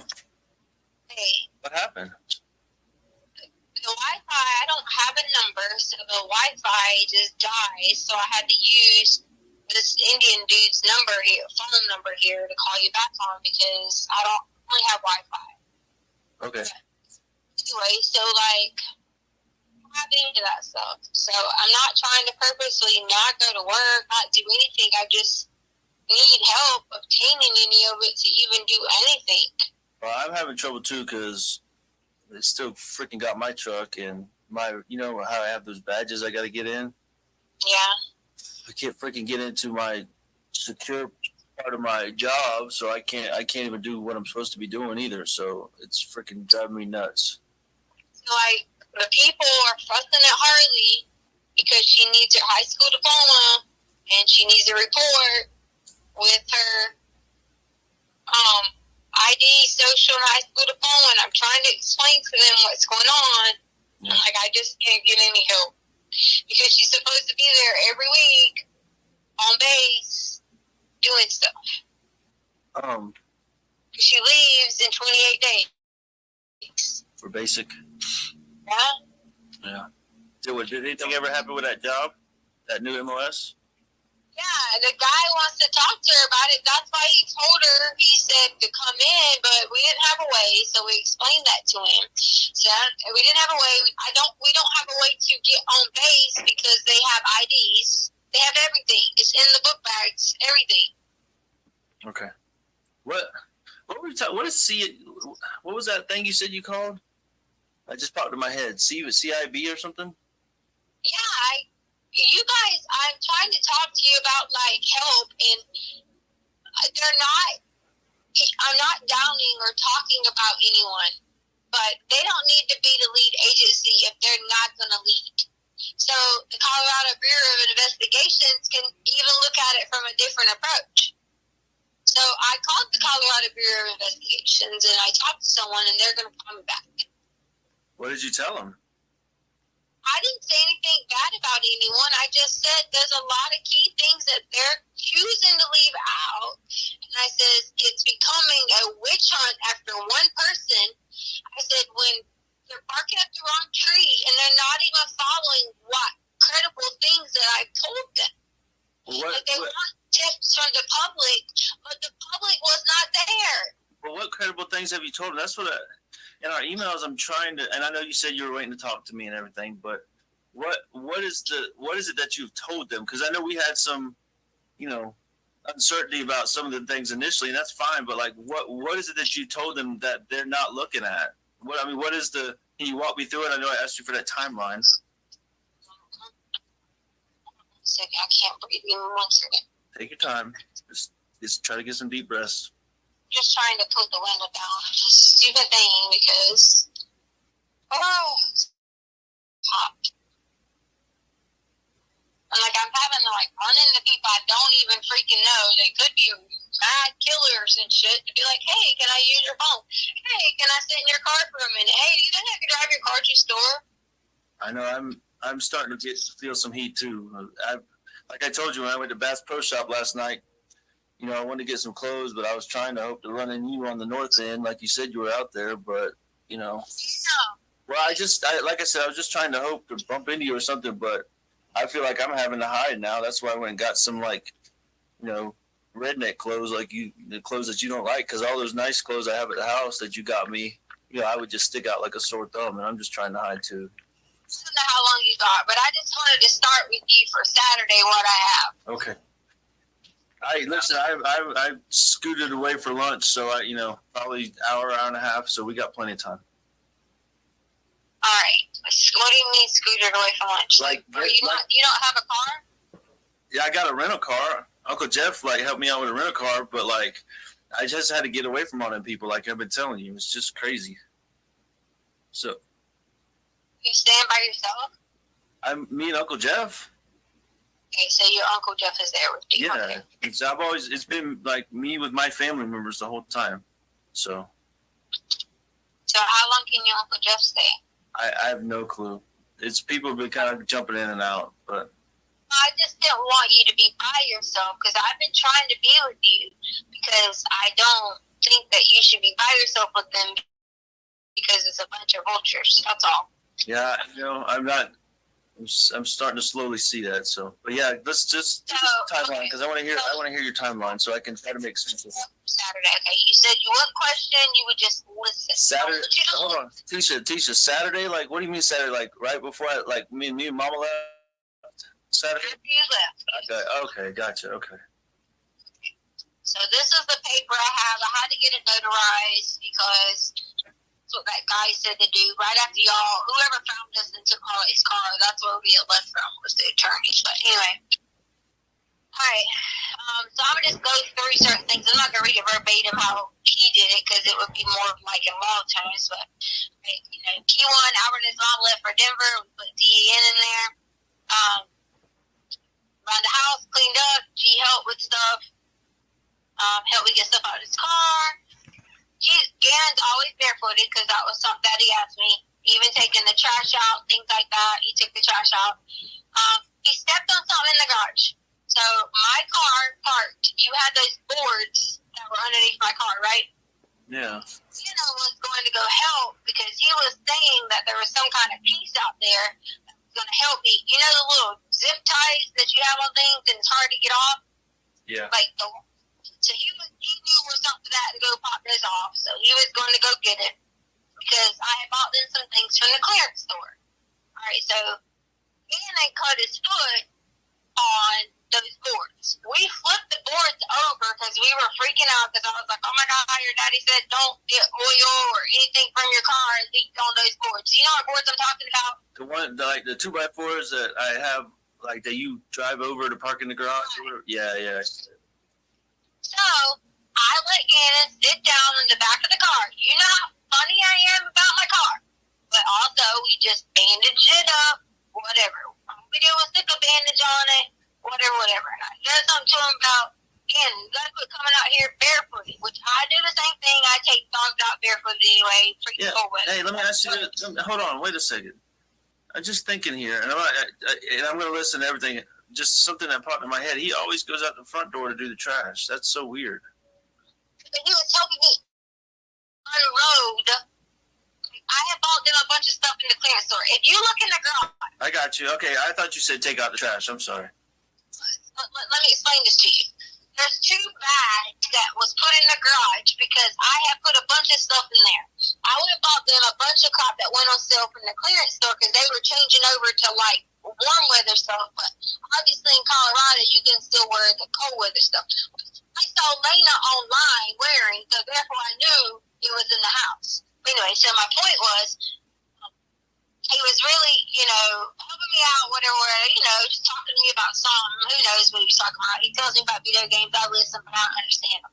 Anyway, so he was bleeding on his foot, and we turned the boards over. Because I was like, oh my God, someone's going to freak out, because these are the boards. He says, don't you get oil on my car, don't drip on my car, whatever.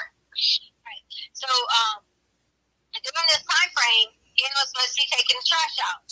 I said, you might as well take out recycle, whatever. But Gannon kept going to the gate with nothing. And I kept saying, why are you going to the gate?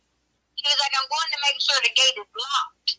Well, okay, this is the first I'd known. I knew we were talking about locking the gate, but I didn't know Gannon had the key. I thought maybe you just had the key yourself, whatever. I didn't know Gannon had the key. Babe, he didn't, but hold on. The key was in our room in the on top of the dresser the whole time. Remember, he kept. Yeah. I didn't pay attention or remember. All right. So he kept going out there with the key and saying that he was checking to make sure the gate was locked. Okay, benefit of doubt, maybe he was, because we had talked about making sure that gate was locked, or talking to somebody. I don't know. I'm not speculating. I know I got on him about, hey, doing this. Yeah. So underneath there was a rug. That rug that we stepped out on, it was a rug. There was blood on it. I walked on it, and I was like, we probably should just throw this away and find a new rug to put out here. So, what rug are you talking about again? So, the one in the garage? Right. Yeah. When you step down, there's a rug. I said, we probably should just throw this away because we can always just get another piece or another rug, or I'll go to Dollar Tree and get a rug, whatever. I got you. Okay, so that was that. Okay, so then on the next section, it says, I replaced rug, blah, blah, blah. Okay, yep, bam. Okay. And then it says, he came in the house, and he immediately ran downstairs to the room.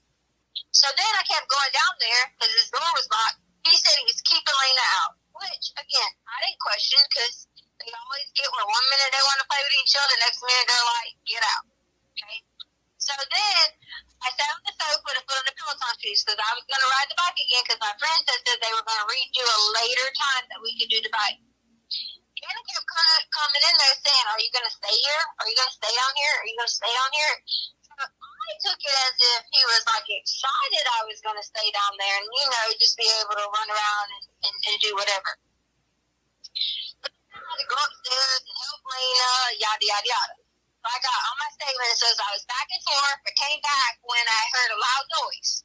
So there was a loud noise that happened downstairs. So of course, I run back downstairs and realized, or so I thought, was a box or something fell over in the storage room. Sounded like something was really loud in the storage room. I assumed that it was a box. Gannon had his door locked. So I knocked on the door. Of course, I'm like, hello, because I hear a loud noise. And so he opened and said I couldn't come in. And I was laughing. I'm like, why? And he told me he was doing something. I don't remember what he told me he was building. I'm sure it was something about the Toy Cons or Joy Cons or whatever. I didn't think anything of it. Just, okay, he's building something, whatever. But there was a loud noise, and he was in his room. So then he said his stomach started hurting a little bit or whatever, so I told him to come upstairs. I had special ice cream. I had his Pedialyte pops. I had already went and bought them because I thought, you know, this time of year, this is when I got the cold last year, I'll take them. So I let him take the Pedia pops or whatever, and he took some Miralax. So that was a normal day for Saturday. Like, you were already, you know, going on. You probably already got the plane. We all laid down, right? Right. We're about Saturday. Yeah. Crystal. Sunday, all right? Sunday, we talked to you in the morning. Remember I told you, I sent you a few messages, and I was like, hey, we might go on a hike, whatever. Everyone's going to get dressed, you know. Then suddenly we saw the news about Kobe Bryant. So then, of course, that delayed it because I'm sitting on the sofa crying, trying to figure out, like, oh my gosh, Kobe died. Is this true? Remember I messaged you. We talked back and forth about it, whatever. Yeah, I had just gotten to the airport at Loudon when you told me that. Right. So Gannon hadn't talked at all. I mean, Gannon didn't know who Kobe was. Or maybe he knew from, like, hearing it, but didn't really know who Kobe was. He just noticed that I was sitting there, like, crying, like, oh my God, you know, like, upset. And we were sitting there talking about it. So I was telling him that, hey, you know, Kobe has a lot of daughters. He only had sisters. You know, Gannon went over the whole, like, I don't want you thinking this is irrelevant because I want you to think of anything that I say that might have triggered something. Yeah, right. I'm listening very closely. So then we were talking about the daughters, and I was like, yeah, he always wanted a boy, but he never could have a boy. He had daughters, blah, blah. So then I let him in on a little secret, which I already told you over email what it was. Okay, I don't need to say it again. You already know.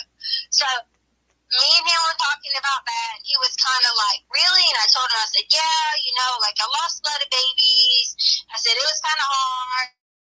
I said, you want one thing and it don't ever happen. You know, I felt like I was in a situation to talk again about this because you're upset crying about Kobe. And so I was like, I'm telling you because I know that you'll be able to pray and keep a secret. And we were like, you know, kind of being silly about, oh, this is a secret we have between each other. We'll tell Daddy, you know, yada, yada, yada. So we sat there and talked about that for a little bit. So then Holly got called into work. So I was like, crap, we had everything packed, ready to go on a hike, had the Getty, had everything. We were going to plan on staying for a while and then go get dinner. Well, she got called on a hike. So we decided to take 2 hikes. So this is where all this confusion comes with hike, Harley went, hike, Harley not went. So we took the dogs on the hike through the trails in Lawson Ranch. So if you leave out of our neighborhood, go out to the side, go up to the little whatever, you could take the dogs on a trail, come back, yada, yada. So that's what we did first. Came back. Gannon had his water pack. I'm sure you saw the pictures online from Garden of God that some other creeper people took. He had his water pack on his back, whatever, so we got ready for round 2. So hike 2 was Garden of the Gods. So then it says, Garden of the Gods was our hike 2. So we went about 2 miles in, lots of talking about things. G asked me, did I know any of his mommy's friends from Coastal?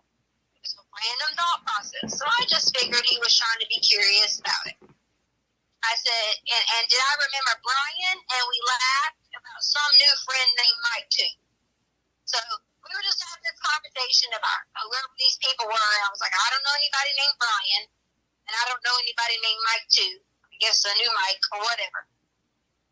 All right, so Gannon's stomach hurt, and he was, Gannon's stomach hurt. And most of the night he had a stomach ache, and he tried to lay down and poop and stuff like that.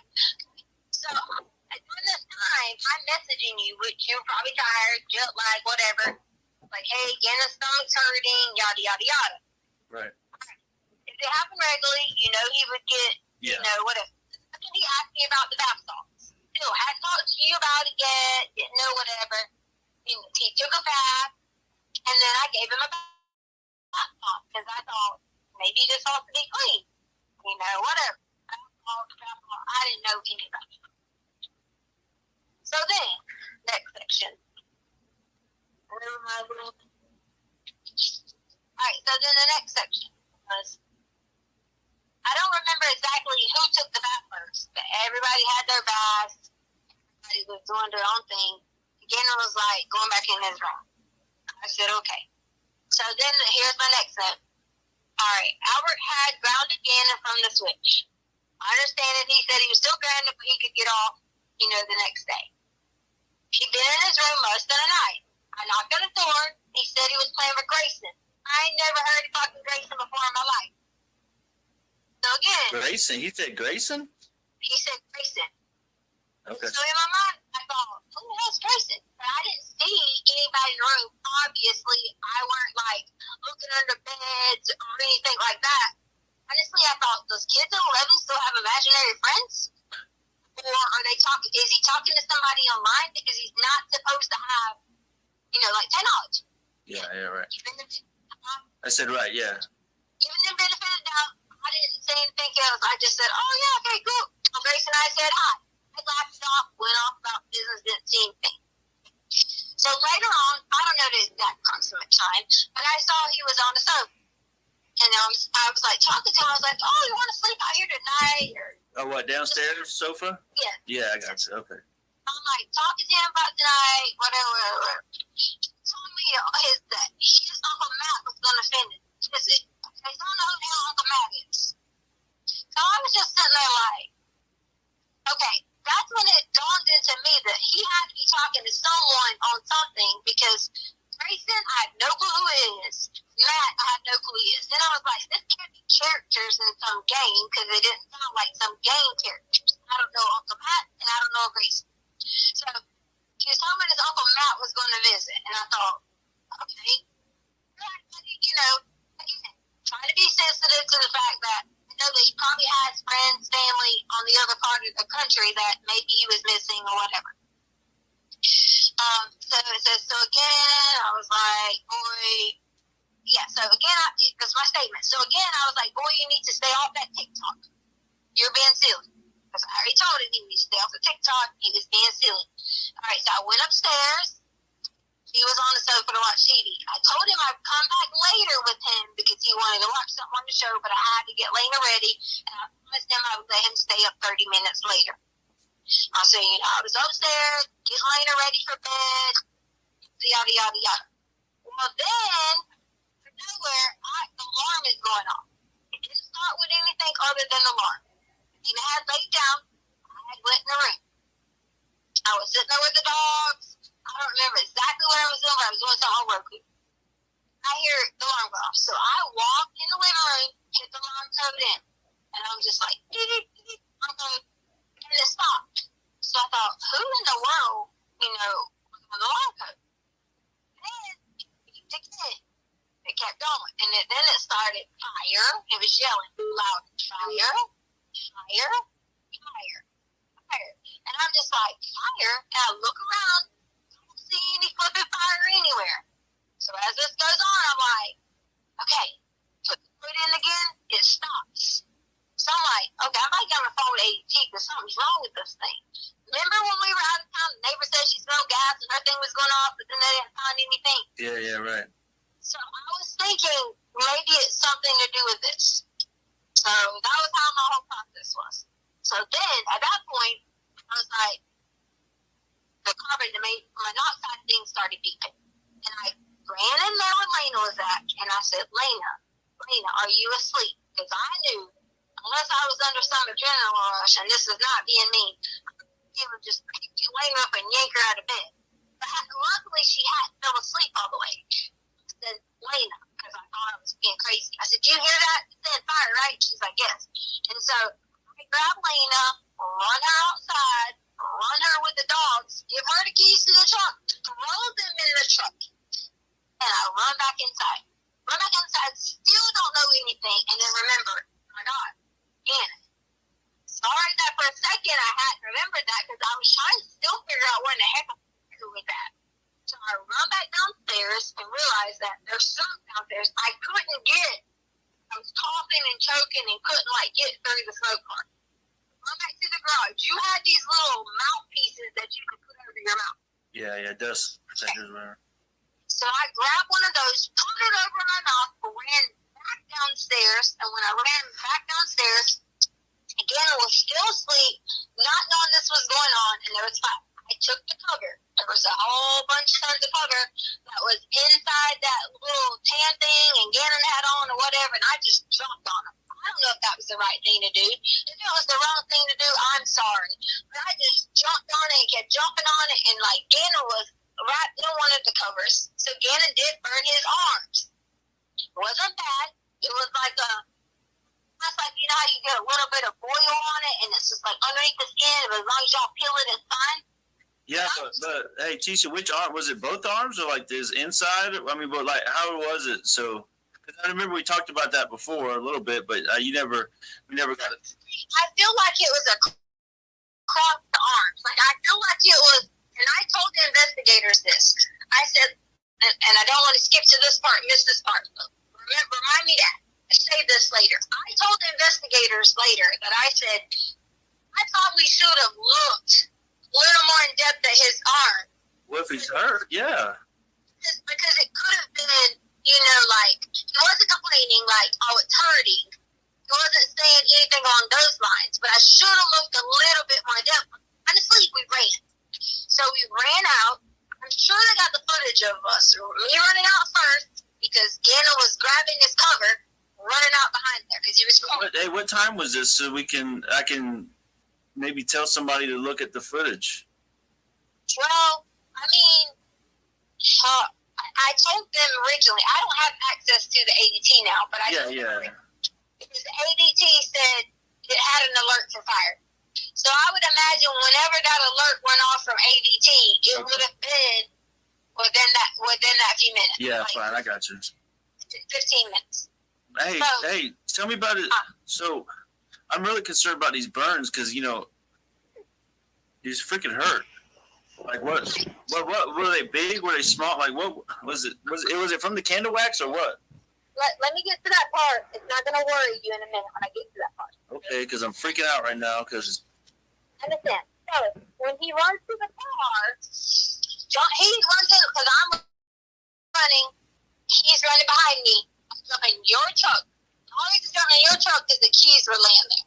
Okay. I'm jumping your truck. He jumps in on the driver's side. He's screaming, crying, whatever. Lena's in the back seat with the two dogs. We turn your truck on and we drive the hell off. That's me while we drove off. I was freaked out because I was like, oh my God. Like, it was the smoke was more scary and terrifying than actually the fire. So okay. What we did was we drove around the block and I kind of had to be like, okay, what do I do? Hey, do I need to call the police department? Does anybody need medical attention? So then we go back in the house. Lena's freaked out. I put Lena in our bed. So you drove around for how long and then came back? No, I drove around the block. I didn't hear that. Yeah, I didn't hear that. I'm sorry. Yeah, I drove around like the block, like Wando, that area. Yeah, I know. Pull back up in the drive. You didn't have much gas because I hadn't put gas in your car yet. You didn't have much gas. Right. My process of driving was thinking, oh my God, like I was in shock. So I pulled back in the driveway and parked. We all get back out, go inside. Lena's freaking out, crying. Lena and I are standing there looking at Dan. At that point in time, I didn't see anything on his hands, arms, or anything other than take your hand where you're holding your phone and look on the insides where the edges are. Right there had little bubbly spots. Okay? So they had bubbly spots on both sides of his arm. And I think that was from when he grabbed the cover and I was trying to grab him up and he came down with me with the cover because he was like latched onto the cover. Yeah. And I was trying to grab the whole cover to put out the fire. So from the inner parts of his arm had these little bubble spots. So you said both sides or is it just the inner parts? I just trying to, because this might be key information. Like both sides, left arm, right arm. I got you. Okay, so both sides of both arms. From what I remember, both sides of both arms, because he had when Gannon was laying down, I grabbed him to get him up. Okay, because I remember it was that Oh God. It's one of the covers. I grabbed him to get him up. Whatever. He gets in the car. Whatever. We're talking. He's explaining to me that he thought I was coming and he was grounded from the switch. So he thought I was coming, and when he thought I was coming, he knocked over the candle. Okay. Because apparently he was playing the switch when he shouldn't have been playing, which is fine. But he had the candle on the couch, I guess, right? No, he had sitting on some kind of little, that little white thing that was sitting next to the couch. Okay. Oh, I got you. I don't know if the candle fell over. I don't know. I know that when I got there was a fire, and it was on his cover. So I was trying to rip the cover out of his hands to get him out and like jump on the fire. They have pictures of where there's burn marks on my elbow where I jumped on the fire. So we get in the car, and he's crying and screaming and telling me he's sorry and he don't want to get in trouble because of the switch. He was on the switch and he shouldn't have been on the switch. And so we drive around the block, and I'm like, it's okay. We'll figure it out. Honestly, I flipping lost my mind because I thought in my mind, like, had I not gotten downstairs when I did, had I not heard it or the alarm system or carbon monoxide or whatever, if I could have hit that couch, I don't know that I could have gotten again. And that was my biggest thing that my brain was sitting there like freaked out on. Come back inside. Lena's terrified. I said, Lena, go lay in the bed. She's laying in the bedroom. And I was like, he doesn't want to go back to his room. I said, okay, will you lay in Lena's bed? He said yes. He started to say he was cold and had a little bit of shivers. And so I was like, Gannon, I took him and put more clothes on top of him now. Even on me, whatever. He didn't take his clothes off to go through anything, but I asked him, was he hurting? And was anything else, whatever. He told me it was just his arms. So I didn't see anything that would have thrown a flag that I had to be like, oh my God, emergency or think like that. I didn't see anything like that. But if his arms was bubbling, that's not an emergency? Well, it had broke skin. Like, it was just like underneath. It had broke skin or whatever. Okay. All right. In my mind, I'm like, okay, let's evaluate the situation, tomorrow and see or whatever. It wasn't burn marks like carpet burn or like, anything like that. It was bubbly. And I told them from that, I said, I honestly probably could have, got him in the car and said, hey, can you just check this out to make sure? Because in my mind, in his arms, I didn't see it as a bad thing. I just knew he was like, it's not hurting. We put aloe on it, and I assumed, okay. So then we put on the long sleeve shirt on him because he said he was kind of cold or whatever it was. He lays down in Lena's bed. Lena sleeps in my bed, our bed. Charlie comes home. I go in, and I'm telling, like, I had already prepped Charlie for what was going on. I was like, hey, don't panic when you get here. I was like, there's smoke, the house is smoky, Gannon, this happened, yada, yada, yada, yada. Lena was scared to go to sleep, so we both went in there and checked on Gannon. We went in there, we gave him water in Lena's bed. We gave him water, we set him up, we were like, are you okay? He was more scared of anything. And so I panicked. Of course, I was like, whoops, someone said something because I said sell the couch. I wasn't talking about sell the couch to fix the daggone carpet. I was talking about, like, I would get rid of that couch and get a new couch. Don't panic. Like, my point was, honestly, I wasn't even going to tell you because I was like, Gannon was scared of being grounded in here. And I was like, I'll buy a new couch. We'll fix the couch. We'll replace everything in here. Don't worry about it. And that was my hope. That as long as you promise me you didn't do it on purpose, you didn't purposely do this to hurt yourself or hurt somebody, we will fix it. And that's how we ended on Sunday. So Gannon was still like, upset. He was not only emotional about the situation, he was hurting. So that's where we were at with Sunday. Okay. You give me 1 second to pee. Yeah.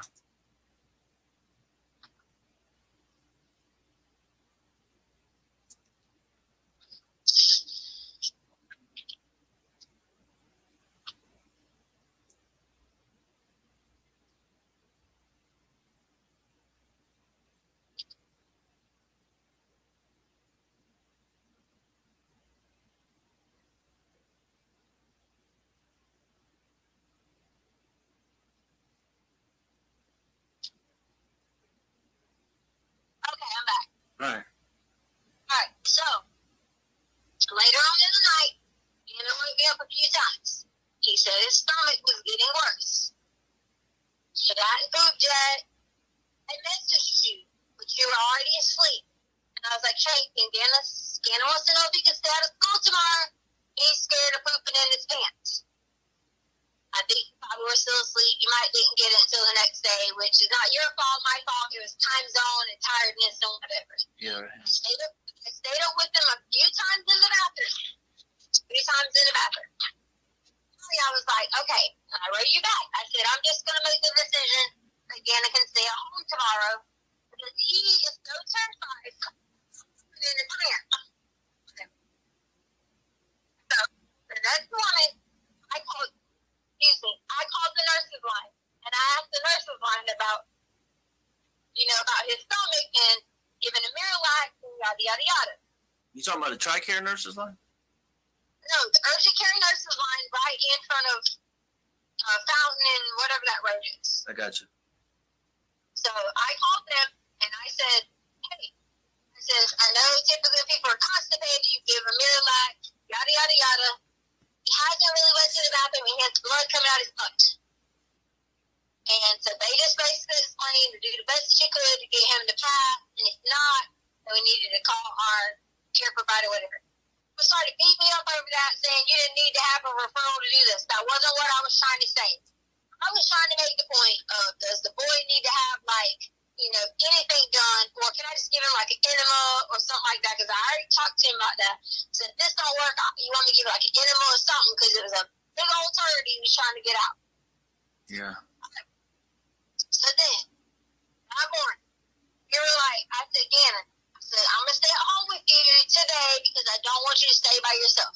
And remember, let Gannon stay by himself. He's been responsible, whatever.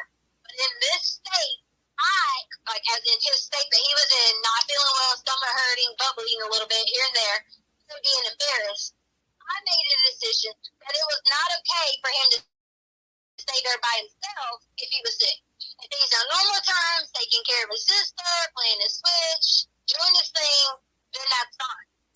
But I said, Gannon, you're going to need to go with me. I said, there's a few things I need to handle today. He asked me what, and I was going to look at a bike for you. This guy that was on Craigslist, because he had this bike, like a touring bike, and I said, telling me to look at this touring bike or whatever. And that was Monday? Hey, so did you give him Miralax or the enema or anything like that? What else did you give him? I have in this notes what day I gave him Miralax. All right. Trying to poop regularly took, that was the bath salts day, to Saturday. Who had Miralax on Saturday? Yeah, here it is. I gave him ice cream and said it had special stuff. Because I was telling him it was really those Pedialyte ice cream. Yeah, right. Yeah. And took Miralax. That was on Saturday. So hold on, I'm trying to just because obviously I'm to death about his little arms. Did you rub any cream on it or give him anything for the pain or did he pain medicine or anything like that to help him? Pain medicine because I didn't have any pain medicine to give. What I gave him was the aloe that was in our bathroom, that green aloe. We even made a little silly joke about it because he wasn't hurting. Remember how I was wrapping Sadie up with the little thing? Yeah. I wrapped it around his arms too. Oh yeah, the little bandages or whatever.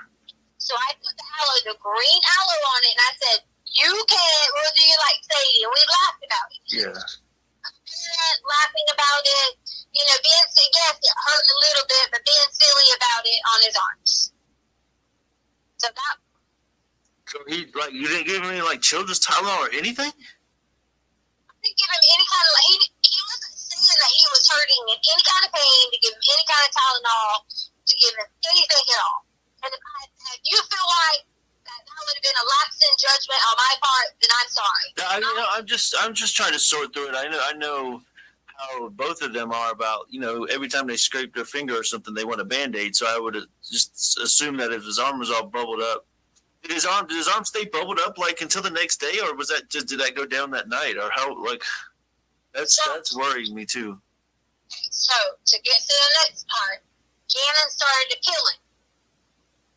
Wait, when did he start to peel it? Gannon started to peel it because I guess he was either asleep, I don't know, anxious. I don't know. Monday he started to peel it, Okay. peel his skin. Yeah, Monday morning or whatever. Again, I swear to Jesus told detective this. I said he started to peel it. When he started to peel it, it had like, I don't want to say like, not gooey stuff or whatever, but almost like it was like popping it type thing. And I said, Oh yeah, like a blister or something. Yeah. I said, listen, if it gets worse, we're gonna drive straight. And I was all ready to plan. That's why I didn't go to school. I said, if it gets worse, after I put all that stuff on there, whatever. I'm not that type of person where something happens immediately, run to the hospital. You know, you and I've had that conversation before where you would say like, every little thing, Lena ran to the hospital. I was trying to evaluate it to see if he was talking fine, normal, acting normal. I didn't see at that point in time that he was under any kind of pain. I got you. Say that to me. Okay, all right. That was a lapse in judgment on my part. I apologize. But he started to peel it because, you know, obviously he starts to peel things. So along with peeling that, he started peeling his fingernails. So, and I'm like, that morning, I sent you a picture of Gannon laying in bed on Monday morning. To your phone. Yeah, right. Gannon was laying in the bed, whatever. I went back in there, checked on him, gave him some more water, made him drink some more Pedialyte, because he wasn't eating because he was so upset.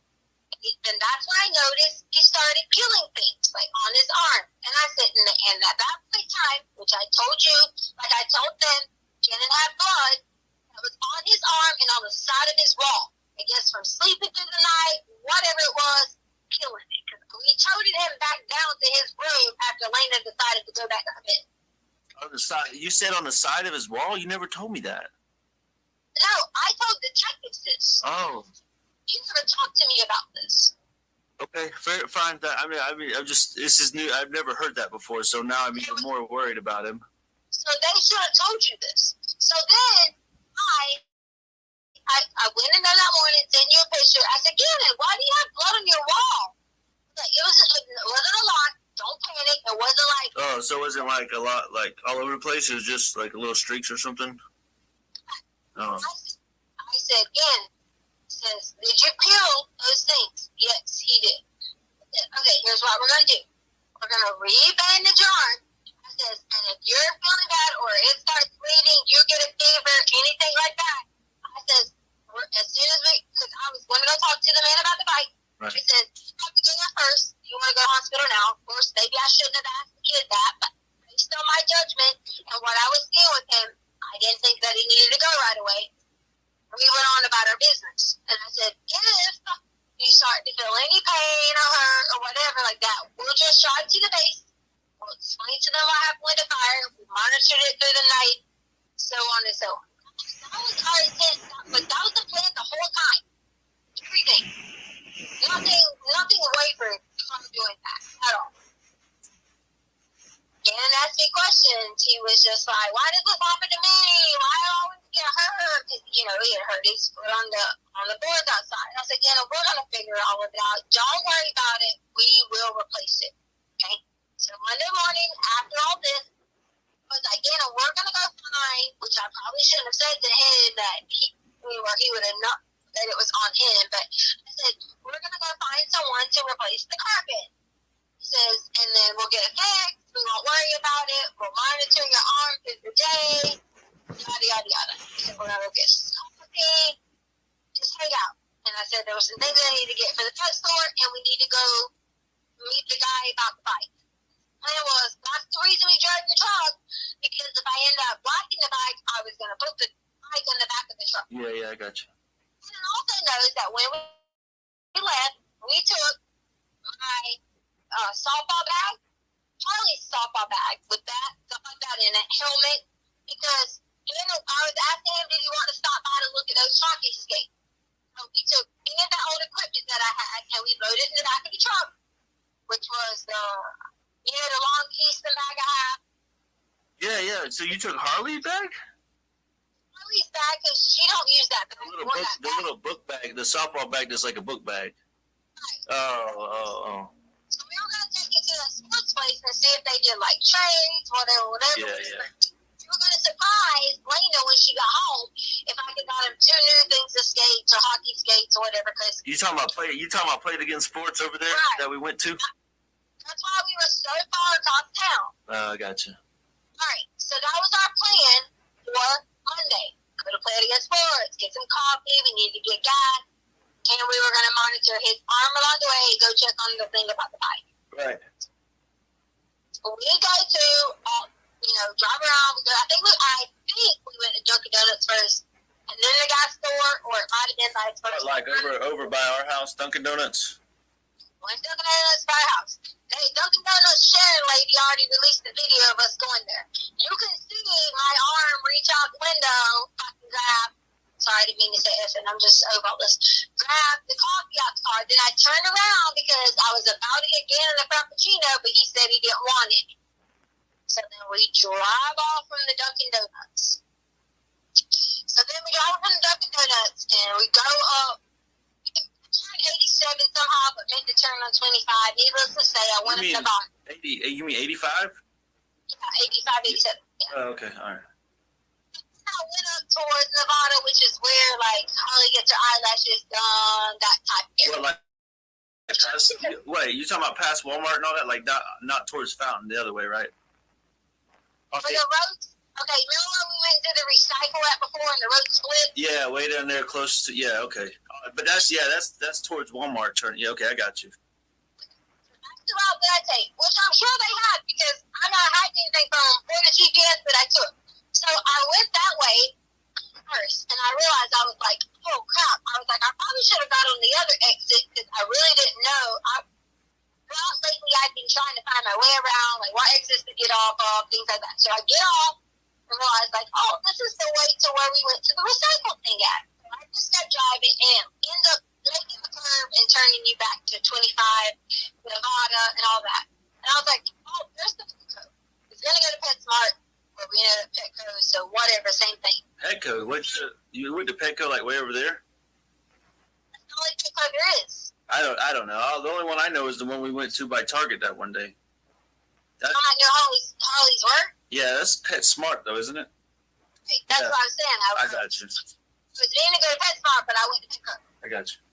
I go to Petco, and off inside, Gannon wanted to stay in the car playing the Switch. He was like, he wanted to stay in the car playing the Switch. Again, Colorado law is he could sit in the car at 11 years old. Oh, so he had it. So he took his Switch with him. Right. Oh, I didn't know that. Yes. He had his Switch, playing his Switch in the back of the car. You're talking about a truck, right? Yeah, I'm sorry, in the back of the truck. Okay. So he was playing his Switch in the back of the truck. Well, and then the first time, and yada, yada, yada. I was going in because Sadie is having I don't even know what it is. She needs to get her vet paperwork so I can get her checked. I didn't know girl dogs have periods or stuff come out. I didn't know this. So I walked in and found these little pads that they had. And I'm looking at them, whatever. And I set the phone down because I'm my mind is so blown that dogs have this. So I'm looking at it, freaking out, thinking, okay, should I get these or should I just call a pet? Maybe it's just something weird coming out of her body parts or something like that. Whatever, maybe. So then, go back up to the front, look around. I look out the door several times. And these people I know have said, she was suspicious looking out the door. I was looking out the front door just to make sure nobody was at the truck because Anna was in it. That's all. It was just, he was in the truck. And what if he needed to get out pee or, whatever. That was the only reason I kept walking back to the freaking front door just to make sure he was fine. He was in the truck. So then I get 3 outfits. God forbid I got 3 outfits and only had 2 dogs. Because, of course, this is what these people talked about. I got 3 outfits, checked out, walked out, got in the car. From there, we were going to go to the Play Again Sport. But wait a minute, why were you so? I'm kind of confused because you said you were worried about him getting out, but we've gone to the gas station and he's never tried to get out of the car. So what was I don't know, maybe that's nothing, but what made you freak out that day? On the front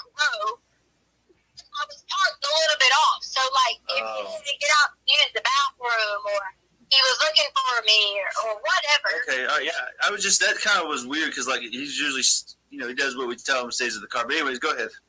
Right. Not Albert. Exactly, he does. Just like I told you, he could have stayed at home on a normal basis. But he wasn't feeling well. Yeah. So I was like, fine. I got you. what if you had to poo? Whatever. Yeah. Just trying to be a good parent. That's it. It wasn't no. I know. Looking in the car. I got you. It just was weird that you said that, but it's okay. I'll just go ahead. Well, I went on, got the thing checked out, left. I don't remember if we were stopped at another store in between there or what. We were headed to go to the Planet Against Sports, and we were headed to go talk to the dude about the bike. Well, they had my phone, so they could see that the guy right in the back of my bike with the pictures, and I was asking about prices and yada, yada, yada, yada, yada. And I was like, I didn't want to go to the man's house with the bike, without, I wanted it to be legit, got me in the car, and not only had me in the car, I got getting in the car. So I thought, I need to, you know what I'm saying? Like, I need to make sure this is legit. So I'm like, send me a picture of the bike. Can you call? Can you whatever? And like, he wasn't acting like he was wanting to like give me information that he could meet me at a safe spot to go look at the bike. So you weren't going to go to his house or something? He was just going to meet you in general? I told him messages that I didn't want to just go to some random person's house, and that's probably why they're looking at this whole Douglas County thing, because he lived almost at Douglas County. Okay, that does sound sketchy. That was probably a good decision. So. So again, open book with them. They took my GPS and everything. We got to Douglas County, and me and Gannon was talking about it, and he was like, "Do you know this guy?" And I was like, "What?" So wait, I missed the part. You said so you went to Petco. You said you were going to play it again. Did you never go to play it again? I forgot. So we didn't never make it to play it again. That was on our agenda, but we were trying to go for the bike first. Oh, okay. Sorry, I got confused. I'm sorry. Okay, it was a priority first. Okay, so I was gonna go out to meet the guy with the bike, and somehow they have my email. They subpoenaed all that. They can see the information coming from the Craigslist. Okay. Oh, it was Craigslist. So someone had something on Craigslist. Oh man, that's sketchy, isn't it? Yeah, I don't trust that shit. You there? You went and bought wood and stuff on Craigslist. Yeah, I mean, for you to do it, and Craigslist, I never trust that shit because they always have those sketchy people doing, I don't know, stupid stuff like meet and greets and stuff. You always told me about that, remember? Yeah, but like this was just a bike for sale. Okay, I'm just saying, I'm worried about you and my son's safety. That's what that's my point. That's why I realized. I said, well, we rode through. Okay, so when you go up Palmer Lake heading to Douglas County or whatever, we went that way. It was supposed to be that the guy had a warehouse somewhere between the Palmer Lake area, whatever. What, a warehouse of bikes or something? She said he had a couple bikes that he used to do riding and touring and stuff like that. Like those bikes I was looking at doing those rides, like through Alaska or whatever? Right. Okay. So, get out on this road. So, if you're on, I want to say it's exit 165 or 163. Okay, I think that's what I want to say the exit was. On 25? Right. Okay. Yeah. So, you know how you're going to, before you get to Castle, it's where we went to take the, remember how traffic is backed up? You can take that back road. Oh yeah, before you get to like 182 where the outlets are or whatever. You can see that back road. Yeah. The Castle Rock. Yeah, I got you. Okay, so it was off that, but to the right side, not to the bougie side where like the boonies and stuff was at. It was off that way to the right side. So I originally got off, and again, they can see this on my GPS. I got off, I went left, and went down that little hill where the little people were at, and I thought, this can't be the right way, because he was saying something about signs and all this. Turned around at the little, woods or whatever, came back up, went across the street, realized it was on that right side. I think it's called like Palmer Lake or something like that. So supposed to be looking for this place, still didn't see it, and then it ended up being like all mountainy and dark. I say dark, it wasn't dark in the day, but like, you know. Yeah, like dark. woods and stuff. Yeah. We turned around, left out of there, and I was like, well, this doesn't even look too great. Again, I didn't go search that area all they want to. They're parking up the fucking wrong tree because all we did was went through there looking around and trying to figure out where this warehouse was supposedly at. So you were in the truck or out of the truck? We're in the truck. Oh, you had me worried. I'm like, you're out of the truck in the woods looking for a warehouse? No, it was just driving through there. It was like down, around, up, around. You know, Colorado has all these mountains and shit like that. So I came back out, got back on 25, and was like, crap. I was like, I don't even like think that was a good place. Me and Gana was like, why can't we just go buy it in the store? Don't they have them at Walmart? You know, and so we were like talking. I was like, yeah, I'll just figure out another place to get a bike. Because the whole thing was I was going to buy you the bike and surprise you for Valentine's Day for it. That was like the whole shebang. Yeah, I would love that for sure. At this point, we never got to play it against sports because it was approaching the time we needed to be headed back. Okay. So I said, Gannon, I'll just come back and do, go to play it against sports again later. Don't worry about it. Your daddy and I have been talking about the hockey sticks. So we come back up, heading back towards the house because, we had to get back for Lena. I forgot to tell you a point that we left that day because I put my notebook down. Let me go back to this. On Monday. Okay. On Monday.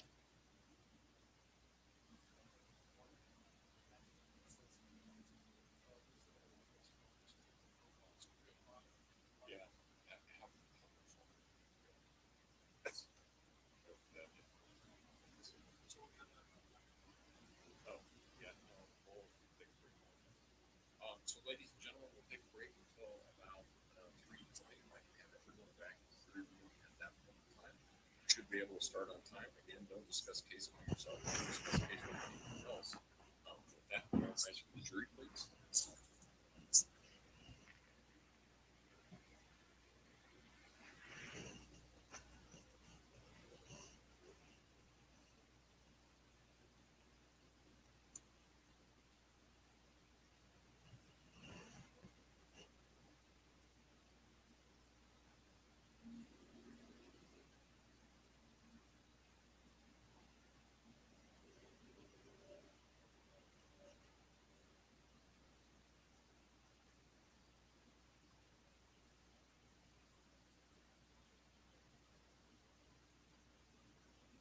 Seated record should reflect the jury has left the courtroom. We'll take a recess until 3:20 then. Sorry. Okay. All right, then we'll see everybody back at 3:20. Thank you. All rise.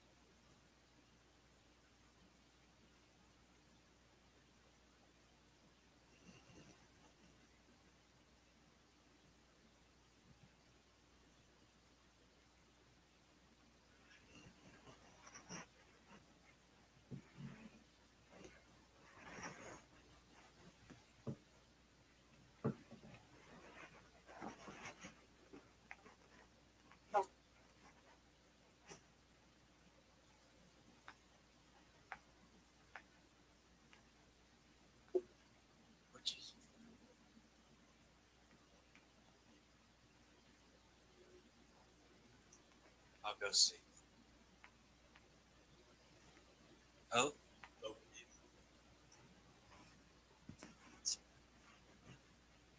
Dave, I see you looking longingly over at all our binders over here.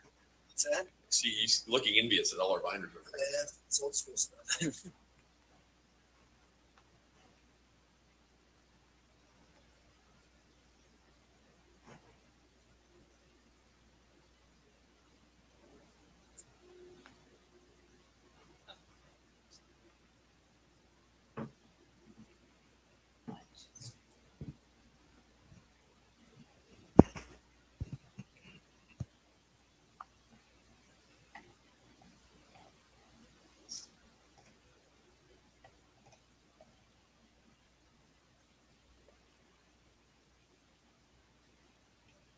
Okay. Hello, everybody.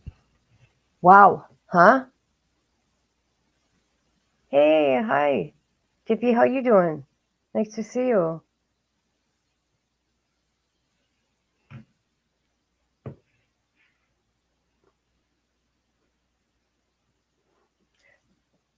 Yeah, this has been really long. Boy, this phone call, she don't even take a breath to breathe. I am so confused.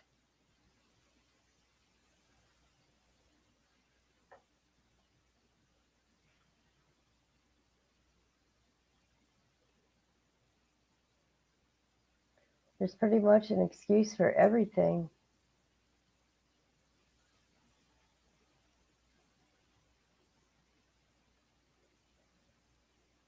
I don't know. What do you think?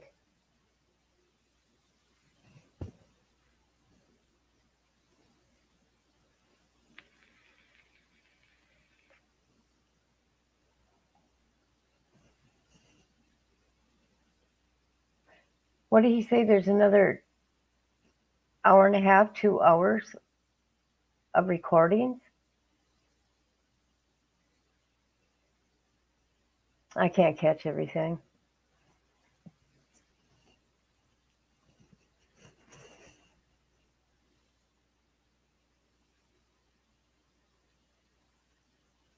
There's not many people in that courtroom.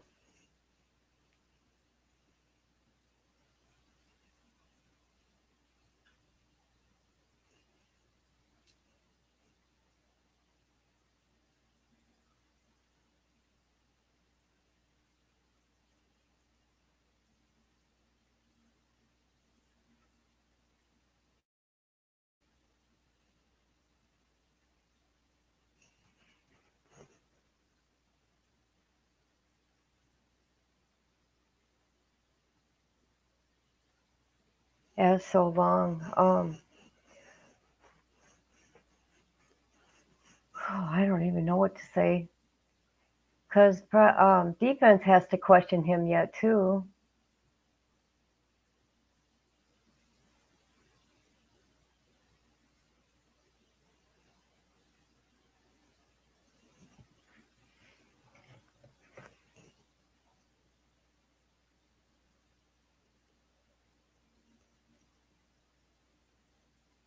She never said,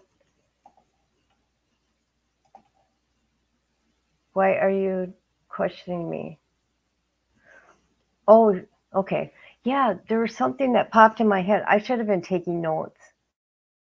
Um, Something she said. It had to do with the Palmer Lake thing, that drive. And his burns, from her own assessment, was not a big deal. Jack, how are you gonna wake us up? Oh, Ah, there's secret candy. Oh yeah. Stendorf keeps a secret stash of candy. Huh? so She I just doesn't eat it. She keeps it. That was weird. She started talking.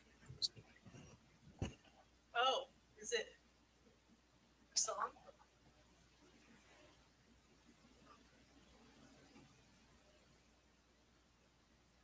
she just kept talking. She wrote everything down to make sure she stayed on track.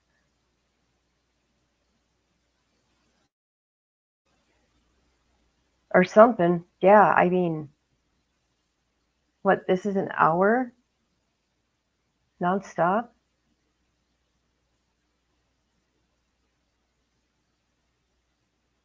There seems to be a purpose or an excuse for everything. I'm thinking, is this when the police department told Al to tape his phone calls? Anybody know?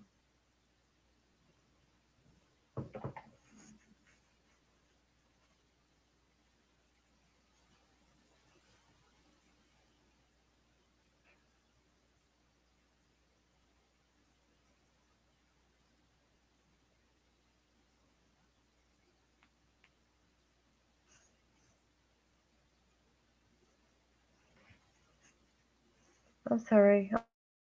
I'm silent here for a minute. Michelle, thank you for telling me about the mic issue. Yeah, I've been gone for over a week, and my puppy was excited to see me.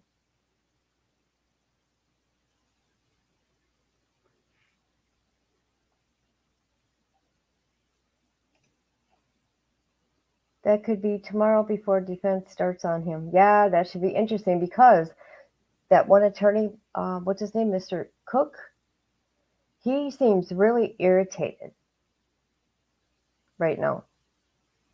But those are his client's own words coming out of her mouth. How's he gonna fix that? That came from her.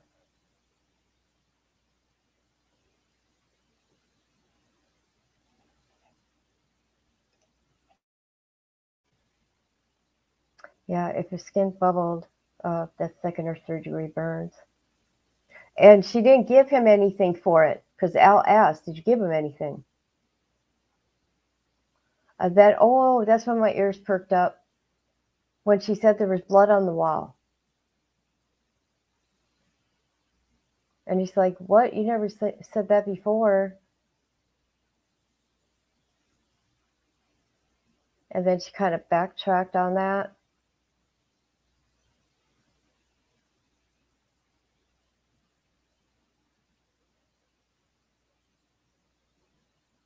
Did anybody find out if any mainstream media is in there? I suppose I could go research. Or I will tonight.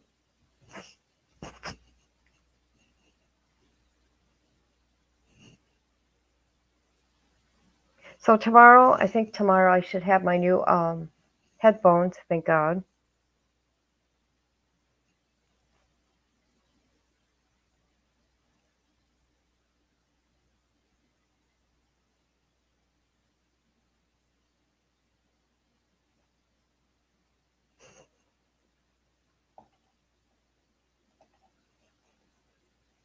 No, thank you. I would have had no idea.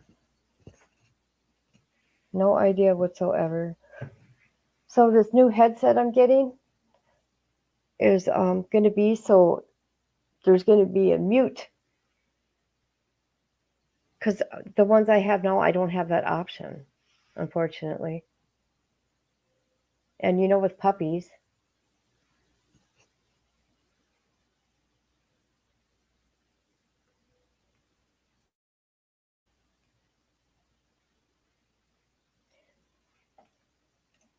yes, he didn't want to defend her. Yeah, he just wanted her to keep talking.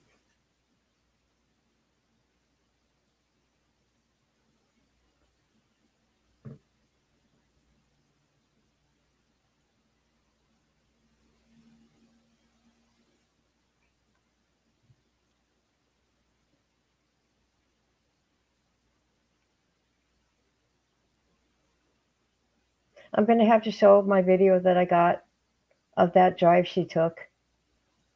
That 40-minute drive, 40 minutes from his house.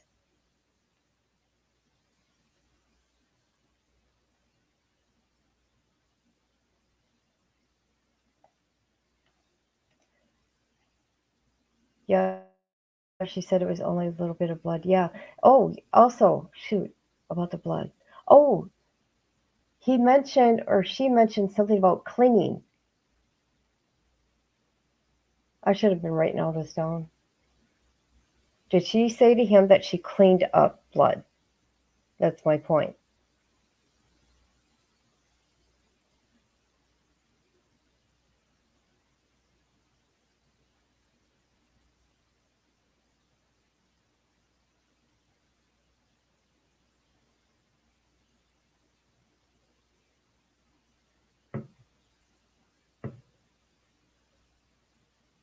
Oh, and I want to thank anybody that has come through that's going to watch a replay. Thank you very much.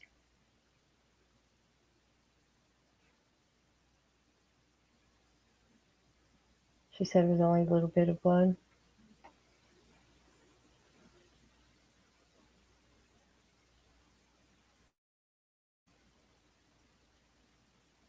Here, let me get this off the screen. Let's see what she's up to here. So that's Al and his new wife.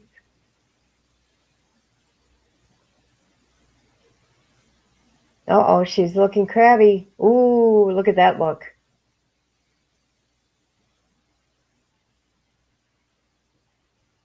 Okay, they took the cuffs off her.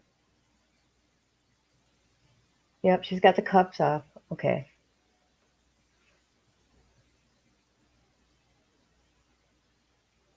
You know what? I think maybe what they might have on her, and I could be wrong. Do you guys remember Daryl Brooks in Wisconsin? That was his own attorney. He had that shock thing on him. So if he would try to get away, he'd get a shock.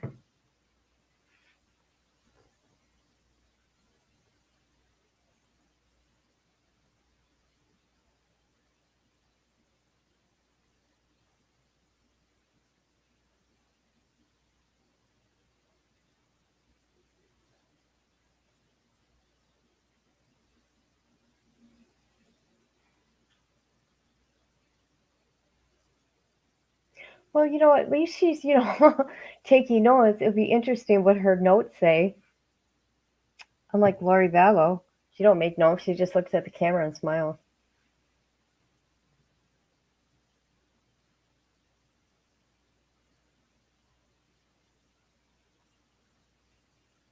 See, look at that Mr. Cook. He don't look happy.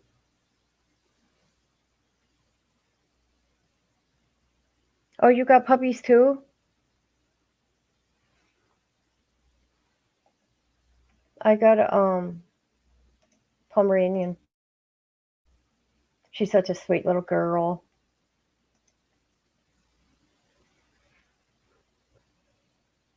What kind of puppies you got?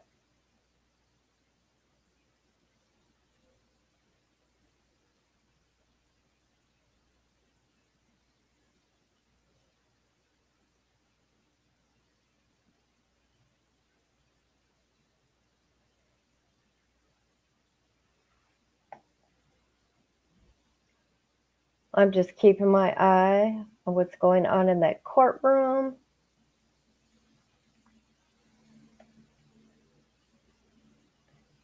Oh, let me take this off the screen. All right. Okay, I think this is Landon right here.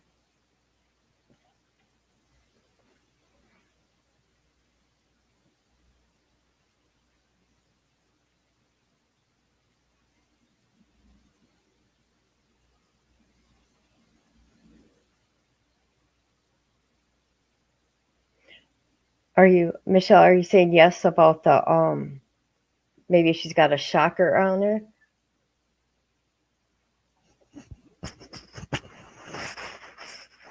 I will say she's on her best behavior. Maybe she's taking her medication. Oh yeah, and she brought up did she bring up blood in the garage too?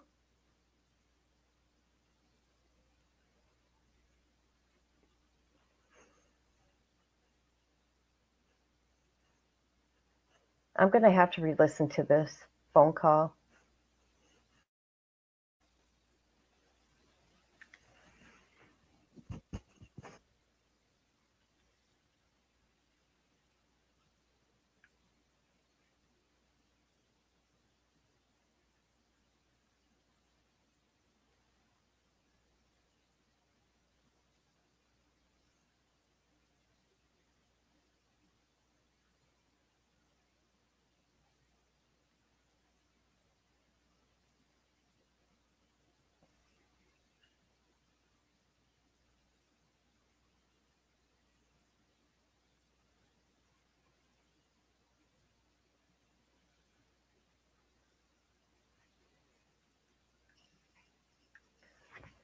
year and a half old. Chug named Bones. Oh, what a cute name, Bones.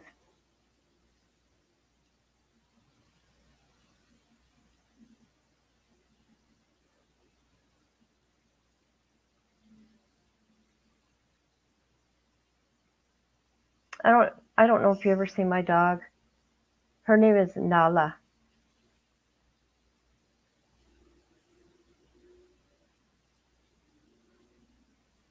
Oh, you talking about Daryl? Yes.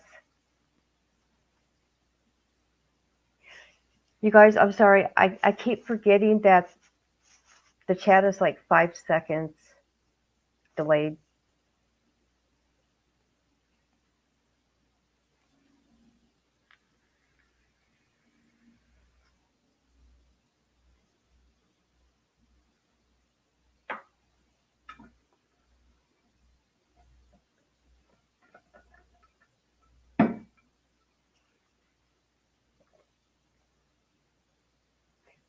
They were cuffed.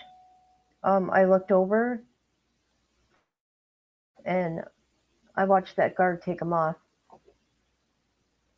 It looked like maybe they were too tight. I'm not sure.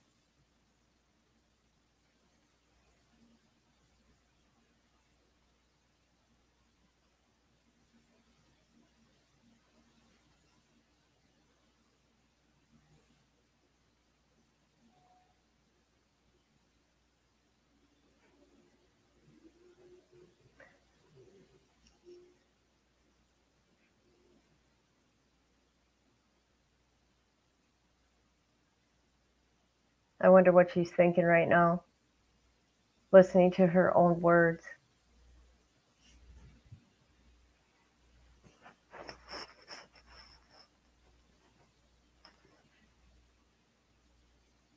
"17 pit bulls?"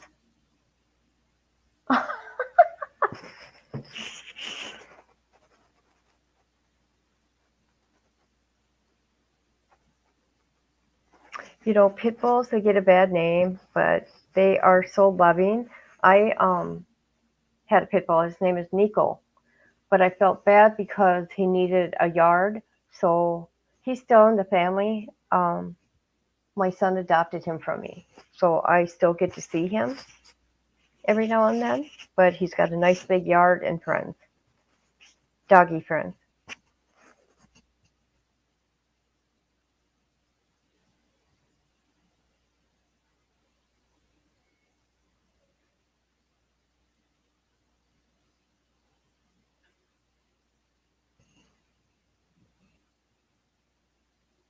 Are you a breeder, Dippy?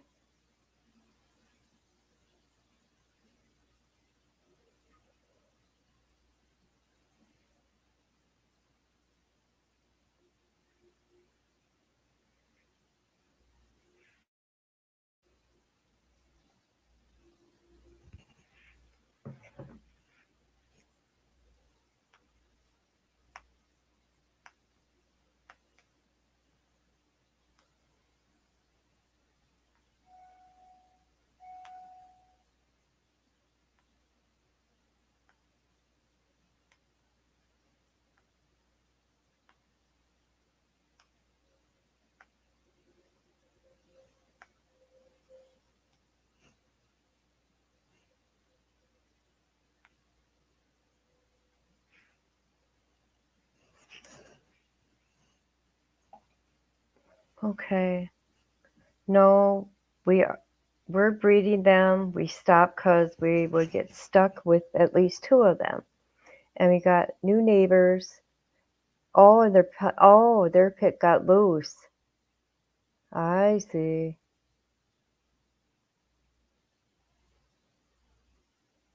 Yes, pit bulls are protective of their owners. Oh, here we go.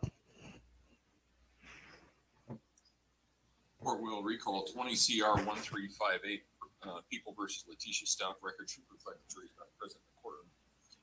Is there anything we need to bring up outside the presence of the jury at this point? No, Judge. It might be a good idea when we're playing this one because it's so warm. I might stop it after about 30 more minutes, give jurors a chance to maybe stand up, and then pick it back up, just so we're not That's fine. fall asleep. Just so you know. That's fine. It's You would? Were you not enough? it's a little better now than it was when we first started. It's not quite as hot, but I don't know why, but it is warm in here. But, yeah, let's go ahead and bring the jury in then.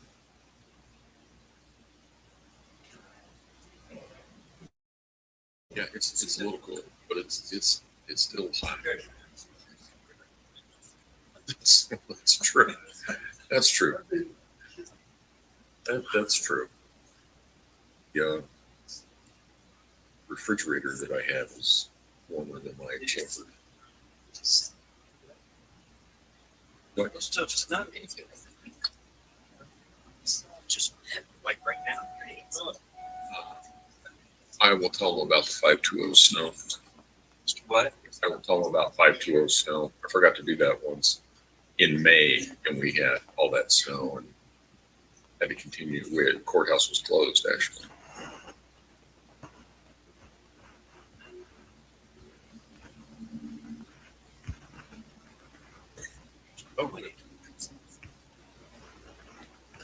I hate to type too. I do talk to text all the time.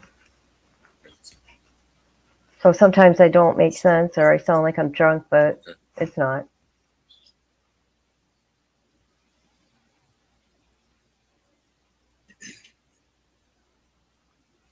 All rise for the jury, please.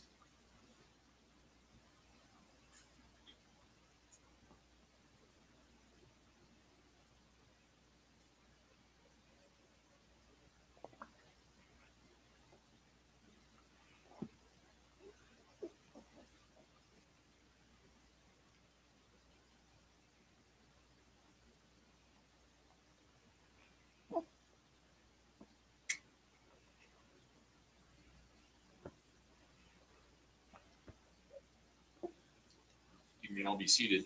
Court will recall 20 CR 1358 people versus Letecia Stauch. Record should reflect the jury has returned to the courtroom. Before we start or resume playing the before we resume playing the audio that we were playing just a few minutes ago, I know that there is perhaps a weather change that is on the way, and I wanted to let all of you know the best way to find out whether or not there's something that's going on with the courthouse. 520 snow, and it will have on there if there is if the courthouse is closed or if it's delayed, and I don't anticipate that. I'm just telling you so that if it becomes an issue, that's the fastest way to find out. And we'll leave it at that.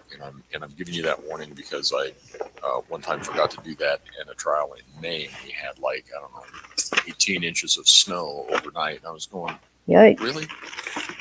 But anyway, so that's what we do. So, and then I think what we're going to do is we're going to play. We've got about an hour of audio left to go. We're going to play about 30 minutes, and then we're going to stop the audio, and we're going to do sort of a 7th inning stretch and have everybody stand and stretch and things like that, and then we will finish out the audio. So, Mr. Allen? Thank you, Greg. This is off the record. We're playing the 76 call for Yes. When Gannon and I left, we found someone in the neighborhood who was working for the Lorson Ranch people. So this is why I came back to you and said I didn't think it was the carpet guy. I say working for the Lorson Ranch people. I don't know who he worked for. Like whatever that Emery Homes or whatever it's called. He was working for the home company. I approached the guy, asked him, could he go fix the carpet? You know, that was before we even hit the road. So that was before Dunkin' Donuts and all that?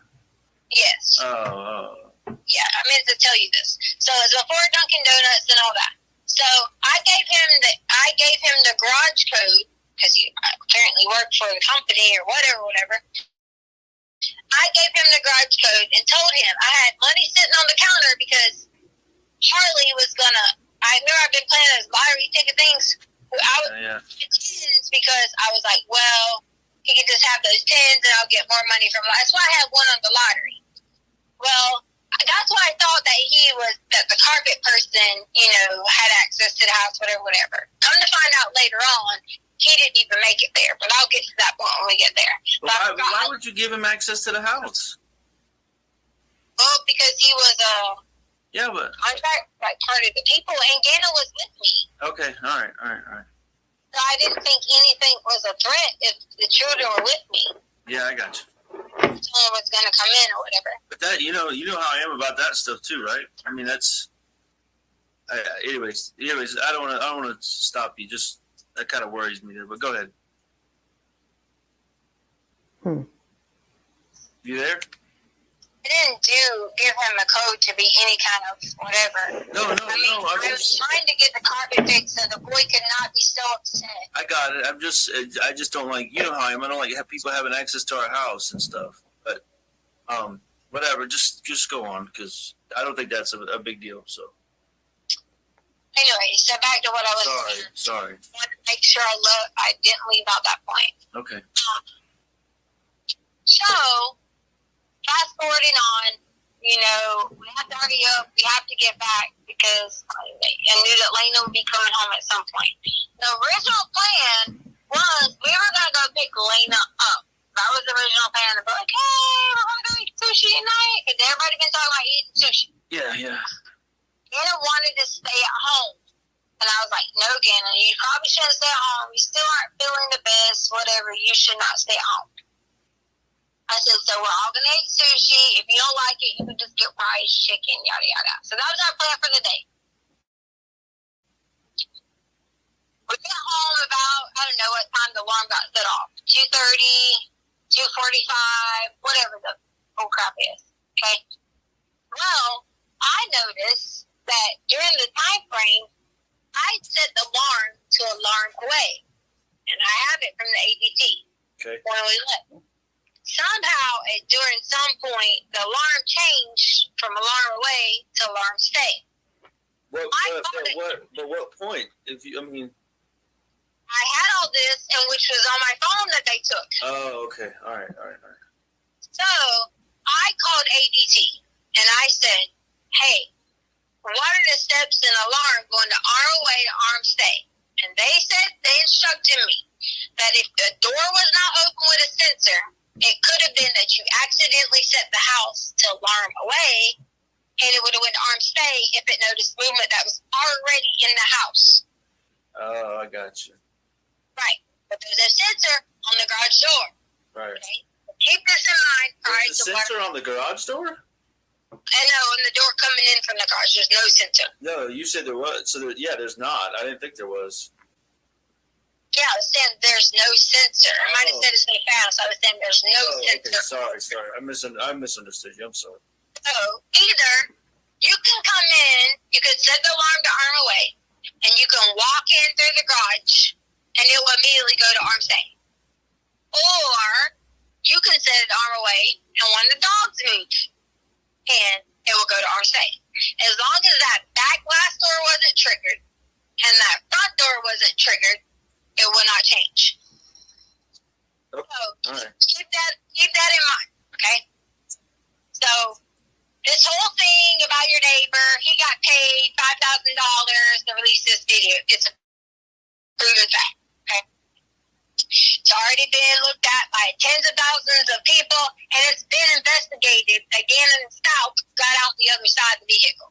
Okay. All right. Shadows, movements, infrared, whatever you want to call it. Again, and got out the other side of the vehicle. Okay. So, okay. All right. So he's home with you now, is what you're saying. At this point in the timeline. Yeah, so it's like maybe 2:45 or 2:30. I'm not sure exactly, but in that time frame before Lena got home, I'm getting out, going in the house, or whatever. Gannon goes in, and Gannon goes straight to his room. I go upstairs because I was like, had wanted to try to get on that Peloton the other night. Didn't get a chance to. Put my headphones on. Yada, yada, yada. So I'm in there. Gannon had asked me, that you said that he could go with a friend. You then text me, I don't know exactly what time, but at some point in time, you had told me, don't let Gannon go with a friend or something. Yeah, right. Gannon came back and said that you said he could go with a friend and come back later tonight. Again, I said, your daddy said you can play with your friends in the neighborhood, but you cannot go with some friend in some car or whatever it may be. Put my headphones back on. That was where this gets where I have completely parts of the information and not parts of the information. I hear another loud noise downstairs. Not even about, I don't know, 10, 15 minutes later, maybe 20 minutes. Yes. But I thought you said you were doing the Peloton. No, I said I've been wanting to go back to the Peloton because I didn't get to Oh, okay. the other night. So I had my headphones on and I was kind of like trying to get in the pre-workout mode or whatever you want to call it, because my goal had been trying to get on the Peloton every day. Yeah, right. So then I heard another noise again, and I was like, I pulled them off my ears. I know they're noise counseling, but I also am not stupid. I don't wear them all the way on my ears because they freaking hurt. And I was like, Gannon! Didn't hear anything. And I just thought he's down there bumping and wobbling and, doing his thing, whatever it may be. Still sitting there, just chilling, doing whatever. Heard another loud noise. And I thought, okay, this is it. Like, I thought he was stomping around, doing crazy things, whatever. He's supposed to be going to go play with a friend. When I walked downstairs at that original point in time, I thought that guy was the carpet guy. Similarities? I didn't really remember exactly what he looked like, but I remember some of the details. Now, fast forward, you'll hear me say night after night after night after night, I dreamed of different things that have added detail to this. I thought it was the carpet guy because there was carpet everywhere, boxes, you name it. That was the loud noises that I heard. Next thing I know, I'm out. Blacked out. And which I told you this. Yeah. So what I'm concerned about with that is, did he take all those boxes and carpet with him when he left? The carpet was already in the house. Oh, but what about I just don't remember seeing any of that stuff when we got there. Did you clean? Is that part of what you cleaned up or whatever? No, the carpet was. I saw it there when the police watched me take my stuff out. Okay, but you also mentioned he had a bunch of boxes and stuff. But I mean, it's not a big deal. I was just wondering because boxes like laid out everywhere. Right. I told the detectives I thought we were getting robbed. Okay, I got you. I thought that was the whole point of boxes was to get robbed. Okay, all right. On Gannon's table, which I'm sure it had to been if it was swiped correctly, I hit my head on the back of Gannon's table. Like hard. On the back of Gannon's table. What table? The one I made him? Yes. Like the back of it up against the wall? No, as in the back of my head, and there was the table right there. Oh, okay. I thought you said the back of the table. I'm sorry. No, the back of my head, his table. Okay. So, from there, a lot of it was a blur because I hit my head. I got you. I just remember certain pieces here and there. I remember Gannon running and like jumping on the guy who I thought at the time was the carpet guy, and I thought we were about to get robbed. I just remember bits and pieces like that, trying to push him off, and all I remember now, and I sit back and remember, like, play it in my head again, play it in my head again, play it in my head again. It was a very calm conversation with Gannon and this person. I just remember him asking questions, the same questions he asked me, they were talking about. And who do you have me on speakerphone with? Because I know you do. What are you talking about, Tisha? Who's listening to my conversation? Me and you. I'm trying to figure out, like I told you the whole time, the truth. I just want the truth. Okay, so during that time, I heard that same thing that Gannon asked me about knowing his mommy. Why do you think I've been adamant about you saying to you, oh my God, there's a piece that we're not putting together, that we're not missing, there's something different. I don't know how to put it all together, but Gannon knew something about something. And all I kept hearing him say was, do you know where Uncle Matt is at? I don't even know who Uncle Matt is. Yeah, I ain't never heard it. The only Matt I know of is, what's her name? Your sister. Well, that would be his uncle, and he wouldn't know him. Yeah, that's what I'm saying. That's why when you said that 20 minutes ago or whatever, I just like, I had never heard no Uncle Matt, so. When I woke up and like out of this state of confusion, going crazy, whatever was going on, I remember Gannon saying he will be back later. Okay. Like Uncle Matt saying he'd be back later? Gannon said he would be back later. Oh, Gannon said, okay, all right.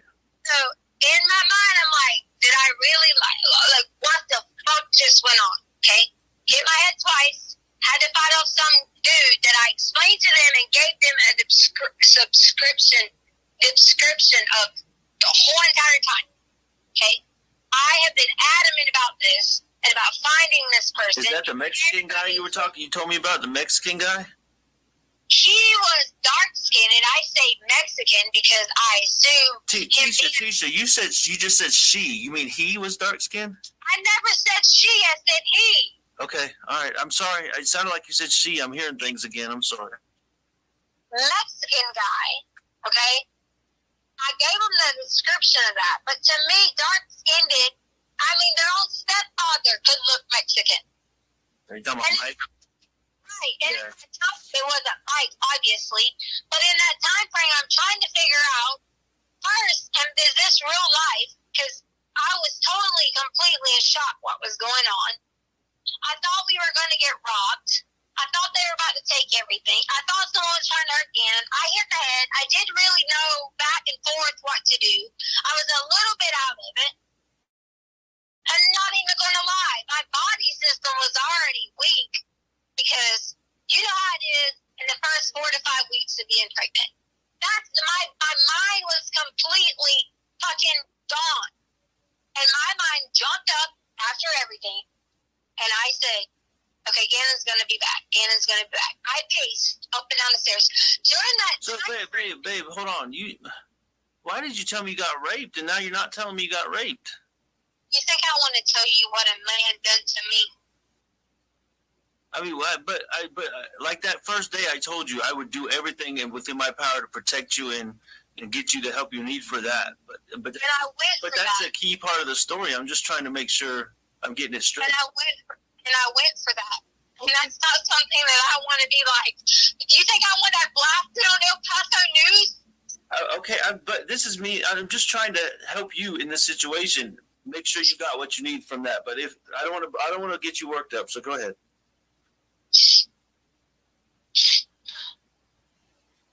It hasn't been hard to know that like somebody was there trying to hurt me and Gannon, and I'm getting knocked out of it. I understand. Trying to fight for my body, trying to fight for someone not doing something to my body. That's why I'm just trying to make sure I know everything that happened. Remember, this is about the truth. This is not about anything but me and you and the truth. So. And I can't tell people that because then they're going to say nothing to me, call me names, and then you won't even want me. Why would I not want you? I don't understand what you mean by that. Try. I didn't know what was going on. All of it was a blur, in and out, trying to figure out. I got up at one point and ran to the door and sent Lena away. Sure, anybody in a logical state of mind could have said, why didn't you give Lena a note? To run to the neighbors. He knew everything. He knew everything about us. He knew our names. He knew where we worked. He knew where Harley worked. He knew where we drove.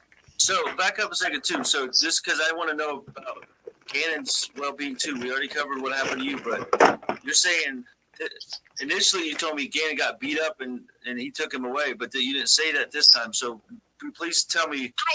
Gannon jumped on his back. Like when he was trying to hurt me, Gannon jumped on his back. And that's clearly what I told the detective. Okay, so what happened to Gannon in that instance? Because I got to know that. I don't know. I just remember Gannon was on the other side. I was on where the door was at. Okay. Dana was behind me on the floor and was crying. And then they was he bleeding or anything? Was it like? Know that if he was bleeding or anything. Okay. I just remember, all I could barely see what was going on. Was there any blood on the floor after you got? Do you remember anything like that? When I woke up, there was no blood anywhere. I probably went at the second time. So when I ran back upstairs, the sent Lena away. Like, please go get the nail. Harley pulls up. I says, Harley, please take Lena to Dollar Tree. And they're like, okay. I said, please take them now and get these items. Exactly what I did. Did Harley notice that you were distraught or anything? Harley was, she was just looking at me like, what? And I said, please just go get the items. And Harley was like, what are they? I was like, carpet spray for the dog smell and the carpet powder for the dog smell. And Lena and Harley left. Okay. All right. Because I didn't want Lena and Harley to come in. And there you got two more people involved in this. He's downstairs again. I don't know what in the hell is going on. I'm freaked out like if I'm in some Lifetime movie, and no matter who I call to send anything to, they're going to do me just like they're doing me now. Came back downstairs. Tried to plead with him about what was exactly going on. He had Gannon wrapped in his arm, like his arm around him, and was saying, Tisha, hold on just a second. I'm trying to understand. So, oh my goodness. So you're downstairs, and all this is going on, and the guy is downstairs, and you send Lena away? You come upstairs and send Lena away while the guy's still downstairs? or did you want Lena to come in and be there too? No, I'm just trying, babe, I'm just trying to understand everything because some of this is new information for me that you didn't tell me initially, so I'm just trying to process. You wouldn't let me. You wouldn't let me sit there and talk to you. Okay. You're treating me like a criminal. Okay, I'm just trying to understand it, so I'm just trying to sort through all of it. So keep going. Thank you for clarifying, though.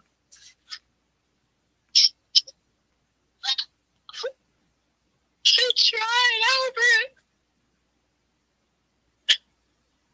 What's wrong? I'm trying so hard. Tried so hard to do what? I was trying to protect everybody, but I couldn't get back up the stairs. Once I let Lena go, I don't know. I couldn't even figure out what to do. If I ran outside the yard, what was I going to do? So you sent Lena to the mailbox, or you sent her with Harley? Sent her to the mailbox, and then okay. Holly gets there, and I sent Harley a message, and I sent Harley a message quickly and said, please get Lena as soon as you get back and go to Dollar Tree. I'll explain later. Oh, so you sent her a message and they went back downstairs? Right, because I was trying to check on Danny. But I thought you said you saw Harley when she got home. I did. I sent her a message to let her know Lena pulled up. Lena came up. Okay. I sent Lena to the mailbox. Harley pulled right up. Look at the camera. Since your neighbor has every fucking camera footage, he should be able to see that they came up, and I freaking sent them right away. Well, I'll probably have to pay him another $5,000 to get him to do that, so I don't think that's going to happen. It's bullshit, ain't it?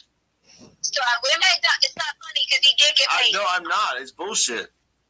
So he went back downstairs. I went back downstairs, and I'm trying to figure out, and he's just telling him that he had a new family and all kinds of things, and I'm sitting there trying to grab Gannon, and next thing I'm on the ground again. And you can't overpower someone that put their fingers on your mouth. And this was in Gannon's room again? Yes. Okay, all right. No one tried to help. No one cared. They were treating me like a criminal. When I came through, I woke up. Whatever I could say and look around and think, I thought I was in a dream. And I woke up. And Gannon was gone. And that was the second time you went downstairs and he hurt you. Second time he hurt me, and once I woke up from that, Gannon was gone. Okay, so you blacked out again, is what you're saying. Yes, because I had several times, because I was trying. what I was trying to do, inside the closet, our closet door in there. I was trying to get in there because I was like, man, there has to be something in there that I could just like swing, whatever. I didn't know how to use the freaking big gun, so if I'd have left out from sending Harley and Lena away, I didn't know how to use your big gun, like the assault rifle. And my gun wasn't in the spot that it always was, because you know why? My gun was already in my car. But babe, I'm just trying to understand here. You told me initially that the gun was in the house and that he grabbed it or so. Black gun. He had your black gun. Yours. He had my little pistol, right? The black one, yes. Okay, all right. Because I thought maybe I'm wrong, but I thought initially you said your gun. That's why I was confused. No, my gun was outside. In the car. Okay. Your black gun. That's why I was terrified. He knew everything about us. He was threatening us. Every single thing. He knew what kind of car that your mom had drove there, and he stayed there the whole time in her rental car. Hey, when did you bring your gun back in after all this happened? You told me to go get all the guns together. No, that was when I was collecting them. You said your gun was in the car. No, Albert. On the phone call with me, you said go check and see and be accountable for all the guns. When I told you, because you had stored them downstairs in those. My gun was in the. I don't know about yours, but my gun was in one of the totes. Remember, you had put it there. Because the lady was babysitting. Okay, so the guy had the gun and he put it back in the tote? No, he didn't put the gun back in the tote. The gun was left there. So you put it back in the tote? Gun was left there. Gannon was gone. It was like I thought he was hiding. I legit thought I was in complete shock and thought Gannon was hiding. Okay. I even mentioned to the girls, I go, because I was shocked, culture shock, thinking, what the fuck happened? Oh my God, like, I don't know how I'm going to handle this. I didn't get the time to even go through any of the emotions of it all to think what happened, because all I could immediately do was go into like the defense mode of being like, oh my God, okay, get the girls out of here. Okay, Gannon's going to be back by the time he's supposed to be back. Because in the end, when Gannon was leaving, I remember him asking him, was he going to take him to Uncle Matt's house? I remember that being blacked out. So Gannon freely went with him. I don't know Uncle Matt.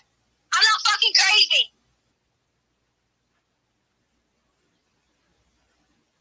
So he left with Uncle Matt in a car or something, or in a van, or you don't know? That's why he left in. I just know that the whole thing started to add up.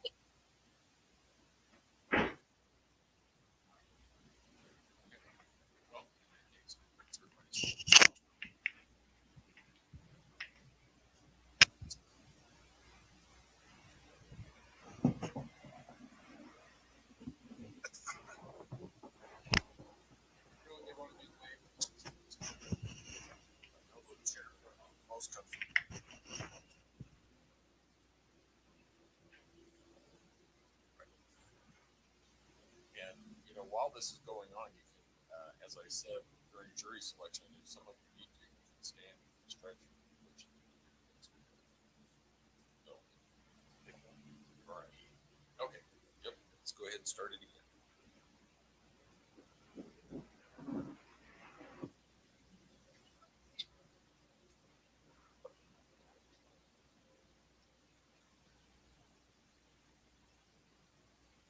Gannon kept going outside with some gate. Gannon had to be talking to somebody outside of that gate. I begged the fucking El Paso County police officers to find anything on that side of the house where Gannon might have went out at night talking to whoever it was. Any cars that was parked on that side of the house. Nobody helps me. Okay, so I'm trying to this is what's bothering me about this part, and I want to be real with you because we're trying to work together on this, but I went and asked all the neighbors myself, like cameras in front of our house, to the side of our house, everything, to look and see if Gannon left the house anywhere from like 2 to 4, 4:30, anything like that, and no cameras have him leaving. So I mean, What kind of cameras? Are they like Rogers that run 24/7? yes, like 3, 4, 5 of the neighbors have those 24/7 cameras, and then some are like ours, which are motion censored. Okay, which ones? Because we need to know which direction that their cameras are pointed in order for that to happen. Okay, well that's something we can look into. Okay, that's something we need to look into. So either they went out in front, I'm assuming, right? Not the front door. So what the garage? I would say the garage or either out the back door because Gannon had the gate code, like the key. And he kept going out there with his key or trying to unlock it or keep it unlocked with his key. Okay, hold on. So I understand. So now, Gannon, with all this going on, Gannon tells the guy there's a key to the gate, and then they and bring the key back in the house? No. Did you listen to my story? Yeah. The night, Gannon kept going outside with the gate. I'm thinking that the gate was automatically left unlocked. Oh, okay. Did you lock it back before I got home? No, I didn't lock anything. Okay. I didn't do anything unless they locked it or the police locked it because Harley said the police put cameras in it and locking it. Okay. Locking everything up. We can find that out. Maybe the police locked it back up. So fair enough. So that's just all that kind of is blowing my mind. You know, he wasn't seen leaving. The key to the gate was in the house. The gun was where it's supposed to be. I'm just trying to figure it all out, Tisha. That's all. The gun wasn't where it was supposed to be because I put the gun back in when you told me to collect them. Okay. Well, hopefully, they got my gun now, so hopefully they can get this Mexican guy's fingerprints. So. Yeah, would be perfect to me. It's nothing but from day one. I know, and that's what I'm trying to get. So get all them this information. You know, I think the FBI's in on it now. So we're trying to get them all this information. Look for a fingerprint on the gun. You know, maybe they haven't looked there. Look for a fingerprint on the lock of the gate. You know, stuff like that as the little things that they may have missed, you know, during this process. Why? Why would they not have done that? And maybe I'm just upset by this because I feel like they barked up the wrong tree for 2 fucking. It's been 3 weeks almost, Tisha. Yes, I agree. I agree with you. I'm as frustrated as anybody because I don't know anything. And So, do you think I did this? Tisha Stauch, I don't know. I'm just trying. I'm trying to help you. Okay, I'm trying to help you get the truth out there. But you've got to tell me the truth. Okay. I know. Here's what I told the police. The only difference is I thought it was the carpet person, but once I went around because I was freaking out trying to figure out, I was like, if I could go get this fucker and bring him in, and I drove through the neighborhood, the description that I got is exactly what I saw. But that is not the exact description that I gave of this carpet person. So my point behind that was, I don't think it was the carpet person because I eliminated him because he didn't have craters on his face. He did or didn't? But hold on. You know what? Something. Remember how? Oh my goodness! Thinking back to this whole that trip you made for the bike. You never found the guy, right? The Craigslist guy. Started looking creepy. Yeah, that's what I'm saying. You don't think that this Craigslist guy had anything to do with you? I mean, not you, but you know what I mean. Oh, I'm freaking out. Sorry. And you don't think that Craigslist guy followed you or just found you? Maybe you told him, "Hey, I'm driving my husband's red Frontier, and I'll meet you there," or something like that. I mean, I don't know. I'm just trying to think of anything. Okay, so let's say it's him. What I don't like is that people are sitting here saying, "Well, there's nothing that shows you guys leaving." If there's nothing at this point in time, it's starting to get dark. Because in case you didn't know, in Colorado it's getting dark around that time. Okay, there has to be something that points to that direction that shows any shadows, movement, anything. And if it didn't, it was because the ring sensitivity didn't pick it up. All right, so Listen, I want to be clear with you that I am not. I don't give a flip about social media. You know that. I don't have Facebook. I'm not on there, so I don't know what these people are saying. So let's me and you focus on us getting to the bottom of what's going on. Okay, let's try to block out that other stuff so we can get the truth here. Man, this Craigslist thing is really driving me nuts now. Do you think that when did you go? What was the time frame you went there again? You went to Dunkin' Donuts, right? Because they have, whatever time they have me on footage, the first time at Petco. Oh, at Petco. So after that is when you left? Because I went back to Petco to get more clothes. Okay, so you went. So then when did you go back to Petco? After the Craigslist trip? Yeah. Oh. And you said the guy was already in the house before you got there, you think? When I got there, the guy was most definitely in the house or had already been in the house waiting or whatever it may be, which is why I thought it was the carpet guy because that was the person that I gave the garage. Yeah, you gave the garage code to him. Yeah, right. The more I laid and the more I slept and the more I kept worrying about it and thinking about it and yada, yada, yada. Gamma kept having his room door locked. I was even so terrified to think that this person even spent the night at home. Oh, you think he was there the whole time? I don't know.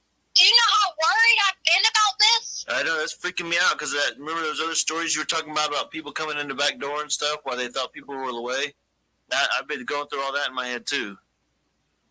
Albert, I've done nothing but look, I have this book right here.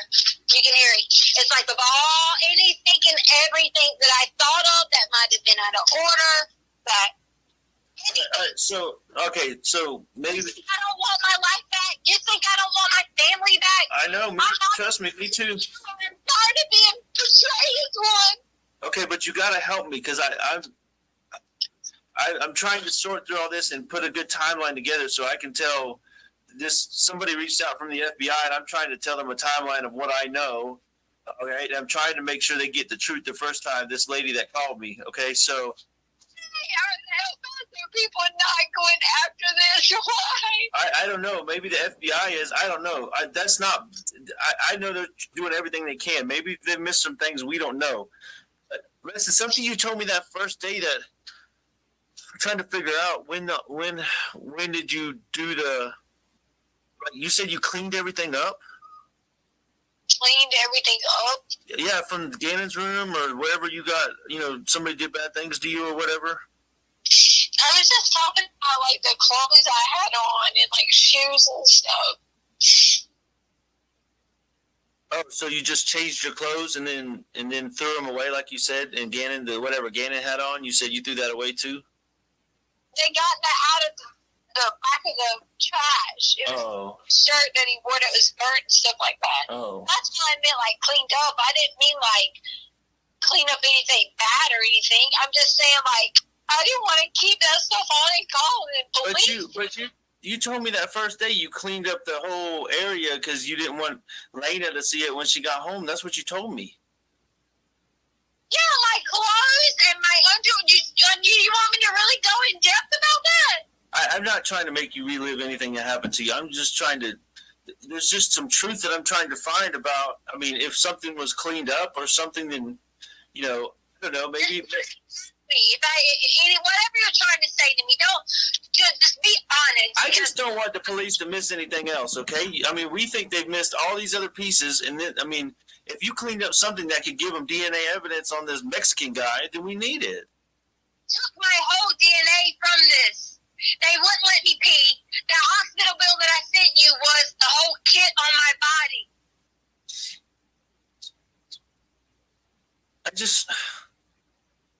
But tell me, why did you tell me? I just don't understand why you told me you cleaned up an area, and then now you're telling me you just changed your clothes. That's. When you're talking about cleaning up the area, I'm talking about from Gannon. Like, Gannon had, from his burn marks, there was blood on the wall and on the light switch. So you cleaned up whatever Gannon's stuff, blood or whatever was, right? Prior. Oh, where was that at? in his room when he woke up Monday morning. But like where? But where in his room? You did say the wall because he had he was wiping his fingers on the wall or something. I don't know if he wiped his fingers on his wall. I just know his arm probably hit the wall when he was asleep. Oh, I got you. Okay, all right. So you clean that up, okay? Because I never saw that. That's the first I heard of it. So you cleaned up wherever his blisters or his burn mark hit the wall. Did you clean something else up? Light switch from where he touched it. Oh, but that was after you showed it to me. Yes. Yeah, you showed it to me and Lena, and then told me that he was picking his fingernails so bad that he bled so bad. Remember? Yes, he did pick his fingernails. Oh, okay. So he picked his fingernails, and he picked. I'm just trying to clarify. Picked his fingernails and his blister or his burn mark or whatever. What do you mean? Gannon picks everything that's open. Yeah, I'm not. Why are you acting like you're got me on some trial with this? He picks his fingers all the time. Babe, because It's open. Babe, you're absolutely right about that. But I don't know why you feel like you're on trial. I'm talking to my wife, trying to figure out the truth. And like I told you before, the truth hasn't always lined up. So I just want to find out all the details so we can find Gannon. That's it. Albert, I gave you every detail. But you were coming at me saying, I thought you did this afterwards. Gannon bleeds all the time. Right. Gannon has huge nosebleeds. Did you tell him the nosebleeds from your truck is from Gannon? When did he have a nosebleed in my truck? Oh my God, don't even play. It's been there since Alaska. In the top part of your truck, you have his hands had blood marks on it from like a year and something ago. Maybe. I'm not doubting you. I don't know. I just don't remember that. But that might have happened. I know he has had a nosebleed once in a while. I don't remember that in Alaska. Nosebleeds are like in Colorado, or at least once every week or two. Every week or two, Gannon has a nosebleed. This is where I get angry. Like, people come up here and talk all this shit, and they don't even know him. I don't know. Like I said, I don't know what the people are saying on social media. I don't even bother with that. And I haven't for a long time. But I'm just trying to. All right. Say what you got to say, Albert. I'm just trying to retrace some steps in my head. So the Mexican guy, did you see like anybody? I'm trying to think of this Craigslist. Did he have a picture, or did he like give you any information about him? Like, hey, I'm, other than where to find him at or anything like that. I mean, what was the framework of like how you set up that to meet him? Everything is on my phone, Albert. Babe, I don't know. I guess they got your phone. You keep telling me that, but I'm just trying to figure out how you went about doing this. So maybe we can. That freaking lady that called me, bugging the shit out of me from the FBI. Maybe that's something relevant. I don't know. I reached out to him. They have access to my phone. Okay. On my phone, I click the Craigslist thing, which generates this whole number, something, whatever the email they do to protect the people that are selling. I had all that and access to my phone for that. I have limited access because a lot of my stuff didn't load. A lot of it weren't backed up. My emails weren't backed up. My notes weren't backed up. The only thing backed up when I logged in to the icon that it let me in temporarily was pictures. If they gave me my phone, which is mine, it would clearly have everything. And since they've done all these things, they should see this. They should see pictures of where I took Gannon at home with me later. They should see all this shit, man. And it pisses me to fuck off that no one's even caring. Everybody's going to point the finger, but won't let me sit there and show you. All right, Letecia. Okay. You told me to be straight. You on the phone, and I'm trying to sit here and tell my own husband every little detail, everything. You think I don't love my family? All right, Tisha, listen. Like I said the whole time, I'm just trying to help you and trying to keep you and Harley safe from all I mean, these people are after me now. I don't know who the hell it is, but like I said, I had to go get my clothes changed and everything just so I could blend in better. And I want you to know that no matter what, we can work through this together, and I can help you, okay? But you just got to let me help you. But I have you told me to be straight up. I got a very straight up question, okay? Are you ready? Yeah. Did you kill Gannon? I need to know. I need you to answer me yes or no right now. I killed Gannon. The answer is no. I can't believe you asked me this. I just got to know. You had told me to be straight up. I got to know what's happening to my son. Why you would think I killed Gannon? There's a lot of unknowns. I mean, being straight up again, you changed your story again to me for the fourth time. No, I changed my story. You did. This is the fourth version of the same story. Okay? Wow. Like half of what you told me today, cut foot, and now he's got burned arms and picking it, and his butt's bleeding. All this stuff is new to what you told me the other day. And the other day you told me you cleaned up the area where you got raped so nobody would see it. But now you told me you just changed clothes. I just don't know what the hell's going on. I didn't tell you. First off, you never even listened to me about anything that went on. I did. No, you stopped because I listened to you. I listened to you, and then I went and got the guns and put them in the truck, and then I came back and me and Landon listened to you. Then I stopped and picked your story apart. So get it straight, Tisha. I listened to you, and I said, if I'm wrong about the rape, I will get on my knees and beg you for forgiveness. Did I not say that? Yeah, but you haven't. Exactly, because I haven't been proven wrong yet. I want the truth. If I'm wrong, if the police, no matter what they're doing, the FBI, the CBI, the CBS, whoever, okay, if they tell me I'm wrong, I will publicly, in front of the world, get on a camera and tell you I'm sorry. But until that happens, we're going to find the truth. How can you tell me that someone didn't come? I don't understand. How can you tell me that someone didn't do something to hurt me and take in? I'm not telling you that. I'm telling you it hasn't been proven one way or the other. You said you banged your head on the freaking table. Now I got to tell them to go check out the table and see if there's any blood or any of your... Do that. They had already asked that. Okay, but that's the first I heard of it. You see what I'm saying? You never would talk to me. You literally just sat here in a conversation and asked me, did I kill our child? Yes, I did, because if you say no, then I'll stop thinking that you did it. Okay? That's horrible. I don't know what to think. My son's blood. You're telling me his blood's all over the walls, and now you're telling me the Mexican guy that had the gun to your head or whatever took him away, and he knows him, and he could be anywhere. Gun. So where did you get that piece from? That was what. So now you got me twisting all your stories up because that was from the first time you told me the rape story. He had a gun to your head. And you told me it was your gun. You told me.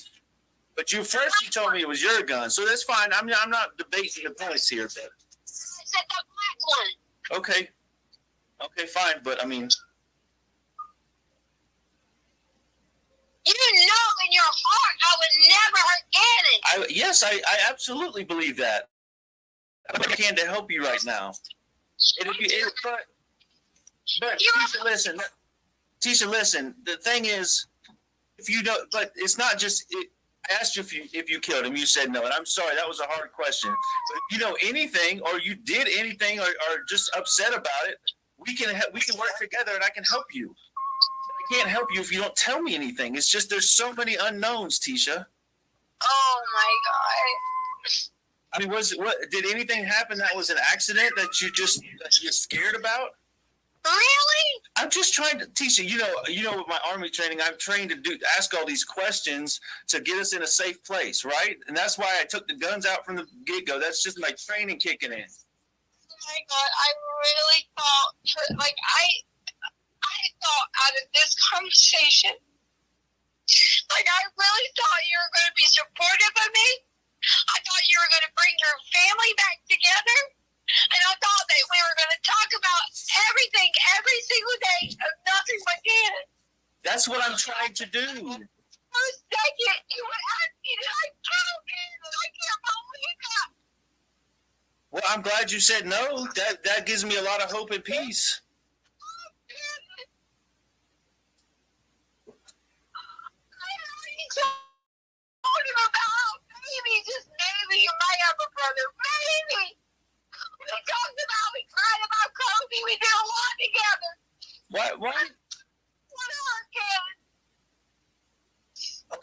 Okay, Tisha, let me ask you this way then. I don't believe you killed him.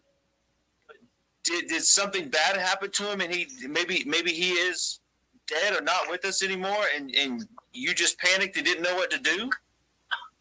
I mean, is there anything like that? Just any information is what I need. We can help you. I can help you get through this. But but we got to know the information about Bubba. I mean, just think of, Really, yes, I'm just trying to figure out what happened to him. He's gone and nobody knows anything, but you were the last one to hear him speak. Okay, which was Monday when you were driving around and he left the house. The last time we heard him speak, I don't know. I don't know when that was. Before I left, probably. When I left and he went downstairs to watch Pokemon. That's the last memory I have of him. Albert, let me tell you something. People don't have the life that I have. People don't just be a normal person, just doing their thing, finally have what they want to do and be in the sky, working. Oh, they don't do that. People premeditate things in life. There's no sign or indications of anything that I would have ever heard from children. I fought for you. Yes, you did. You fought for all of us. You're right. I'm not questioning any of that, Tisha. I just did an accident happen? I mean, other than the candle burn? I don't know. I'm just trying to ask all the questions. I've worked with children long enough, Albert. If an accident happened, I'm smart enough. I know what to do. I've had plenty of friends who've been in situations where they've been in the classroom. They accidentally dropped the kid. The kid might have broke their leg.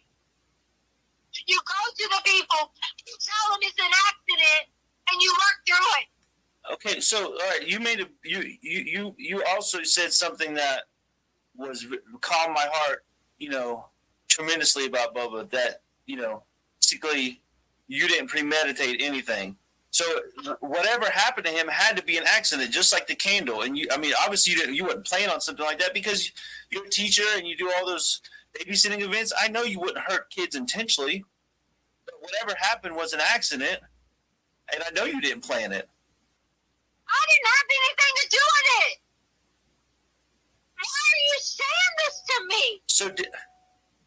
So he would have had to have died naturally then. He's dead. I don't know, Tisha.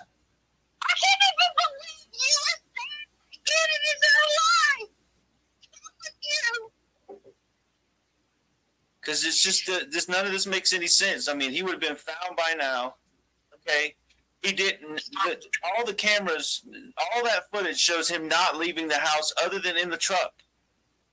And I like I said, I'm just trying to help you get through this. Help me? Yes, help you because. Help me get through this. Because I am trying to help you. I want to know what happened to Gannon and try to help you and keep Harley safe in everything that I've said the whole time because that's who I am and you know that.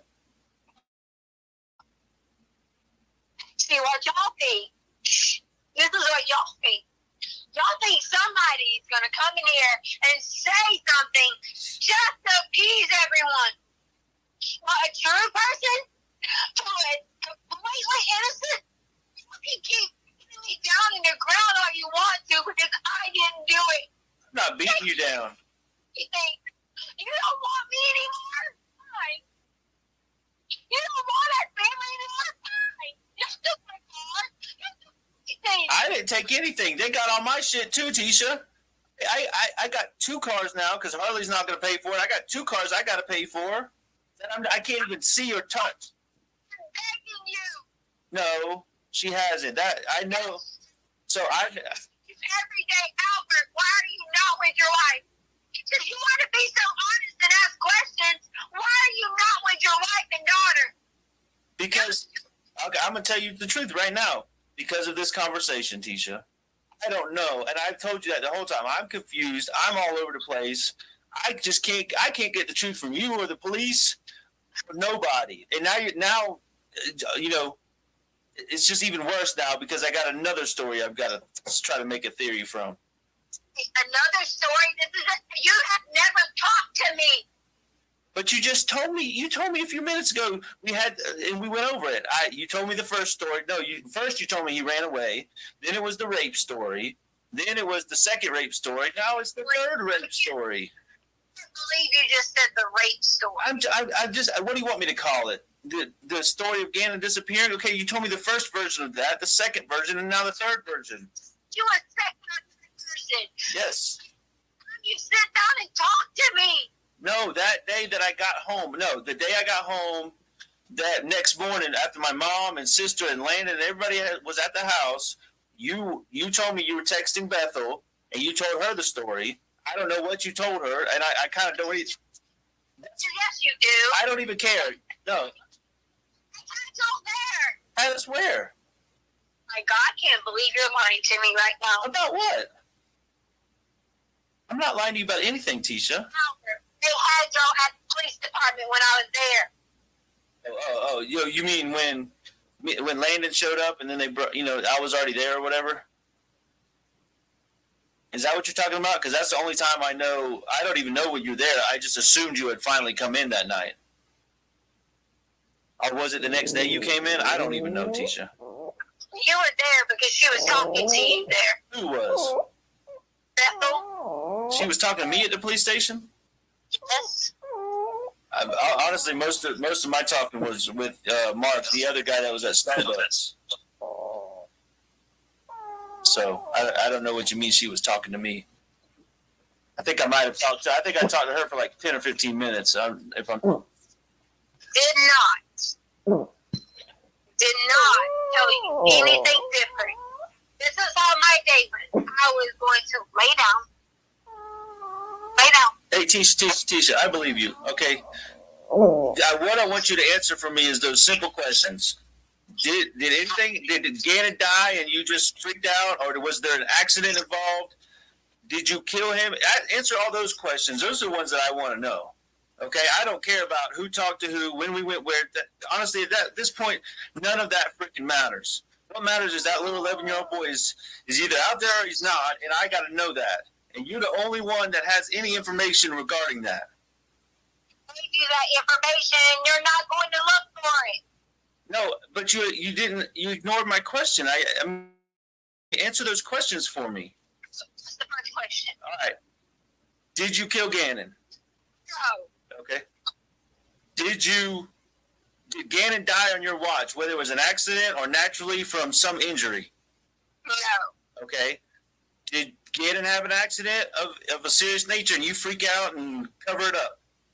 No. So the answer is to no to all of that. Correct. Okay. Now this is going to be very uncomfortable for you, even more uncomfortable than what I just asked you. Did Harley kill Gannon? God, no. Okay, any of the same questions, did she have anything to do with an accident, a cover-up? Was she involved in this at all with you? No. I haven't been involved either. So there's a blank somewhere that you have not filled the blank. So. How did I not fill the blank? So you don't think for a second that someone came in the house again, and you don't think that? I don't doubt that. I don't know what to believe, but I'm not doubting you. I'm just having to ask all these questions. So, I begged you. I said, hey, let us all be together. Look at me in my eyes and ask me that question. Feel it in your heart and then ask me that question. But you gotta look at it from my perspective. Okay, first of all, and I got a couple things to say, so let me get through it. These stories, just like I've said the whole time, they don't sound legit to me. They just don't add up. They're not true. Something is off from every story because there's different versions. So that's number one. Number two. I've only talked to you once. Okay, fair enough. But you got to put yourself in my shoes, okay? What the hell would you do if this was Harley, okay? And you didn't have all the information. How would you put all these pieces together? So, I mean, you got, from my glasses, how am I supposed to put all these pieces together when I don't even have a third of the pieces? I'm just trying to fit the piece, find the pieces, and get them together. You want me to answer that question? Which one? The one about what if it was Harley? Yeah. Yeah, answer that question. Okay. So as soon as you tell me this, when I got off the phone, I would have my husband and my children together in a home, and our houses would be praying, and we would be on the phone with the detectives, and we would be saying, "Listen, I support my husband, and we need to find someone over here." Somebody had to see something. Ask them again. Do something. We will be putting a fucking alert out everywhere. We will be putting a description out everywhere. We will close the fucking borders from Colorado to all of them, up and down 95, because it leads to fucking Mexico. 95? What? That shit. Why would I'm you? sorry, 85, whatever. 85? Oh, 25. This Oh. state it leads to Mexico. Well, please be careful when you say those things, because then they're going to start looking up and down 95 on the East Coast. Okay? Sorry. And that's not going to help us. I mean, since you know he's not over there, that's not going to help us if they get sent over there. Okay? But you didn't answer my question. How am I supposed to put all these pieces together? You're telling me let's go home and pray, and I've been praying I've been praying nonstop. Okay? But, we got to have action too. So here, listen, I got to go because now I'm freaking. Everybody's going to start questioning me at the house. Where have you been? What are you doing? Are you involved? I'm going to get all those questions now.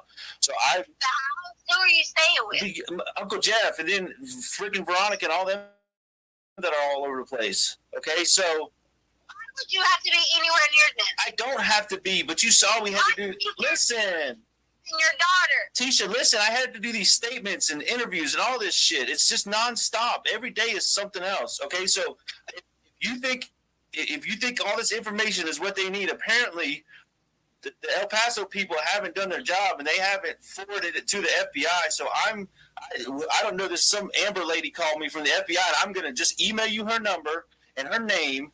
And if you want to pass this information to her, that's much higher than the freaking CBS or whatever you call it.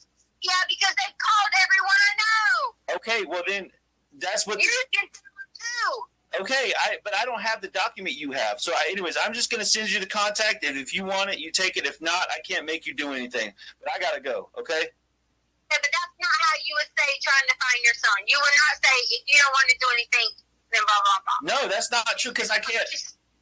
I wanted you with me the whole time, and you left. So I'm going to give you the information you need to pass your stuff along, and then you can do that, okay?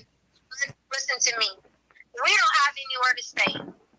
I'm asking you to stay with your wife and daughter, and let's do this together. Now, you tell me no if you think that you don't give a shit about us, and you don't want that. You tell me no right now. Tell you no? You tell me yes. If you want your family together because you believe me. I wanted my family together. Listen to me. I wanted my family together the whole time. And listen, you're not letting me help you, so I recommend that you get in contact with this Amber lady, because she offered me help and safety because I told her what I was going through, and I'm sure they'll do the same thing for you, especially all that you've been through with you're telling me about the social media stuff and people chasing you around. You said in the email, so I'm going to send you her contact information, okay, and then you decide whether or not to contact her to find protection for yourself and get them this information, okay? But I got to go, okay? I gotta go, Tisha. I gotta go. The question. What question? I said I wanted you to be together, but I gotta go. Okay, gotta go. All right, bye.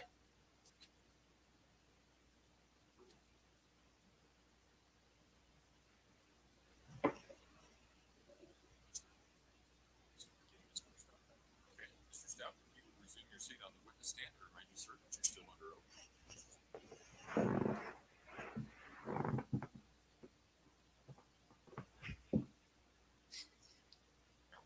Thank you, Judge.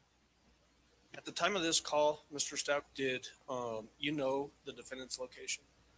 I did not know, sir.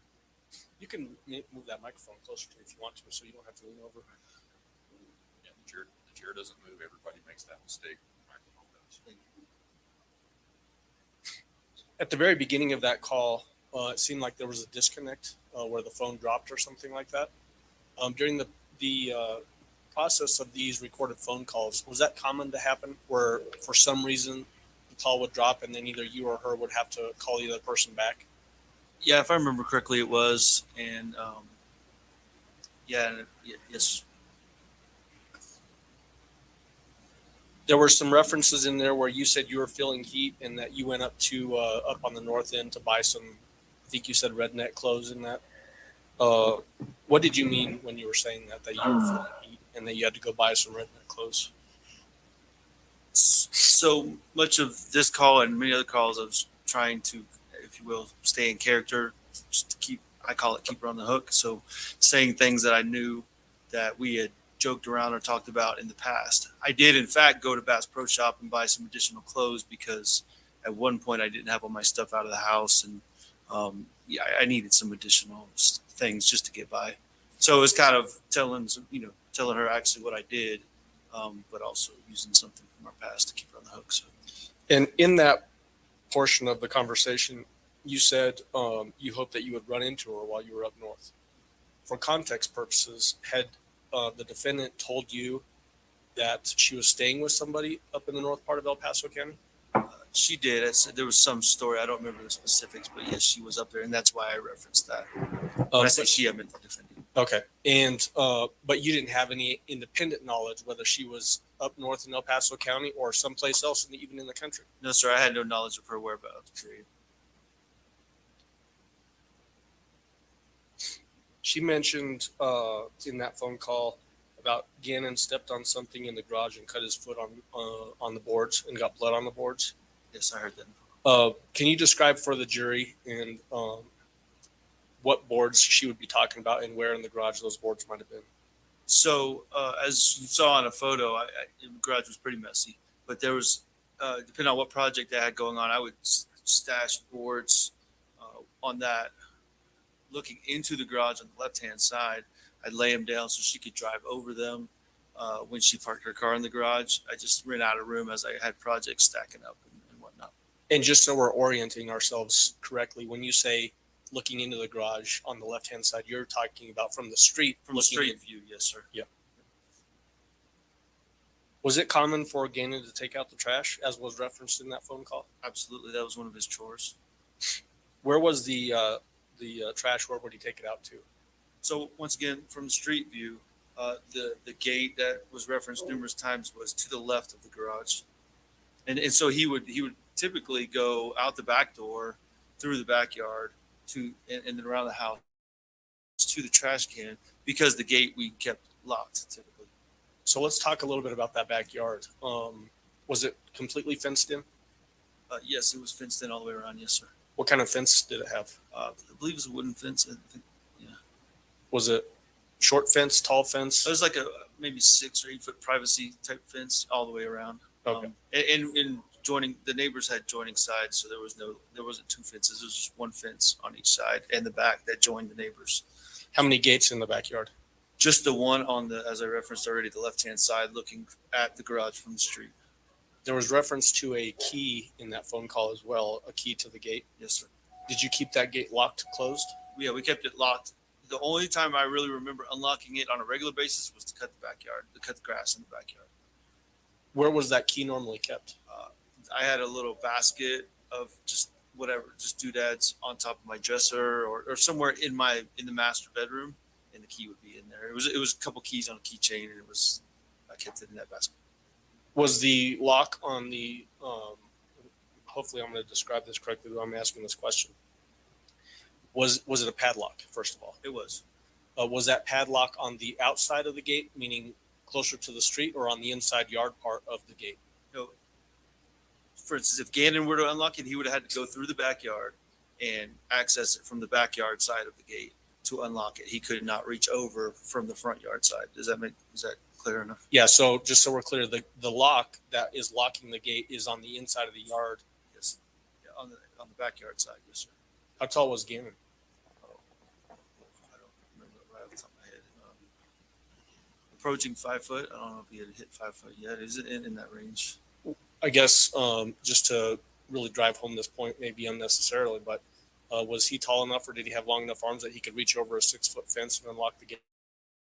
Yeah, let me reiterate. I just mentioned that a second ago. He could not open the gate from the front yard. I mean, if he was standing on a ladder or something, but standing on the ground, he could not. He was not tall enough to reach over and unlock it. He had to go from the back. Could you even? I think I could, or pull myself up far enough to get it. I'm not sure, but I don't remember ever doing that because the lock was a little bit, it hung a little bit lower. It wasn't at the top. So. Okay. There was mention of Kobe. Who is Kobe referenced in there? Kobe Bryant. He died, as many of us know, he died on that Sunday, which I think would have been the 26th. And I think it was in the phone call I said she had sent me a text message about it right when I landed at the airport in Lawton, Oklahoma. That's what I found out. Okay, so just she had sent you a text message in reference to Kobe Bryant dying in that helicopter crash. Yes, sir. Okay, and that's what that references to. Yes, sir. There was reference of bath salts. Tell us about the bath salts. What was that reference in regard to? So, some years ago, bath salts became kind of a recreational drug or something. I don't know much about it. I don't think that's the same bath salts as you put in your bathtub. I'm not 100% sure, but something came up in a text message thread where I referenced earlier about a friend on the bus, this new friend that I'd never found to exist, but he said Gannon could come over and play if Gannon were to bring bath salts with him or some drugs or whatever. And that's where the bath salts were introduced into the conversation. The next thing I did was ask Tisha to or the defendant to get all that. We had some, household bath salts. I said, get all those and put them up just in case. Put them up for what reason? In case that story was true.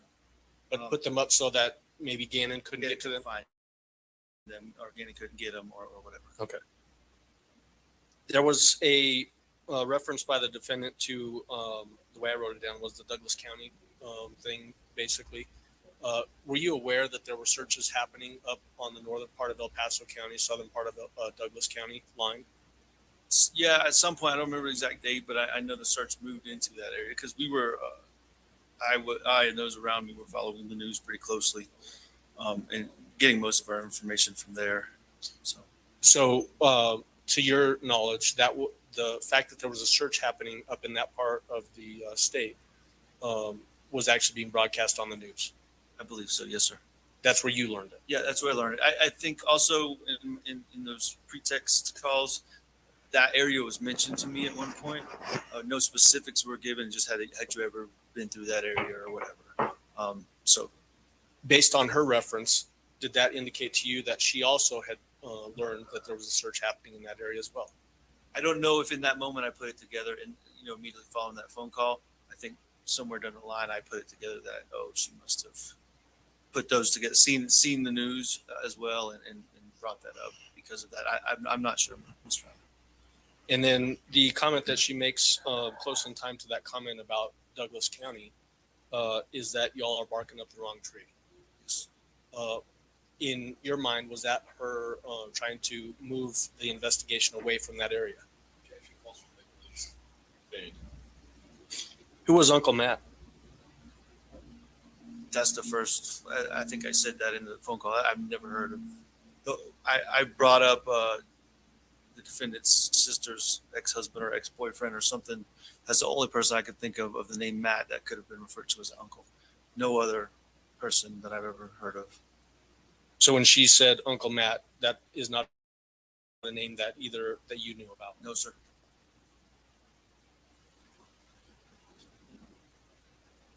Obviously, it sounds like in that phone call there was a range of emotion happening on the defendant's part, especially. Was that range of emotion consistent with her personality the way you knew it? Absolutely. In that particular phone call, did she ever change her persona or identity as you were talking to her? In that phone call, was your question? Yeah. In that call. Yeah, Mr. Allen, in that phone call, I only ever was talking to the defendant. You mentioned in that phone call, these people are after me now. What did you mean by that? Absolutely nothing. Just there was a statement just to put myself in her shoes as well. Once again, try to keep her on the hook. Okay. And again, with this question, I'm not going to ask you to opine on the ultimate question as to the purpose of this trial. But you made a comment, I don't believe you killed him. Was that a question again that you were asking to keep her on the hook and keep talking? Yes, yes, absolutely. Okay. What about the idea that you made mention in that phone call about even you were not getting truth from her or even the police? Was that again another one of these references to you trying to keep her on the phone and keep talking? Yeah, absolutely. It was a little bit of both. I felt I wasn't getting truth from her, but she was saying the police aren't doing their job, so it was a little bit of both. When you had custody of Gannon and Lena, when you were still married with the defendant, would the kids sometimes go visit Landon, spend time with Landon? Yeah, there's scheduled visits. Sometime. I don't know the exact schedule, but the defendant have like a dance party when the kids would leave, indicating she was happy that they were no longer in the house. There was one or two times I remember her and Harley, or excuse me, the defendant and Harley having what I call a dance party. This would have been when we lived in Myrtle Beach when I did not yet have custody. So it was like weekend visits or whatever after they left. And then I think it's clear based off of the context of the way that call unfolded. But did this call occur before or after Gannon's remains were found? This was before. Okay. Judge, the next portion that I intend to get into would be the next phone call, which is about 37 minutes long. So I'm wondering if we should potentially. Yeah, Councilor Crooks. Okay.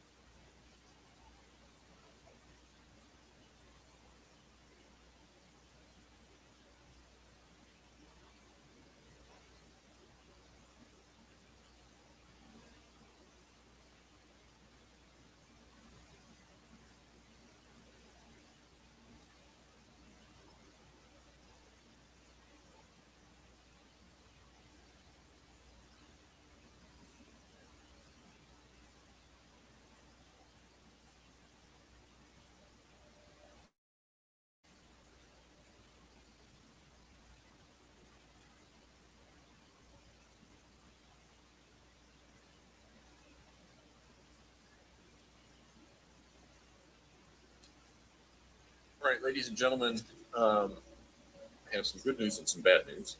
And the good news is that the other phone calls that I think are going to be played are not as long as the first one. The bad news is that we have about 20 minutes, and I don't think we can efficiently use your time. But I also think that we've had a long afternoon, so I think that probably everybody could use a break early. We are still on track. We are still moving things along. The lawyers are, I think, doing their best to try and move things along. Sometimes things just take longer than what they think. Sometimes they go faster than what they think. So I apologize that we cannot efficiently use your time today, but I think it's probably good that everybody has a break. So we're going to end early. Again, do not discuss the case among yourself. Do not discuss the case with anyone else. Do not do any investigation about any aspect of the case. Remember to avoid any stories or opinions from anyone regarding this matter. And if we can have everyone where they need to be so that they can meet Mr. Combs in the morning at the usual time, and then we should be able to start right at 9 o'clock and go from there. So with that, and the 520 snow, I don't think you're going to need it tonight, but we shall see. So if that's an issue, that's the best place to find out. But other than that, we'll see you in the morning. All rise for the jury, please.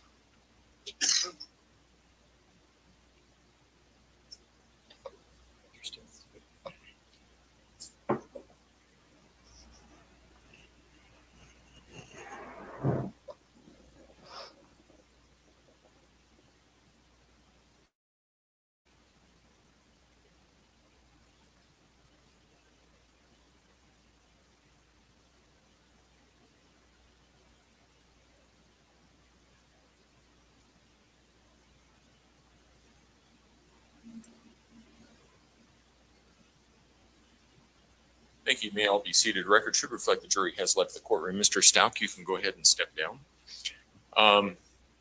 Can you give me a preview of where we're going tomorrow? Similar to today with the phone calls.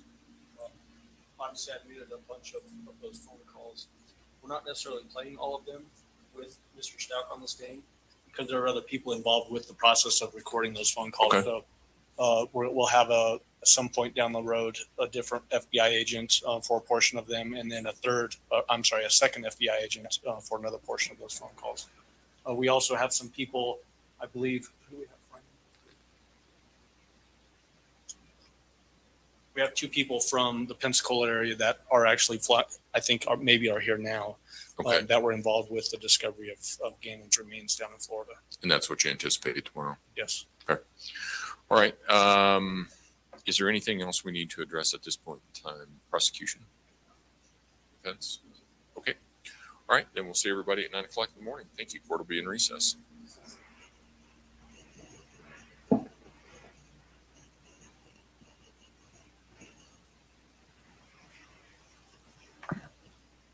Okay, everybody. I want to say thank you for coming through. But I need to get going. I am hungry. I haven't ate. So I will see you tomorrow.